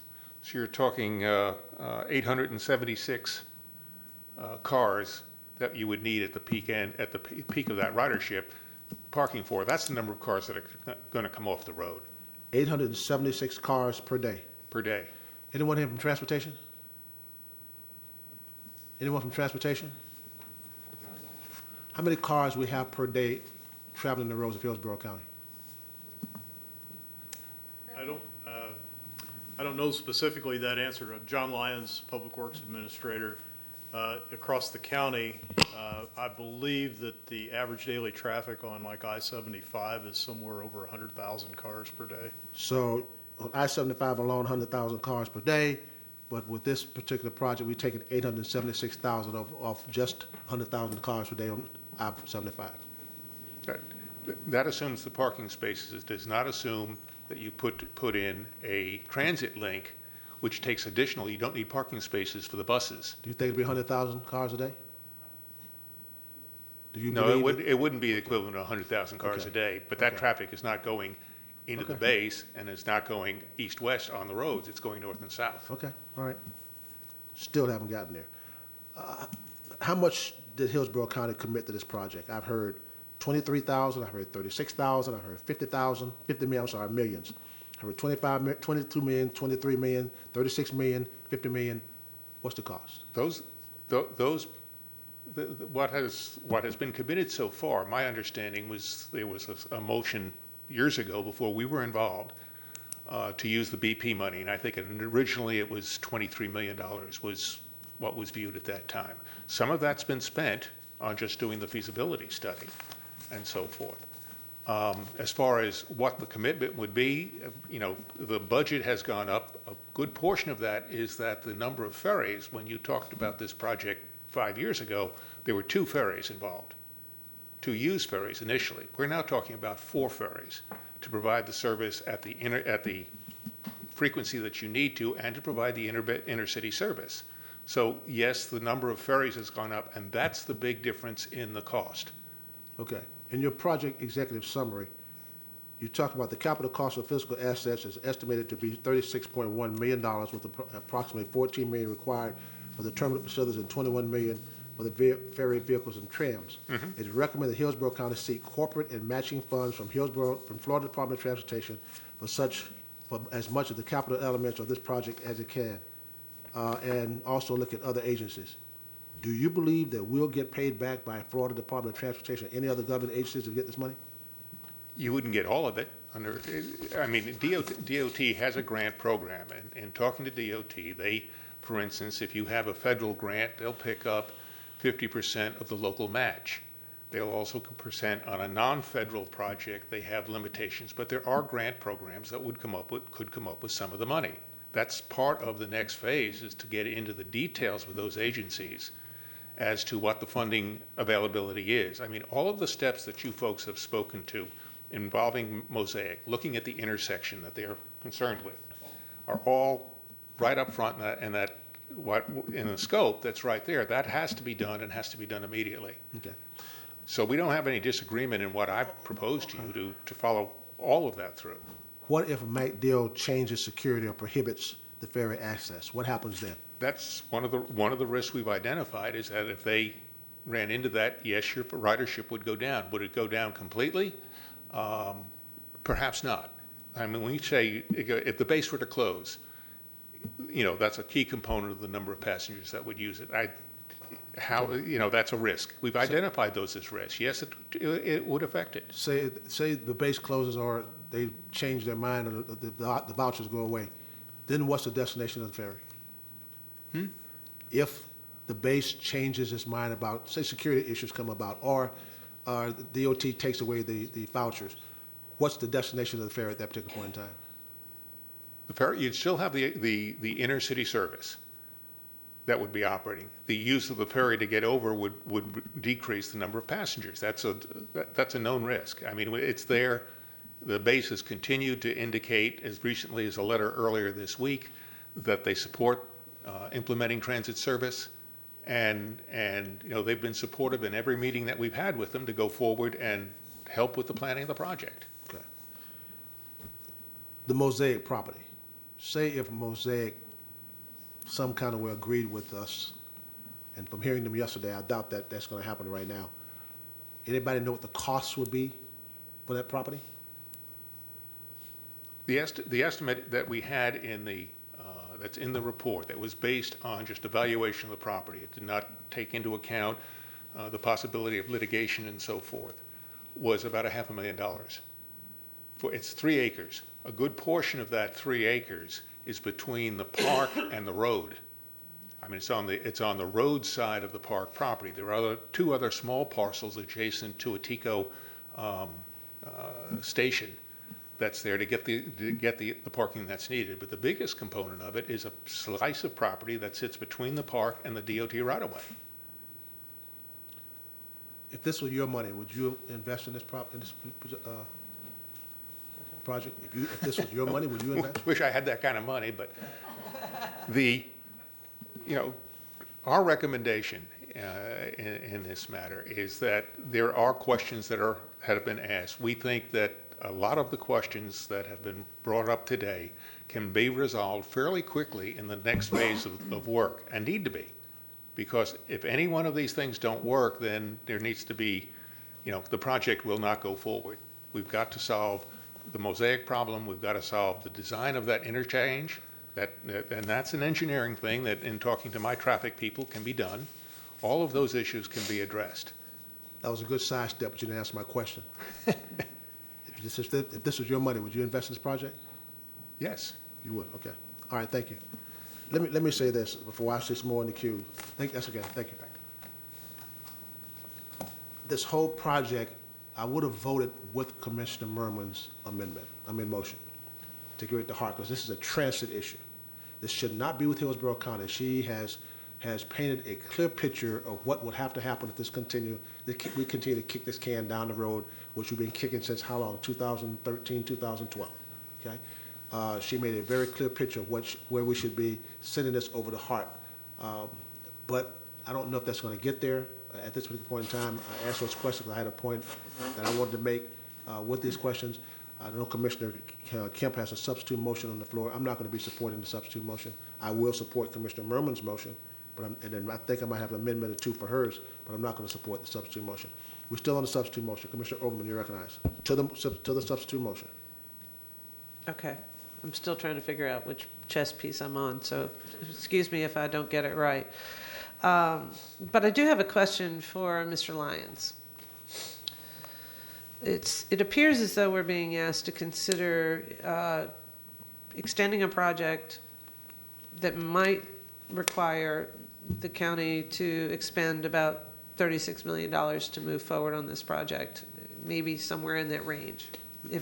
Yes, those are the capital costs that are represented. And capital cost. And I think what I'm hearing is that we would like to see, or at least the gist of the comments I'm hearing is that we'd like to see Mosaic at the table to make sure that's a productive conversation, and then it's important to get Hart in the conversation because it's, they're going to need to be part of the negotiations and finding a good solution based on my comments earlier.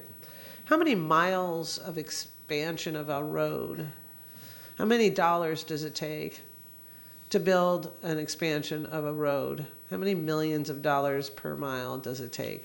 So as an example, it varies depending on the type of road that you're building, whether you have right-of-way acquisition costs, the complexity of it. As an example, Citrus Park Drive, which is a new road, it's through county property. I believe the bid came in somewhere around $50 million for about a 3-mile section of road. So it's going to 3 miles? 3 miles. $50 million for 3 miles of road? That's the construction cost. So it's going to vary, total cost all in, probably somewhere between 20 and 25 million on average to go from a 2-lane road to a 4-lane road or to build a 4-lane road. Okay, and you recently had done a study helping us understand the expansion of the number of people that are here, the conditions of our roads, and our growth estimates in terms of projections. Would you suggest that it was wise to pay attention to the amount of congestion we anticipate in that area of South County, very close to where the ferry will be, to make a plan to include transit as one of the solutions? I think absolutely. I mean, I think that's the direction of the referendum. I think it's the direction that we've been working with HART to include transit options across the county as well. We would be, the board has given us direction to work with HART in those cases. Right. So, I mean, relative to the fact that it might, or to the estimate that it might cost $50 million to do 3 miles of new road versus spending $36 million on investing in a project that we've already spent a lot of money trying to bring to the table. that actually that are based on the surveys people want, is an efficient way of actually protecting our military base employees from the lack of quality of life that they have sitting in traffic for 2 hours trying to get to work and back each day. But I think it is important for us to recognize the limitations of how HART can negotiate with Pinellas and their project, with the resources that they have. So my comments really pertain to where the amendment is. I think it's important to recognize where we are, that we have to have the right parties at the table. And it's very clear, Hillsborough County needs to be there, Pinellas needs to be there, Tampa needs to be there, Hart has to be there. And clearly, if the Williams site is the site, that we need to have productive conversations. Thank you, Mr. Lyons, I appreciate your comments. Productive conversations with our neighbors. Mosaic. NIMBY is not a law. If Mosaic doesn't want this in their neighborhood, that's a concern, but it isn't insurmountable. I think we can come up with a solution. So I would encourage us to move forward on making a decision today. Thank you. Commissioner Smith, you recognize to the substitute motion. Yes, and to the conversation that has been here, I want to make sure that the public isn't left with an impression that people supporting this ferry are somehow less fiscally conservative than the people who are opposed to it. And thank you very much, Commissioner Overman, for bringing up the contrast. We, as a county, put a lot of money into small road projects all the time. And relative to, for example, we're contemplating $100 million to widen 3-point-something miles of Lithia Pinecrest Road. That's one little road project. In comparison with this $36 million mass transit project is very inexpensive and equal to about widening 1.5 miles of roads. One ferry, as in the AECOM consultant report, one ferry is equal to 12 buses.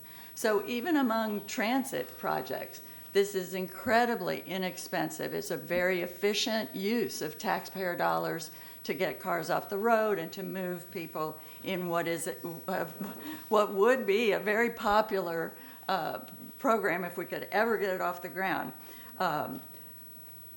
The funding projects, partners, the funding partners will be worked out in the next step. That is mapped out in the consultant and HMS program.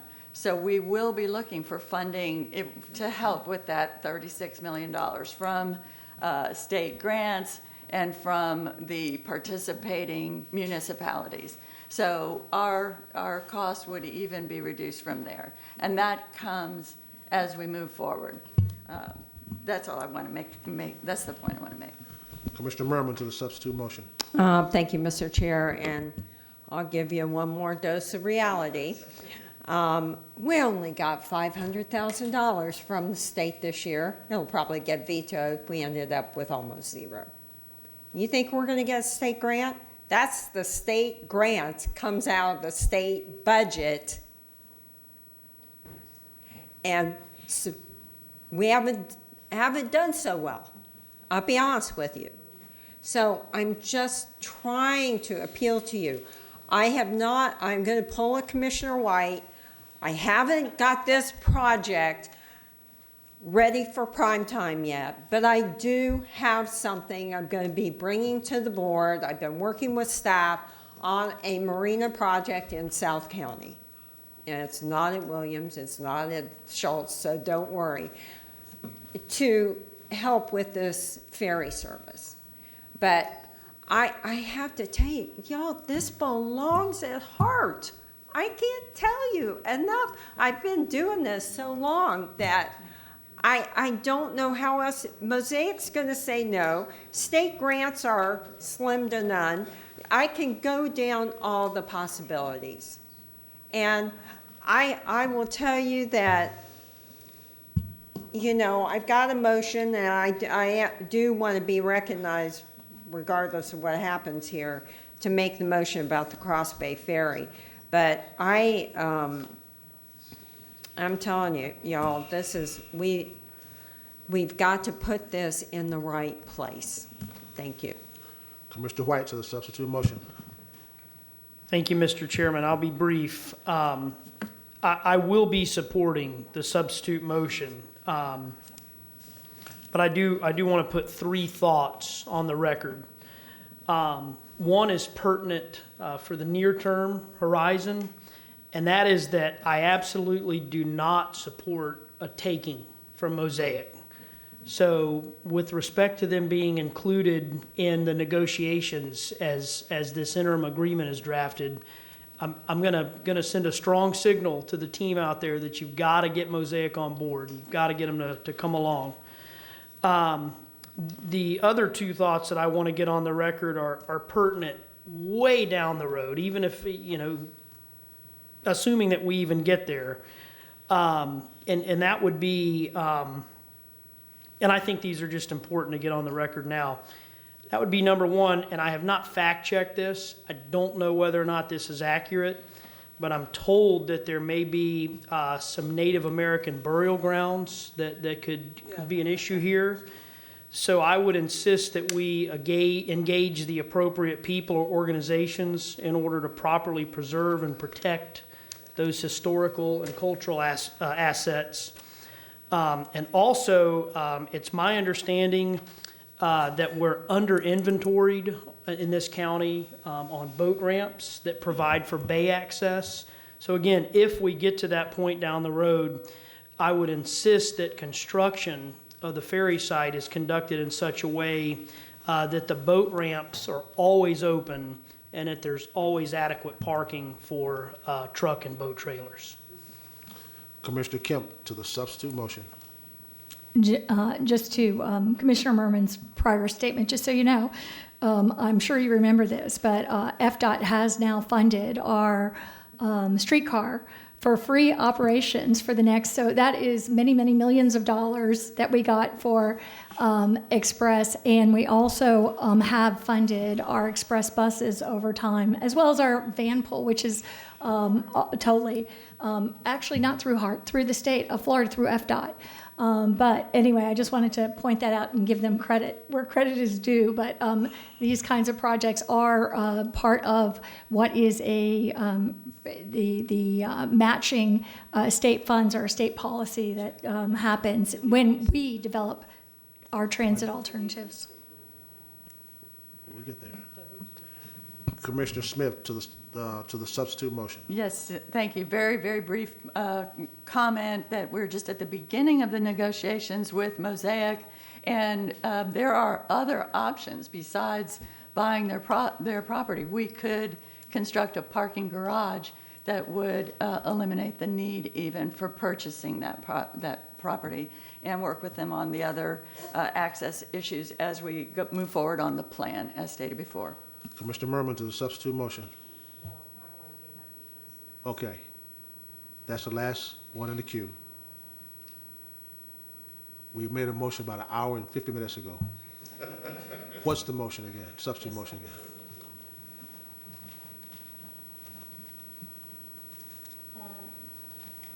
Well, we've had a few amendments to it, that we direct staff, that we move to extend the interim agreement until August 15th, that we direct staff to work with our partners, HMS and Southwell, to negotiate a second interim agreement consistent with the business plan, including specifically HMS's commitment to pay for operating, maintenance, and repair costs, and to identify other capital funding sources, including working with HART as a potential partner and funder.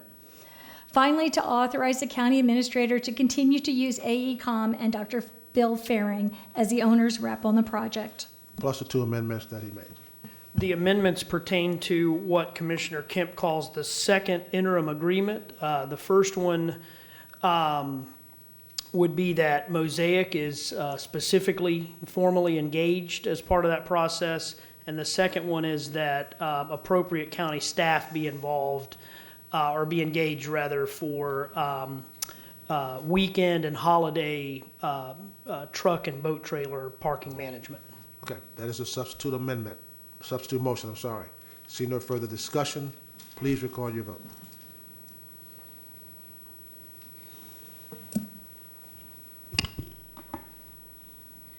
Motion carried 4-3. Commissioners Hagan, Miller, and Merman voted no. Commissioner Hagan, you recognize. Thank you, Mr. Chair. I'm going to make another motion. Again, I've been in this board a long time, and I think this is a classic case of wishful thinking. One comment before I make the motion. I agree. I can't remember which commissioner said it, but for a transit project, this certainly is inexpensive. I certainly agree with that. $50 million for 3 miles along Citrus Park is a lot of money, but I think it's important to point out the ridership is a hell of a lot higher on Citrus Park Extension. I believe the projected numbers are 1,500 a day for the ferry, and for Citrus Park Extension, it's 45,000. So don't forget that. Again, it makes total sense for this project to be at Hart, but I just want to point out that for some reason, if this board continues down this path, I'm not going to support using BP dollars. I think there are better uses for that. But as far as the motion, I certainly agree that Mosaic needs to be engaged in the process and a seat at the table. But to me, that does not go far enough. So I'm going to make a motion. I don't know if it'll go anywhere, but simply before any other agreement or anything else comes back to this board, that staff gets with Mosaic and comes back, reports back to us with their findings and any recommendations regarding moving forward. That's a motion by Commissioner Hagan, second by Commissioner Merman. Commissioner Merman, you recognize. I have separate motions. Okay. Okay. We have a motion by Commissioner Hagan, second by Commissioner Merman. Seeing no further discussion, please record your vote.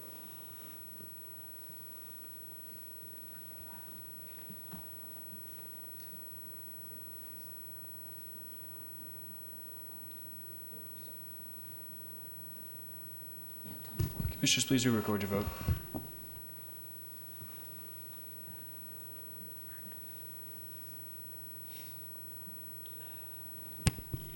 Motion failed 3-4 with Commissioners Kemp, Overman, Smith, and White voting no.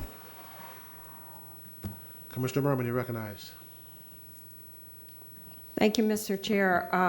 I do want to ask our county administrator and budget staff to provide in our next 2-year budget recurring funding for the Cross Bay Ferry year-round service with condition of equal funding participation from the City of Tampa, City of St. Petersburg, and Pinellas County. Is that a motion? Yes. The motion is not dropping. It's not doing anything. A motion by Commissioner Merman. Is there a second? Second by Commissioner Hagan. I think something's wrong with our machine right now. Hold on. None of them are doing it. Okay. This should be up there. Clear that screen out. No, not you, Commissioner Smith. This is, okay. All right. We have a motion by Commissioner Merman, second by Commissioner Hagan. Could you restate the? Yeah, can I, we want to restate? Sure. To direct our county administrator and the budget staff to, in the next 2-year budget, well, actually, not, leave that out. Just provide recurring funding for the Cross Bay Ferry year-round service with the condition of equal funding participation from the City of Tampa, City of St. Petersburg, and Pinellas County. Motion by Commissioner Merman, second by Commissioner Hagan. Is there, Commissioner Kemp, you recognize. Thank you. Sounds good to me, but Mr. Taranchik, would you like to address that? Mr. Miller. Mr. Miller? Yes, as much as we would like to do year-round service, we don't have a ferry right now for year-round service. We could investigate that, but right now we have a ferry set aside for the 2 follow-on seasonal operations from through November through the end of April. So I don't know if it was for year-round or for 2 additional seasons. Mr. Merman. Well, this brings up an interesting point because Almost every letter I got said they really loved the Cross Bay Ferry and they wanted to have year-round service. So why, I mean, this is why it needs to be at heart, you all. This is a transit operation. I'm just saying, Well, Cross okay, Bay- so you can't provide year-round service. I'll just change my motion, take back the other one and say, ask our county administrator to provide recurring funding for the Cross Bay Ferry with Excuse me, equal excuse me. funding participation. Hold on. Whoa. You withdrawing your first motion? Mm-hmm. Okay, now what's your second motion? That direct our county administrator and budget staff provide recurring funding for the Cross Bay Ferry year-round service with, not year-round, I'm sorry, leave that off, with the condition of equal funding participation from the city of Tampa, city of St. Pete, and Pinellas County. Is there a second? Second. A motion by Commissioner Merman, second by Commissioner Smith. I don't see what, Mr. Merrill, how much are we talking about? I don't know. I'll have to get back to you on it. I don't know what they can provide or what they can't provide. I don't know. I'll have to get back to you on They it. who? The operator. Okay, what about the other counties, other cities? I'd have to talk with them and see where they are. I had talked with Mayor Kreisman. He was supposed to provide us with a proposal for the Cross Bay Fair. I haven't seen that yet. Maybe it's in preparation, but I'll have to follow up with him. Okay. Commissioner Hagan, I'm sorry, Commissioner Kemp, you recognize. Thank you. Yes, I just wanted to point out that at this point, Mayor Kreisman is the one who has been bringing that forward each time, and it's been the 4 jurisdictions who have contributed, as well as FDOT, and then even this year had some of that, or both years, had some of that contribution refunded, but I would totally support this moving forward. I can't imagine it's going to be more than it's been in past years, which I think is something like 350,000 or less, 250. Oh, I'm sorry, Mr. Tarancha, could you, I can't recall or Mr. Miller, sorry. The proposal, actually, the cost goes down for year 2 and then further down for year 3. This year, I think it's about $147,000. Okay, so just to give everyone an idea, but at this time, I'd be willing to support that. Okay, could you repeat the motion again, Commissioner Merman? Okay. Direct county administrator and budget staff to provide recurring funding for the Cross Bay Ferry with condition of equal funding participation from the city of Tampa, city of St. Pete, and Pinellas County. Okay, with the condition you put in there, that's what I wanted to hear. Right. Commissioner Overman, you recognize. Yeah, I will support this motion, but my hesitancy is that it does allow for kicking the can down the road. And I want to get this done, just like everybody else does. But it does make for continuing the habit forming of using the ferry. We don't want to lose that momentum. And I think that is a nice safety valve for being able to do so, so I'll support the motion. Okay, we have a motion by Commissioner Merman, second by Commissioner Smith. Seeing no further discussion, please record your vote.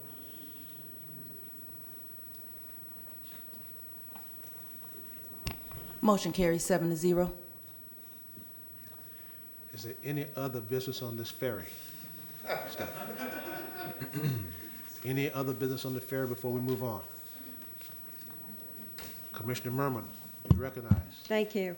I was going to make a motion on this, but I'm just, what I'd like to do is have staff, our county administrator, visit with each commissioner to discuss the $23 million BP oil settlement dollars, and then report back to the board with any recommendations for disbursement. Is that a motion? Yes. Is there a second? Second. There's a motion by Commissioner Merman, second by Commissioner Overman.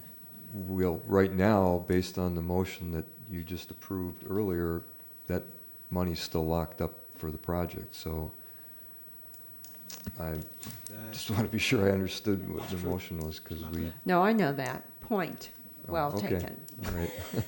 Do you understand what I'm trying to say here, folks? It's either 36 million out of our pockets, or we still have to use the BP oil spill money, which we've kept in abeyance for at least 6, 7 years, I think. There's a motion by Commissioner Merman, second by Commissioner Overman, I believe. Is there any further discussion? Commissioner Hagan, you recognize. I just want to say that we could potentially unlock the BP dollars much sooner if this board would have the foresight and political will to support having the conversation with Mosaic. I mean, it blows my mind that everyone sitting up here, the consultant included, agrees that there are significant issues and concerns and potentially a deal killer involved with this site, and yet a majority of this board refuses to sit down and have that conversation immediately. I'm absolutely speechless. You've each said it. Why would you vote against sitting down and having the conversation? They can come back in a week, give us their answer. The money will be freed up right then. You're talking out of, we have a majority of this board that's talking out of both sides of their mouth. Commissioner White, you recognize. Well, I think my amendment to that substitute motion gets us there.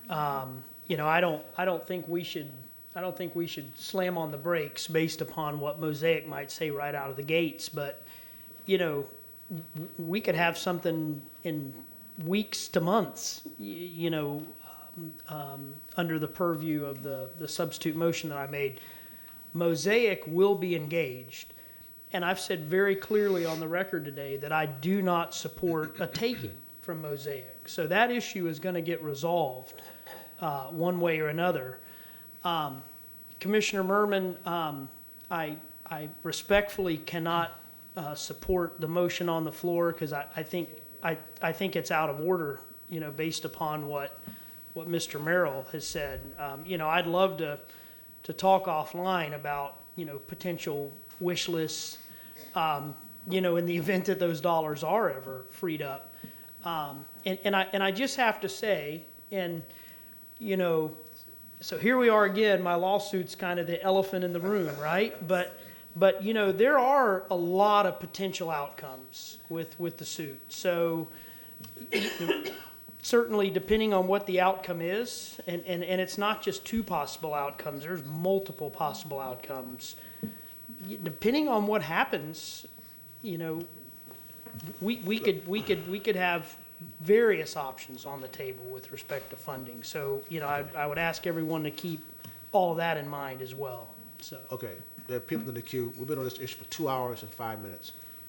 Commissioner Merman, you heard what, that's, okay, we withdraw the motion. Let me ask a question here. Did we give a time frame as to when all this stuff has to be brought back to us again? I'm talking to the administrator. I thought I heard August 15th. That was the motion. August 15th? Yeah. So we're still talking about another 3 or 4 months? Okay. Commissioner Kemp, you recognize. I was just responding. Okay. We're done with that. Mr. Merrill. Well, that concludes your time certains. We have a number of regular items. So it's the pleasure of the board. Do you want to just continue, or do you want to take a break, or? Lunch. What's your pleasure, folks? Okay. It is now 1:37. We'll adjourn till 2:30. Stand in recess.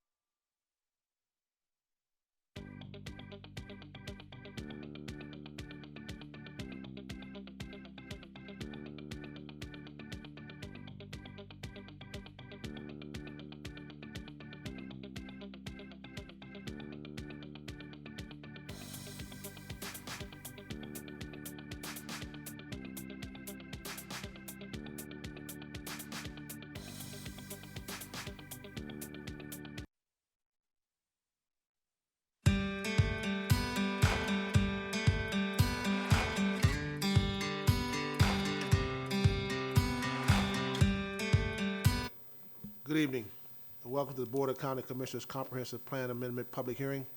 This evening, the board will consider the adoption of amendments to the comprehensive plan for unincorporated Hillsborough County. The board will first consider the adoption of 2 small-scale amendments to the county's future land use map. The board will then proceed to consider amendments to the future land use map, which have previously been transmitted by the board to the state agency for review, and the board will consider a major modification to a plan development zoning which is related to CPA 1812. I will now turn the meeting over to the Planning Commission staff. Ms. Omita. Good evening, Melissa Zornita, Planning Commission. Tonight we'll get started with our small scale amendments. The first one is HC CPA 1814.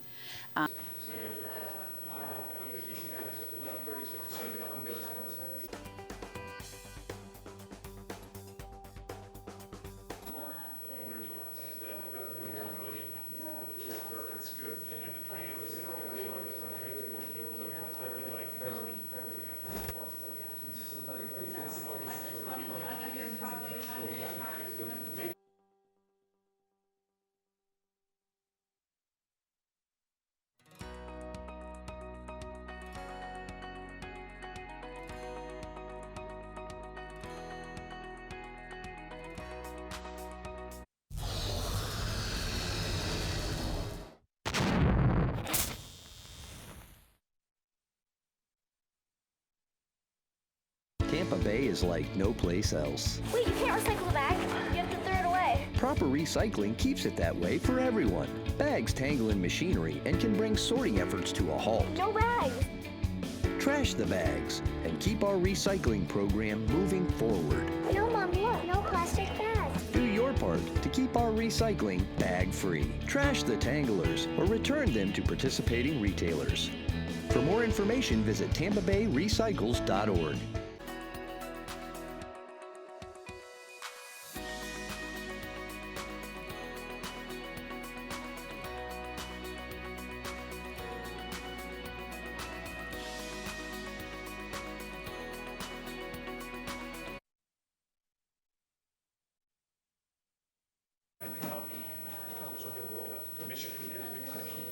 Maybe not yet, somewhere down.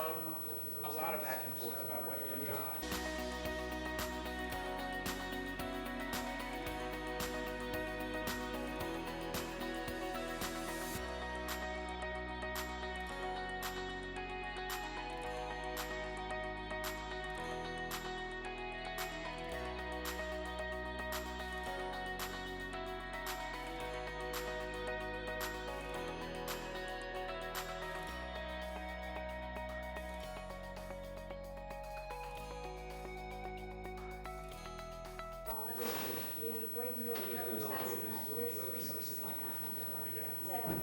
Right now, we made an original commitment.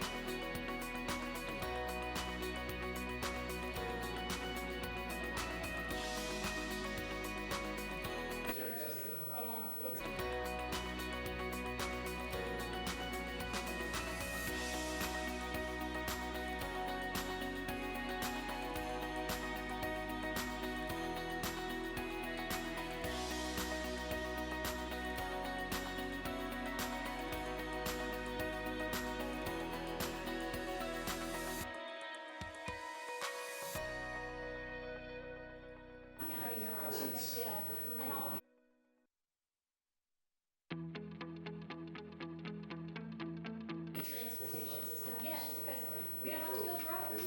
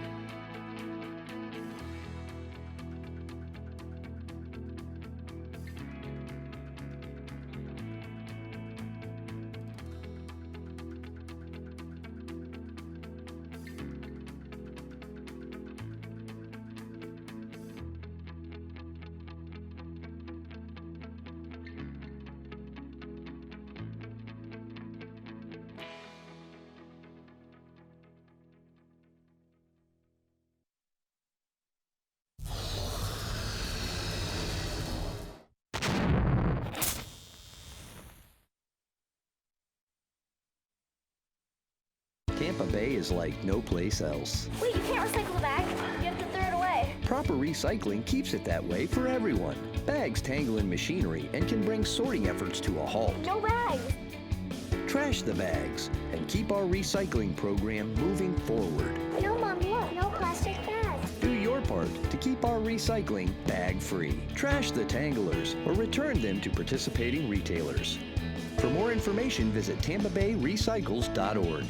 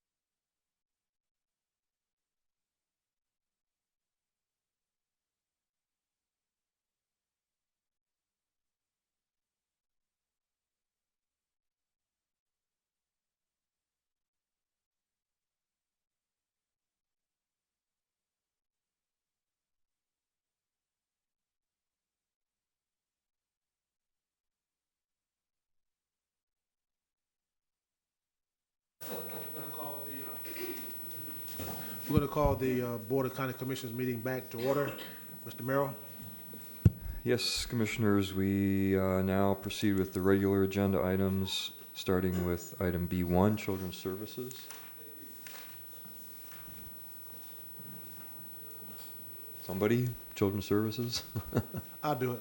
Oh, no, I'm just kidding. Okay. Deal. Good afternoon. Amy McLean, Senior Keys Child Care Licensing Program Specialist with Hillsborough County Child Care Licensing. I'm here on behalf of Angela Chowning, Program Manager, and Joanne Rollins, Director of Children's Services. Children's Services is seeking approval of the contract between the Early Learning Coalition and Child Care Licensing in the amount of $1,128,904. Child Care Licensing will provide regulatory services, technical assistance, training, and inspections, as well as enforcement of county ordinances and state statutes. The contract funds 15 positions and operating costs. The contract agreement period is from July 1st, 2019 through June 30th, 2020. There is a $70,000 increase in the contract. The county will pay the $250,000 to include fines and fees. Those funds are used to maximize the amount of subsidized child care funds available to families. I will answer any questions the board might have. There's a motion by Commissioner Merman, second by Commissioner Overman to approve item B1. Seeing no further discussion, please record your vote.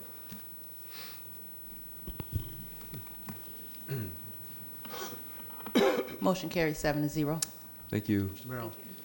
County Attorney's Office, item B2. Commissioners, I can introduce this item. Johanna is also here and Adam, but this relates to a request a couple of board meetings ago where we were asked to prepare a policy or a procedure that would provide notice to the board following receipt of proposals for land exchanges of public or exchanges of public assets. So we discussed it with the requestor, Commissioner Kemp. We discussed it with Development Services, and this was a proposal to come back to the board that would address portions of those concerns when there's been a rezoning involved. So with that, you can see the item has a resolution that would make an amendment to the Development Review Procedures Manual to require that the board has notice and approves any land that gets included in a rezoning. That's the essential piece of the amendment. So with that, I know Adam is available to answer any questions on how it affects Development Services. I have a question, Mr. Merrill. Because it says approve a resolution amending the Development Review Procedures Manual to establish requirement that the Board of County Commissioners authorize. Does that authorize, to me it sounds like bad public policy. Can you elaborate on that? That's just me. Well, the way that I interpret the practical application is that, let's say tomorrow, some private party comes to my office and says, they have a proposal to provide a facility or service to the county residents that requires public land somewhere in the deal. I would then say that if this gets approved, I would bring that proposal to you I would bring it to you at the next board meeting before I even had a chance to sit down with the private party, find out more about it, negotiate, because I wouldn't want the private party or us to spend time and money and then down the road bring it back when they file an application or before they file an application. So that would be the way that I would carry this out if it's approved. And so I guess the consequence is that they meet with me tomorrow, I bring it back at the first meeting in June, and the board decides to not approve the project. We don't know what we would have gained from the deal because there wouldn't have been an opportunity to have any discussion. So that would be my approach, because again, I don't want to put private parties through a cost and process if down the road there's a possibility before they file an application the board wouldn't approve it. So that would. I'm going to make a motion. I'll pass the gavel to Mr. Kemp. I'll make a motion that we change the language to read approving a resolution amending. You have to tell me, Ms. Beck, if this is right. Approve a resolution amending the Development Review Procedures Manual to establish a requirement that Board of County Commissioners staff, Board of County Commissioners staff will advise the BOCC be provided prior to the conclusion of the county-owned land and application for rezoning or rezoning notification in the rest of the language. So it takes out the authorization and plugs in staff will advise the BOCC. That's a motion. Okay. We have a motion by Commissioner Miller. We have seconds by Commissioner Merman and Overman. And Commissioner, do we have more presentation though from staff at this point about this? I don't think so, not unless. I thought, oh, okay. Commissioner Overman, you're recognized. To that point, that I recognize that it would be wise for the county commission in its role as setting policy to be advised that there's a potential piece of county property that would be positioned in a place of creating a partnership or creating a common good for the county. So I do like the idea of being advised. But to Mr. Merrill's concern, if in the process of authorizing something that's not fully vetted prior to being able to fully investigate what the options are, we may end up not being able to move forward. A good example of that is, you know, the first blush conversation about the Boulevard project. When it was positioned, it's like, okay, we have this project that means tearing down 275. Well, no one's going to think that's a good idea if that's all you hear. If it doesn't fully explained or fleshed out, or we have enough information to be able to give an idea of what the project entails, we could say, let's move forward on investigating or having our partner or whoever it is that wants to utilize a county property, you know, how to start that negotiations and move forward. Then the business entity, whether it be a housing developer or you know, another entity, you know, knows what the risk is about getting in the permitting process and run across a wall.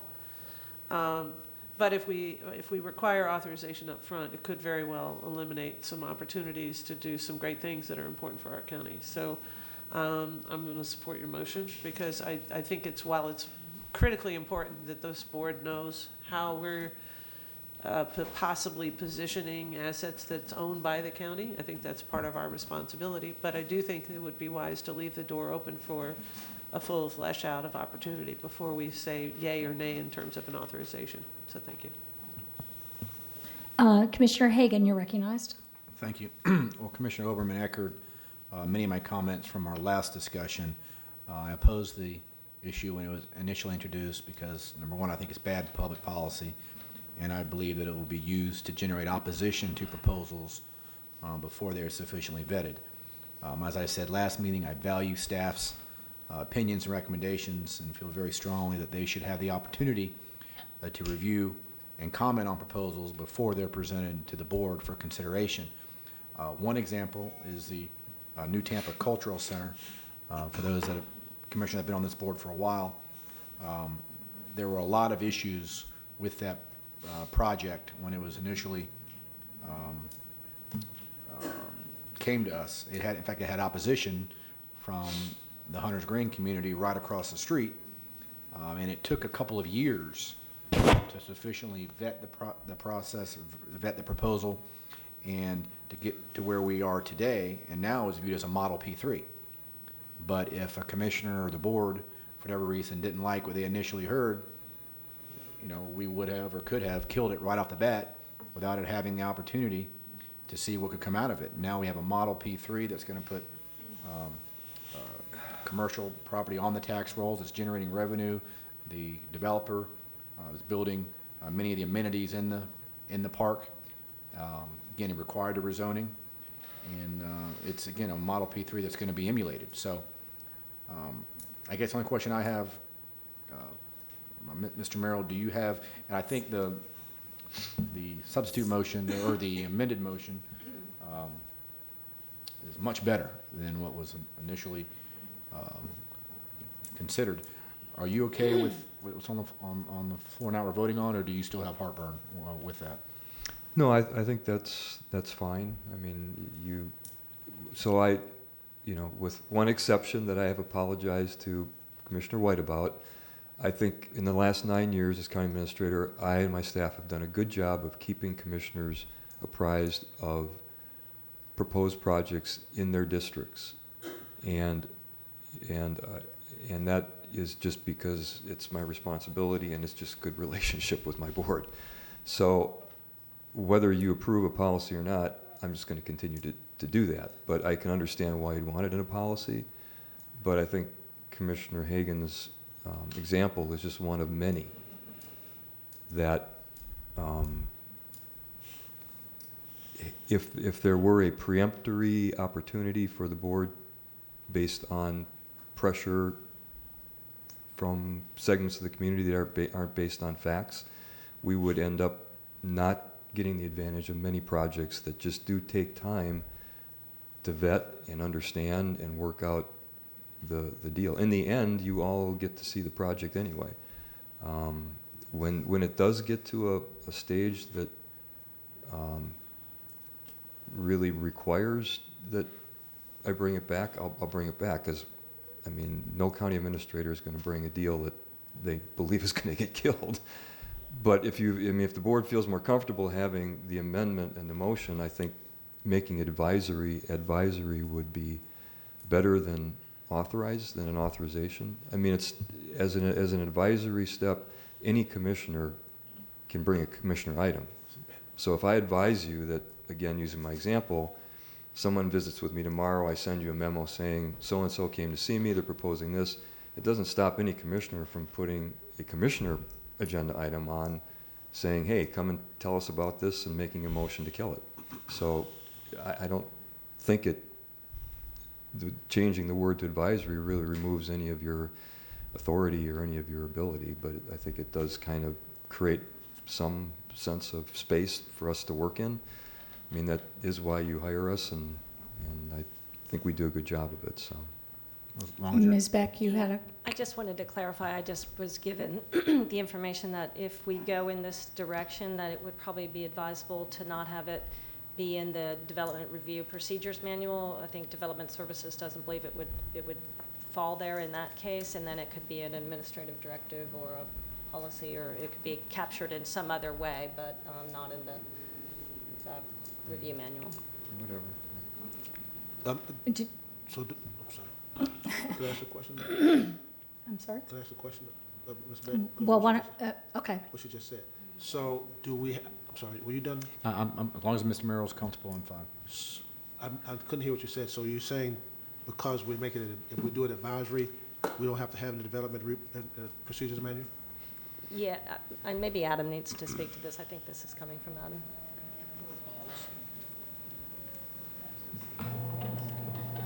Thank you. Good afternoon, Commissioners. Adam Gormley, Development Services. So the DRPM Development Review Procedures Manual, this is something that is authorized by the Land Development Code, and the purpose of the DRPM is to establish procedures and processes for the requirements of the Land Development Code. So if what the board is considering is something that would be outside of, say, a permitting process or a zoning process, having it not in the DRPM might make it clearer on where that authority would be. The proposal that's before you would be appropriate for the DRPM as written, because it would govern whether we could or couldn't accept an application. But if we're going to talk about something pre-application, the DRPM wouldn't really reach into that. So a standalone policy would. Sorry. Okay, so we don't have to have this in the procedures manual. It could be a policy. Correct. So I need to go back and restate a motion, withdraw my motion and restate another motion. So I'm going to withdraw my motion. Can we just see if anyone wants to speak?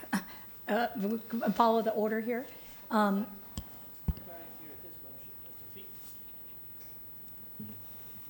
Point of order, if you withdraw your motion, there's no motion to discuss until Right. the new motion's on the floor. I think Chairman Miller should be allowed to put a new motion on the floor. Chairman, you're recognized. Got to word this differently now than what it is here. About nothing. I don't think I can word this. The staff will advise the BOCC prior to the conclusion of county-owned land in an application for rezoning or a zoning modification, and prior to the submittal of an application for county review. That sound better? That's my motion. And that would be in a policy. Policy. Commissioner Merman, you're recognized. You gotta give a second. I'm sorry. Is there a second?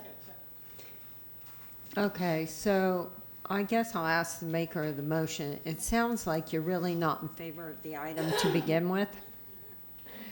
I mean, I'm not. I don't think we need to do this. I'm perfectly satisfied with the process we have in place where people come to staff, they vet it, they bring it to us, and I've not had any incidents at all where people have not been forthcoming with me or anything on any project, park, or anything. Can I ask her a question? Actually, I would like to speak. Well, she asked me the question. Okay. Do I like it? No. Well, hold on. Excuse me. As I said before, the art of being successful in this business is the art of compromise. And this is a compromise. And Mr. Merrill has said that with this language in here, with the staff, he has no problem with it. It's now not part of the Development Review Procedures Manual. It's a board policy. Okay. So, I didn't like it either. I think, out of the 9 years we've been here with Mr. Merrill, he's never done that to me. He apologized for what he did to Commissioner White. If Commissioner White is satisfied with it, I don't think we need to have it.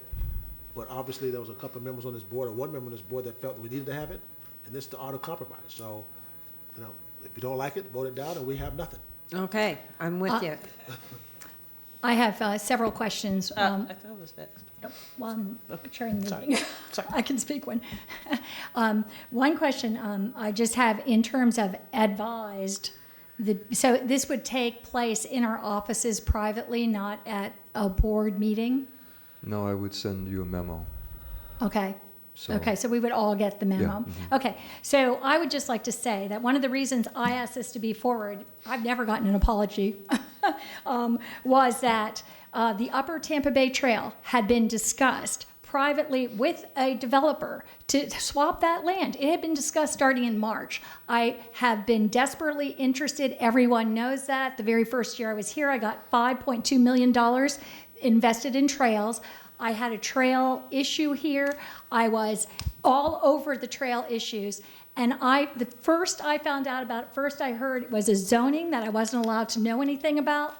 Second, the community meeting took place the Thursday before Labor Day weekend. We had our Monday off, and the very first that I ever heard about it was on Tuesday afternoon when I was briefed for a meeting on Thursday. Zero information. I was very interested. So were 1,200 people that in 5 days signed a petition. I don't think that that's the way that it should ever come to a commissioner who is extremely interested. And I think in our land development code rules, we have that our public lands are inviolate. That's what it says.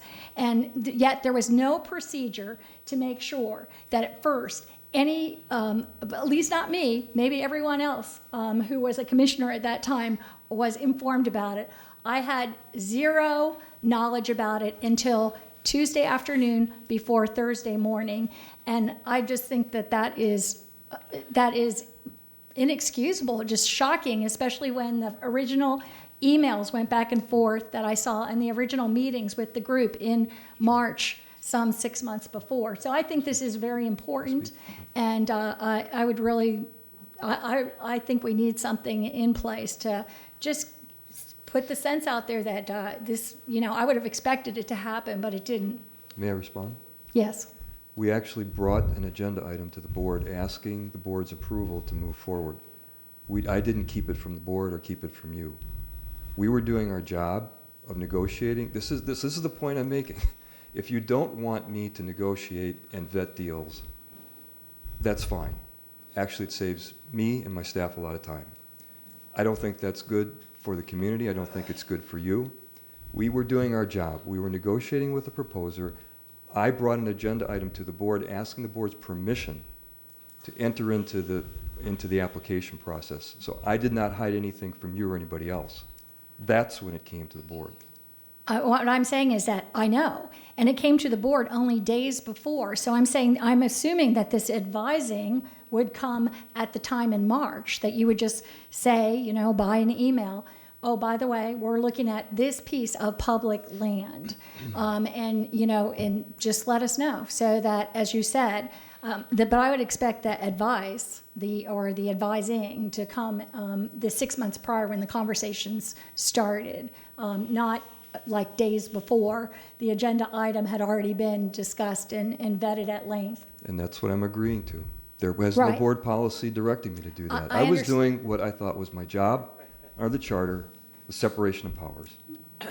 And that's why I'm putting this out here and saying what I think is more the procedure that I would expect. So, because as a commissioner with a responsibility for the land and being held inviolate, I would at least like to know that some discussions were taking place.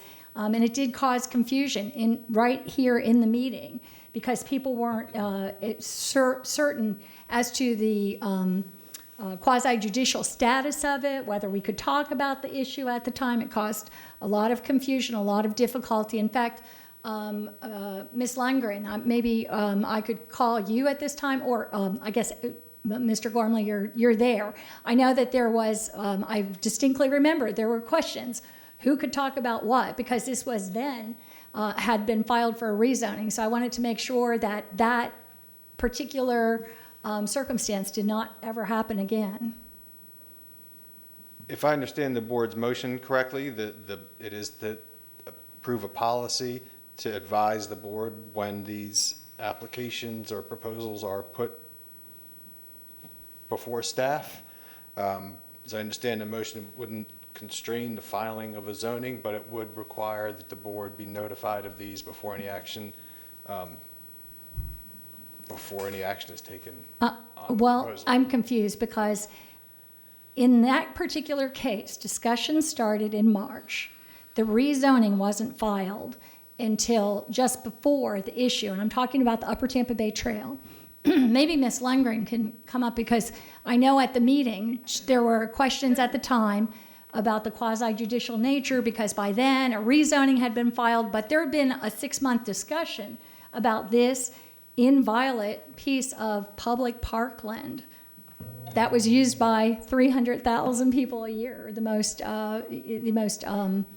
used asset in Hillsborough County. But this caused a quasi-judicial, questions about what people could say, what we could discuss as a board. There was all this confusion about that. That was due to the fact that there was, at the time that it came to the board for discussion, a pending rezoning application that was filed. And with rezonings, it's necessary that the board's discussion and consideration take place in the context of the zoning deliberation at the land use meeting, according to the board's procedures. So initially, this resolution to amend the DRPM was designed to avoid the situation by removing that possibility for an application to be filed prior to authorization of inclusion of that land. Right. So I'm fine with advising the BOCC. I just want to make sure that it's clear that at the point at March, when the discussions first start, that advising is done then, and it isn't done in September. That's just what I want to make clear, and I'm not trying to rehash it. I'm just trying to. This is what I think should be procedurally proper, and I think it's really important, and it's good public policy to have this in place. And Commissioner Overman, you are recognized. Thank you. Any time that we could make it more clear what the rules are, sometimes is very beneficial. I do have some hesitation about going through the whole authorization to have a conversation about a piece of property that the county owns. I think that might actually limit its opportunities. But bringing the board, to an awareness that there's a piece of property, there's an asset that the county owns that could be better utilized to serve the public good, I think is a good thing. And fortunately, we have amazing staff. Mr. Merrill and Ms. Beck do a great job of bringing us up to speed, excuse me, as well as the rest of the staff. But we may not have people just as awesome as you guys are in the future.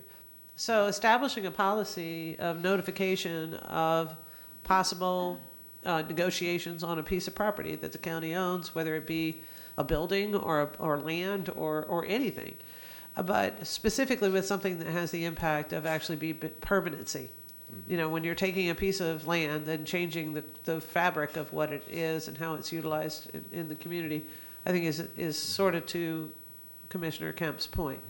It was going to reversibly change an investment we had already spent and reversibly change what was there and the experience of our citizens. So I understand your concern.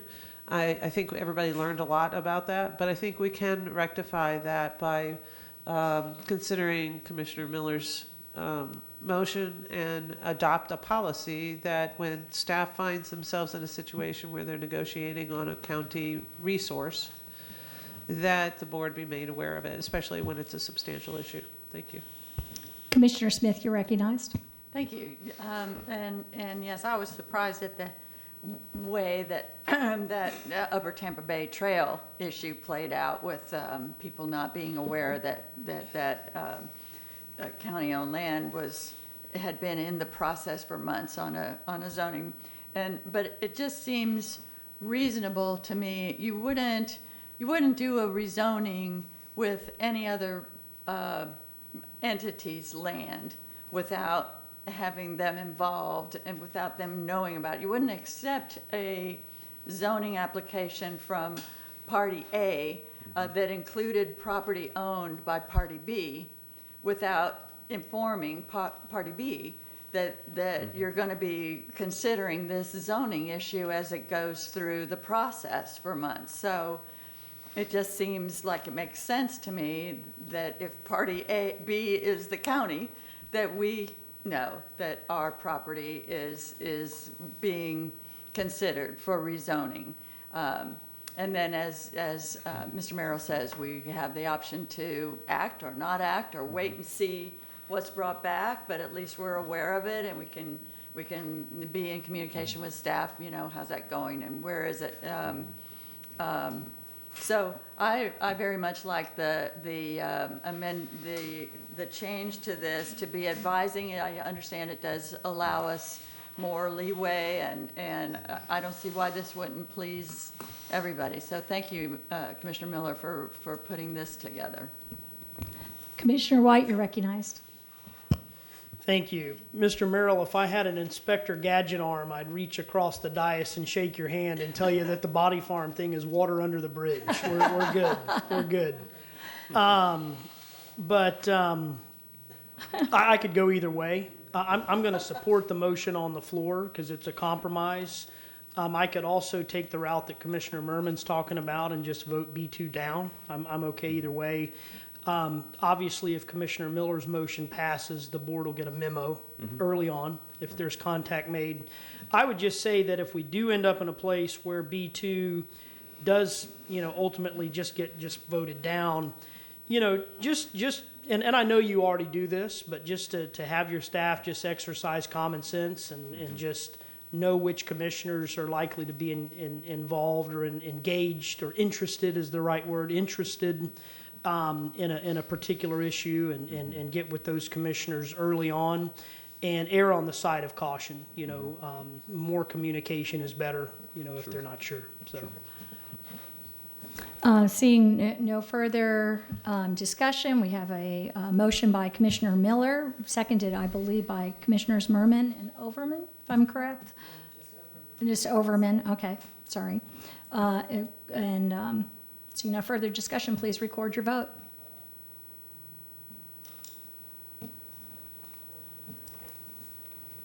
Motion carries 7-0. Item B3, which is County Attorney's Office.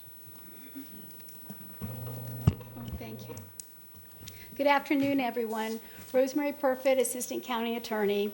Pursuant to the direction you gave us at the board meeting on April 17th, the County Attorney's Office has drafted an ordinance to levy the 6% tourist development tax to be used in accordance with state law.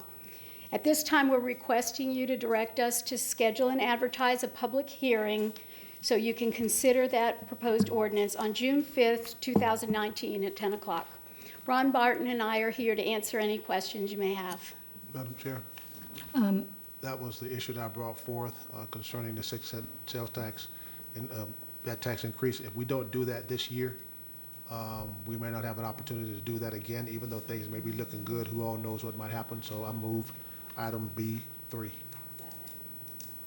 We have a motion by Commissioner Miller, a second by Commissioner Smith. Do we have discussion? I don't see anybody in the queue.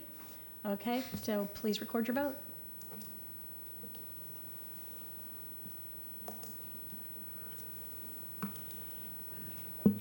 Motion carries 6-1 with Commissioner White voting no. Item B4.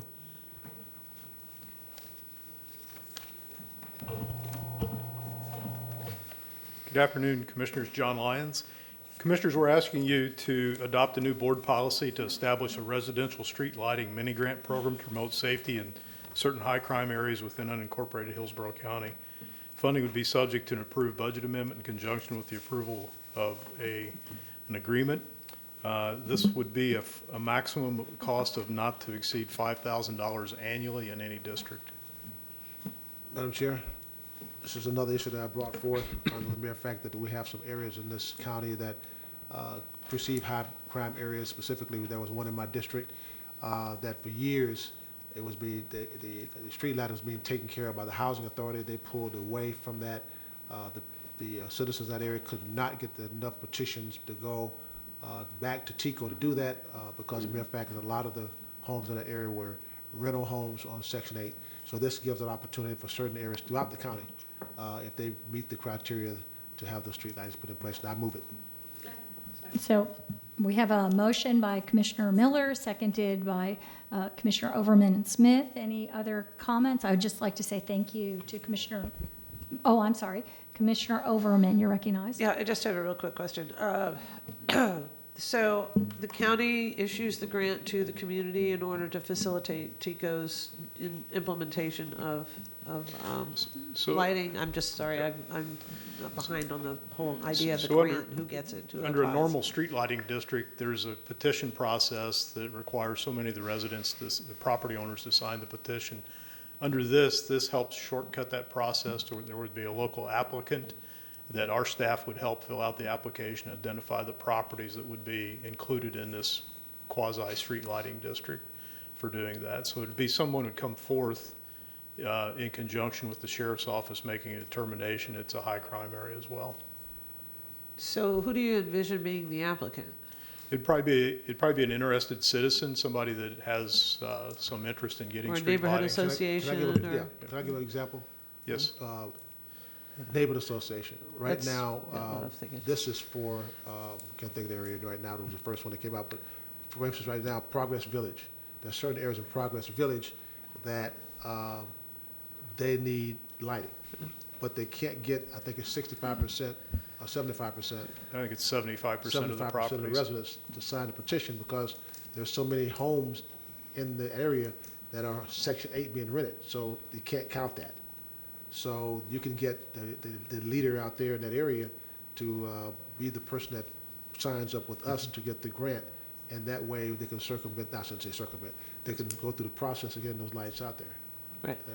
The reason I asked the question is because I wanted the public to know who can apply, especially when they may not realize that they are the entity, the neighborhood associations, various different groups within it, even a church group could apply for something like that if they recognize that they offer a public area for the kids in the neighborhood to play in, and there's not enough lighting. So I appreciate you bringing this forward. Thank you very much.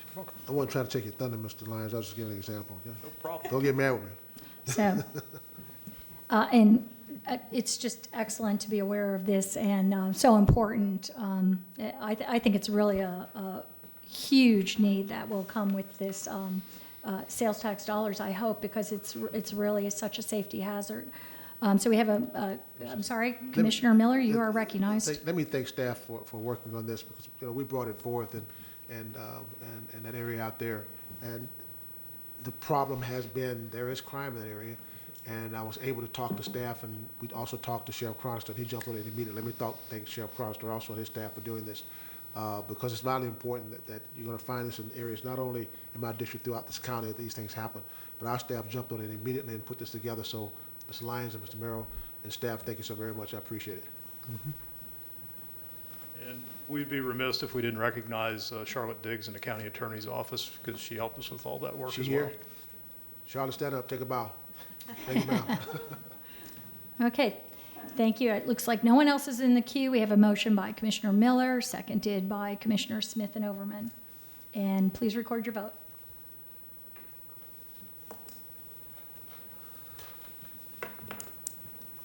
Motion carries 7-0. Mr. Merrill. Head Start B5, and why don't you, Jacqueline, just go ahead and do G1 as well. Good afternoon, Commissioners. Dr. Jenkins, Head Start Early Head Start Department Director.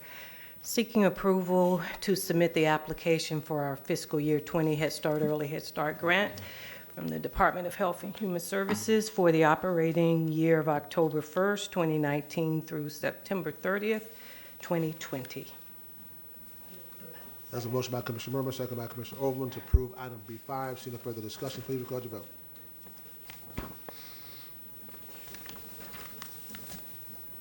Motion carries 7-0. You want to do G1 now?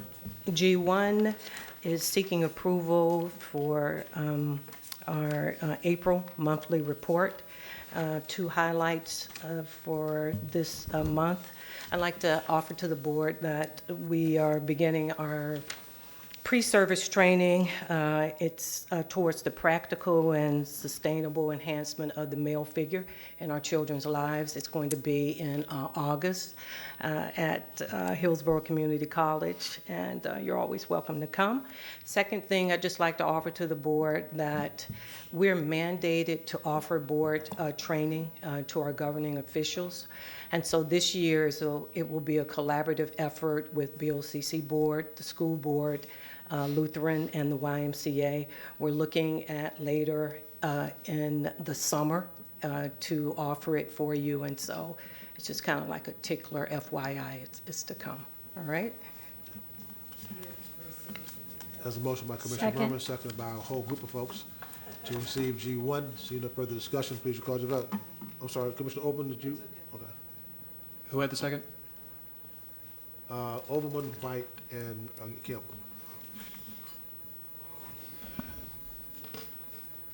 Thank you.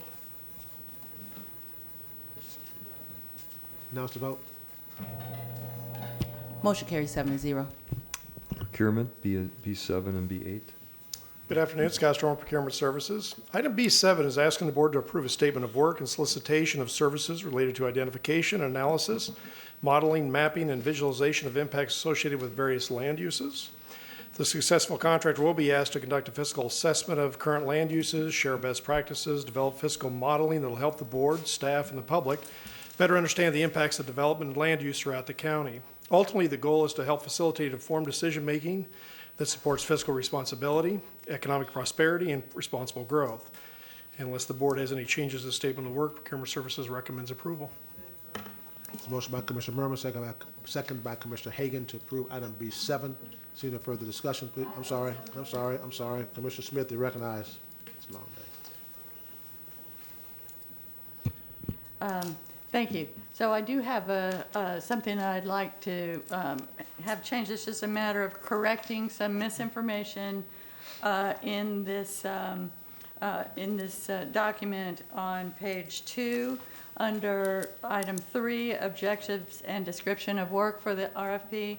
The very first sentence says, according to the most recent projections from the Tampa-Hillsborough County Planning Commission, Hillsborough County could experience population growth over the next 20 years of 714,000 additional people. And that's not accurate according to the Bieber reports and the Planning Commission actual projections for the next 20 years. I keep running into this figure that is being used. We had it presented at our MPO meeting last week. We had it presented at our land use workshop a few weeks ago. We were told 700,000 people are coming in 15 years. At MPO, they were telling us 700,000 people are coming in 20 years. And this document says 714,000 additional people are coming over the next 20 years.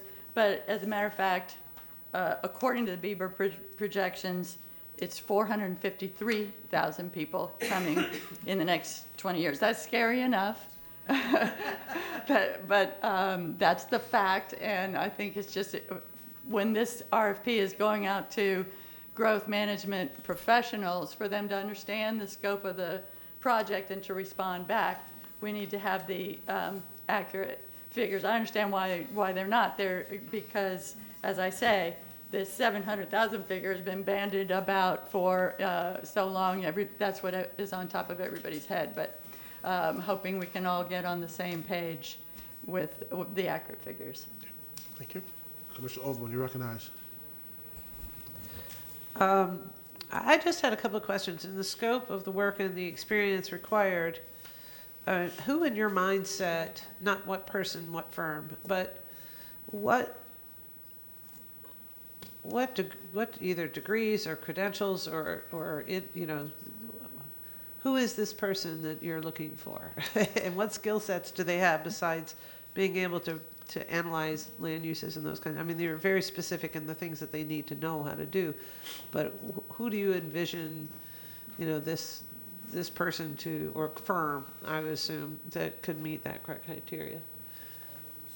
Is it Lucia? Do you need to answer that question? Not Lucia.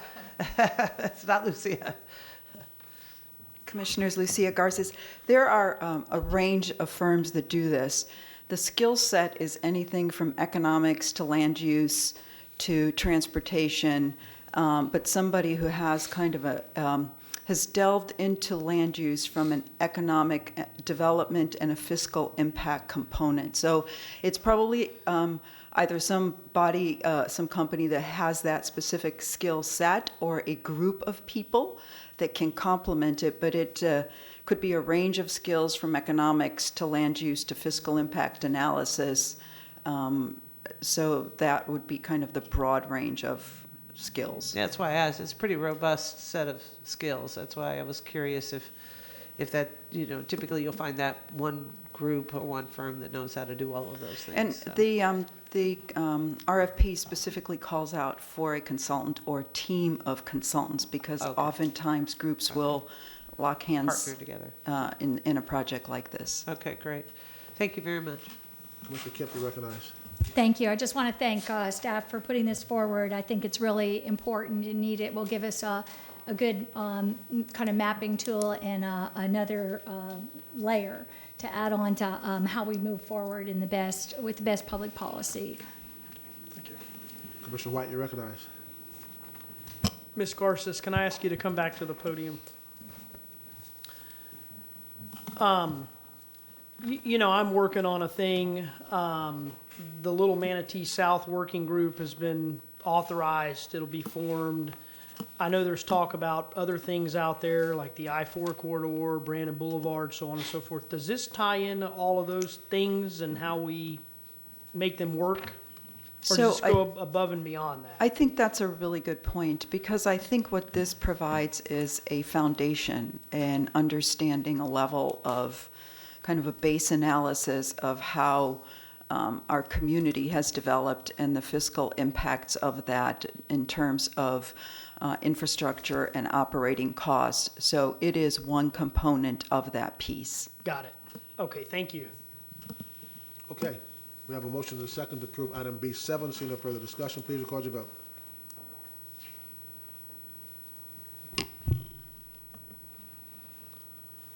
Motion carries 6-0. Thank you. Lastly, item B8 is asking the board to authorize and approve sole source contracts with Ateros Health Incorporated, doing business as Utopia Utopia Home Care, Faith Home Health Incorporated, and ProMed Healthcare Services for continued and ongoing and as-needed companionship, homemaker, personal care, and respite services effective in July 2019 through June 30 of 2025. It's a total estimated cost of about $3.5 million per year, or about $21 million over the term of the contracts. The recommended service providers actually provide service to 73% of the in-home clients. To its credit, Aging Services Department recommended continuing with these particular firms to minimize or eliminate the stress associated with disrupting those services or changing service providers for clients that are already facing difficulties. Additionally, authorize the Aging Services Director the Aging Services Department Director to increase the resulting purchase orders up to 10% of the total if deemed necessary to accommodate clients' special needs, which cannot be reasonably defined at this time. A notice of intent to sole source was published and no challenges were received, and Procurement Services recommends approval. Motion by Commissioner Merman, second by Commissioner Overman to approve item B8. Seeing no further discussion, please record your vote.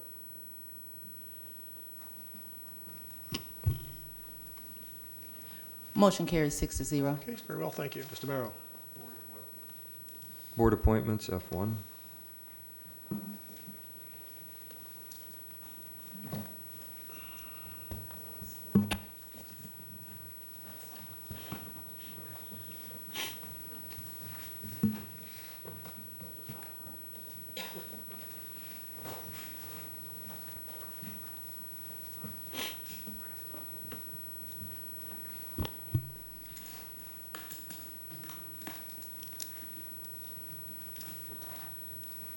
Your first board is Code Enforcement Special Magistrate.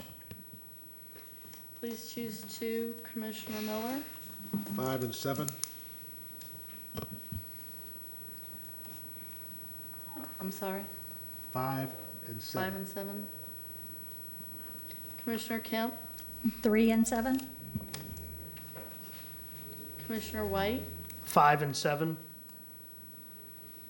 Commissioner Merman, I'm going to vote for 5 and 7, but address withheld. Are they a resident of Hillsborough County? yes. Sure. Which one are you talking? 5? He's exempt because, Law enforcement. well, Sam Tarlis also, his information, anybody that's code enforcement or code enforcement special magistrate, their contact information is exempt. Mr. Chairman, if I may, Yes, sir. I know number 5 personally, and I can attest to the fact that he lives in unincorporated Hillsborough County. And, yeah, I mean, I think that's great. Now, guess I'll have to take your word for it, but the problem is, you know, we have these rules and policies in place, and. If you look at the top of his application in the right-hand corner, Uh-huh. he's registered in unincorporated Hillsborough. Okay, that's good. Sorry. Okay, good to know. Thank you. 5-7. Commissioner Smith. 5 and 7. Commissioner Overman. I picked 3 and 7,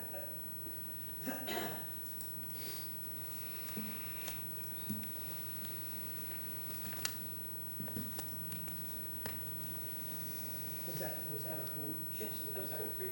Oh, 3 and 7. I heard you say 3. I didn't hear your second one. I'm sorry. So it'll be Brian Lawrenson and Thomas and Harless. Your next is your Cultural Assets Commission. Before we vote, the Cultural Assets Commission has requested, or Lindsay Kimball has requested that Ms. Weymouth,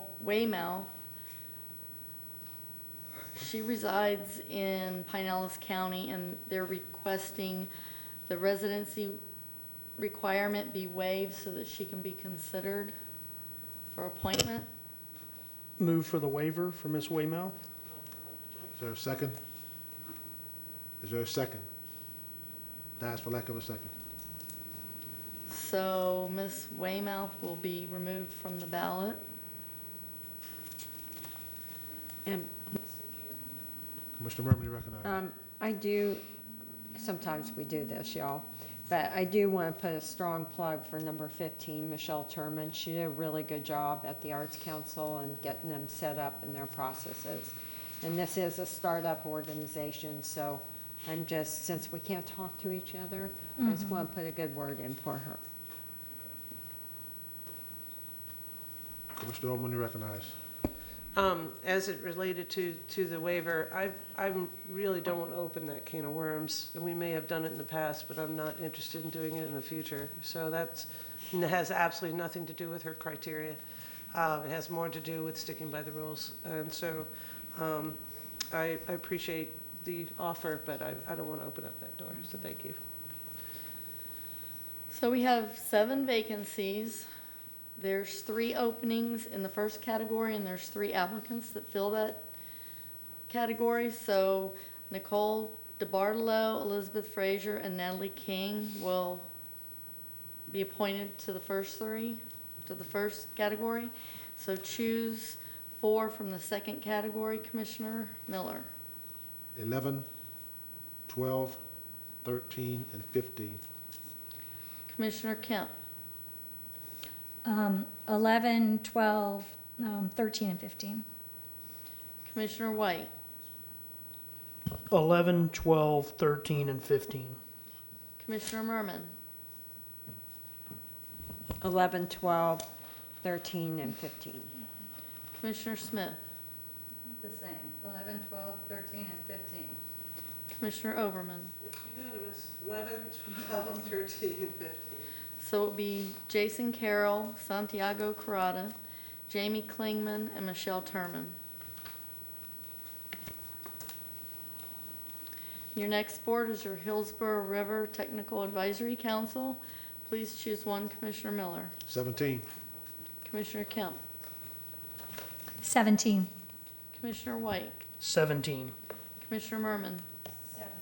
17. Commissioner Smith. This is 17. Commissioner Overman. Will be Richard Brown will be reappointed. Your next board is your Hospital Authority. Please choose 4, Commissioner Miller. 20, 22, 24, 25.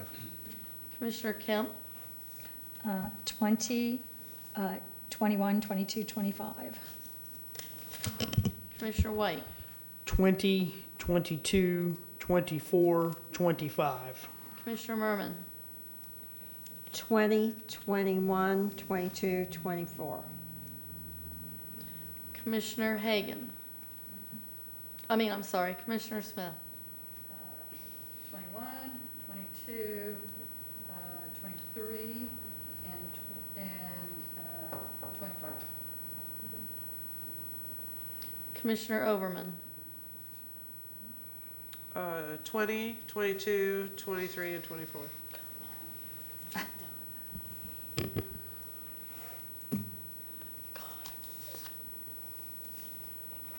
It will be Madeline Courtney, John Baskett, John Grant, and James Martin. Move to approve the, Oh, there's one more. I think there's one oh, more. I didn't see that. Housing Finance Authority. Yay, my favorite one. Choose 2, Commissioner Miller. 26 and 27. Commissioner Kemp. 26 and 27. Commissioner White. 26 and 27. Commissioner Merman. 26, 27. Commissioner Smith. 26 and 27. Commissioner Overman. 26 and 27, and I'm very glad to see that they reapplied for reappointment, so thank you. Edward Buzansky and Frank DeBose. Move to confirm. Second. There's a motion by Commissioner Merman, second by Commissioner White and Overman to confirm appointments. Seeing no further discussion, please record your vote.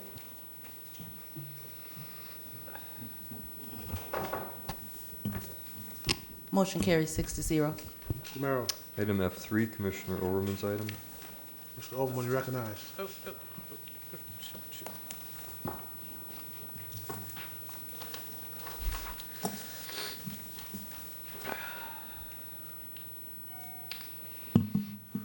Thank you, Chair.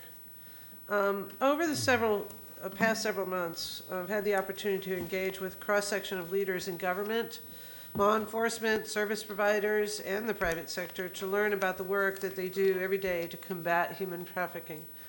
Both staff and interns in my office have dedicated a substantial amount of time to research best practices implemented by communities across the country for this county to consider. While we have committed to play a role in the collaborative effort to combat human trafficking, this agency also has an opportunity to lead on certain internal initiatives. such as prior proposals we have considered relating to training and procedural and procurement policies. To build on those efforts and to continue raising awareness on this issue, I'd like to make a motion to direct staff to distribute and affix county-approved human trafficking and domestic violence awareness posters in Hillsborough County Parks and Recreation Centers that can be found, and the county center, the ones that we have currently, and that were also distributed out to the YMCA centers. Second. There's a motion by Commissioner White, motion by Commissioner Overman, second by Commissioner White. Seeing no further discussion, please record your vote.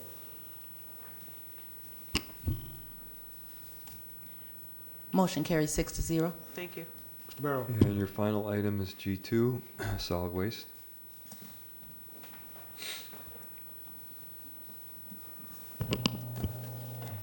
Good afternoon, Commissioners. Kimberly Byer, Solid Waste Management Division. You asked us to provide a report of an update on the solid waste collections contract and the performance standard violations. We provided you graphs of 12 weeks of services that outlined the performance standard violations. Those performance standard violations speak to the liquidated damages assessed to each franchise collector. As you can see, we've had marked improvement with both Republic and Waste Connections, and Waste Management continues to provide very good service. I'm here to answer any questions you may have. A motion by Commissioner Murma, second by Commissioner White. Commissioner White, you recognize. Unless I'm getting my issues confused, I think I made the motion requesting these reports. Can you refresh my memory on how often they're going to come to the board? On February 20th, you requested us to come back in the May 15th board to provide an update. That's the last request you made regarding the update. I think it'll keep the providers on their toes if this is being highlighted before the board. So I guess I'm going to have to be recognized after this motion's disposed of, but I'd like to, maybe have the board entertain the idea of this coming back, maybe at least quarterly or so. But we'll dispose of the motion on the floor first. We have a motion by Commissioner Murma, second by Commissioner White to approve item G2. Seeing no further discussion, please record your vote.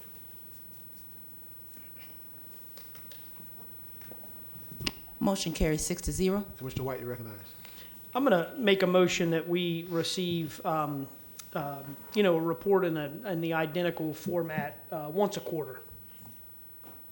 I'll second. Motion by Commissioner White, second by Commissioner Kemp to receive these reports once a quarter. Seeing no further discussion, please record your vote.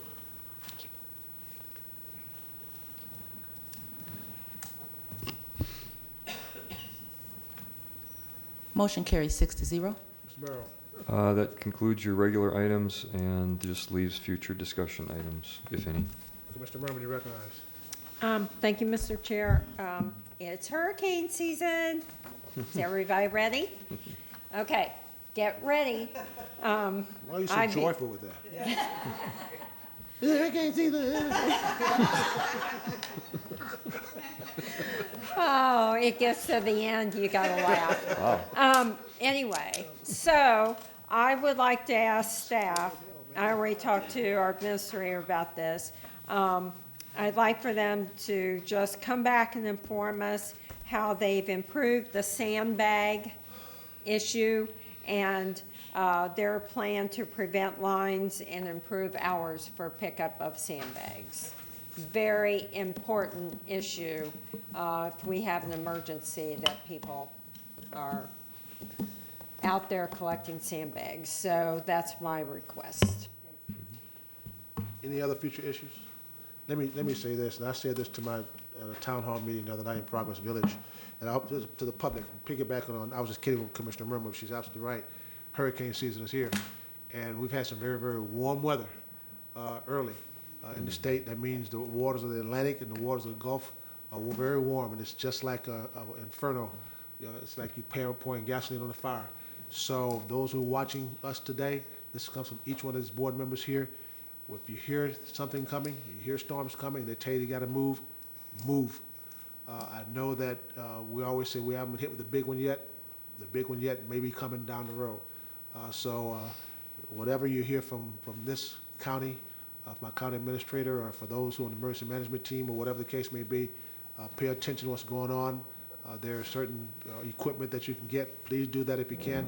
The governor just signed a hurricane bill into law that you can get things pretty cheap if you can. So please pay attention because it's serious out there and the weather is changing. Had to put that out there. See no further discussion. We adjourn.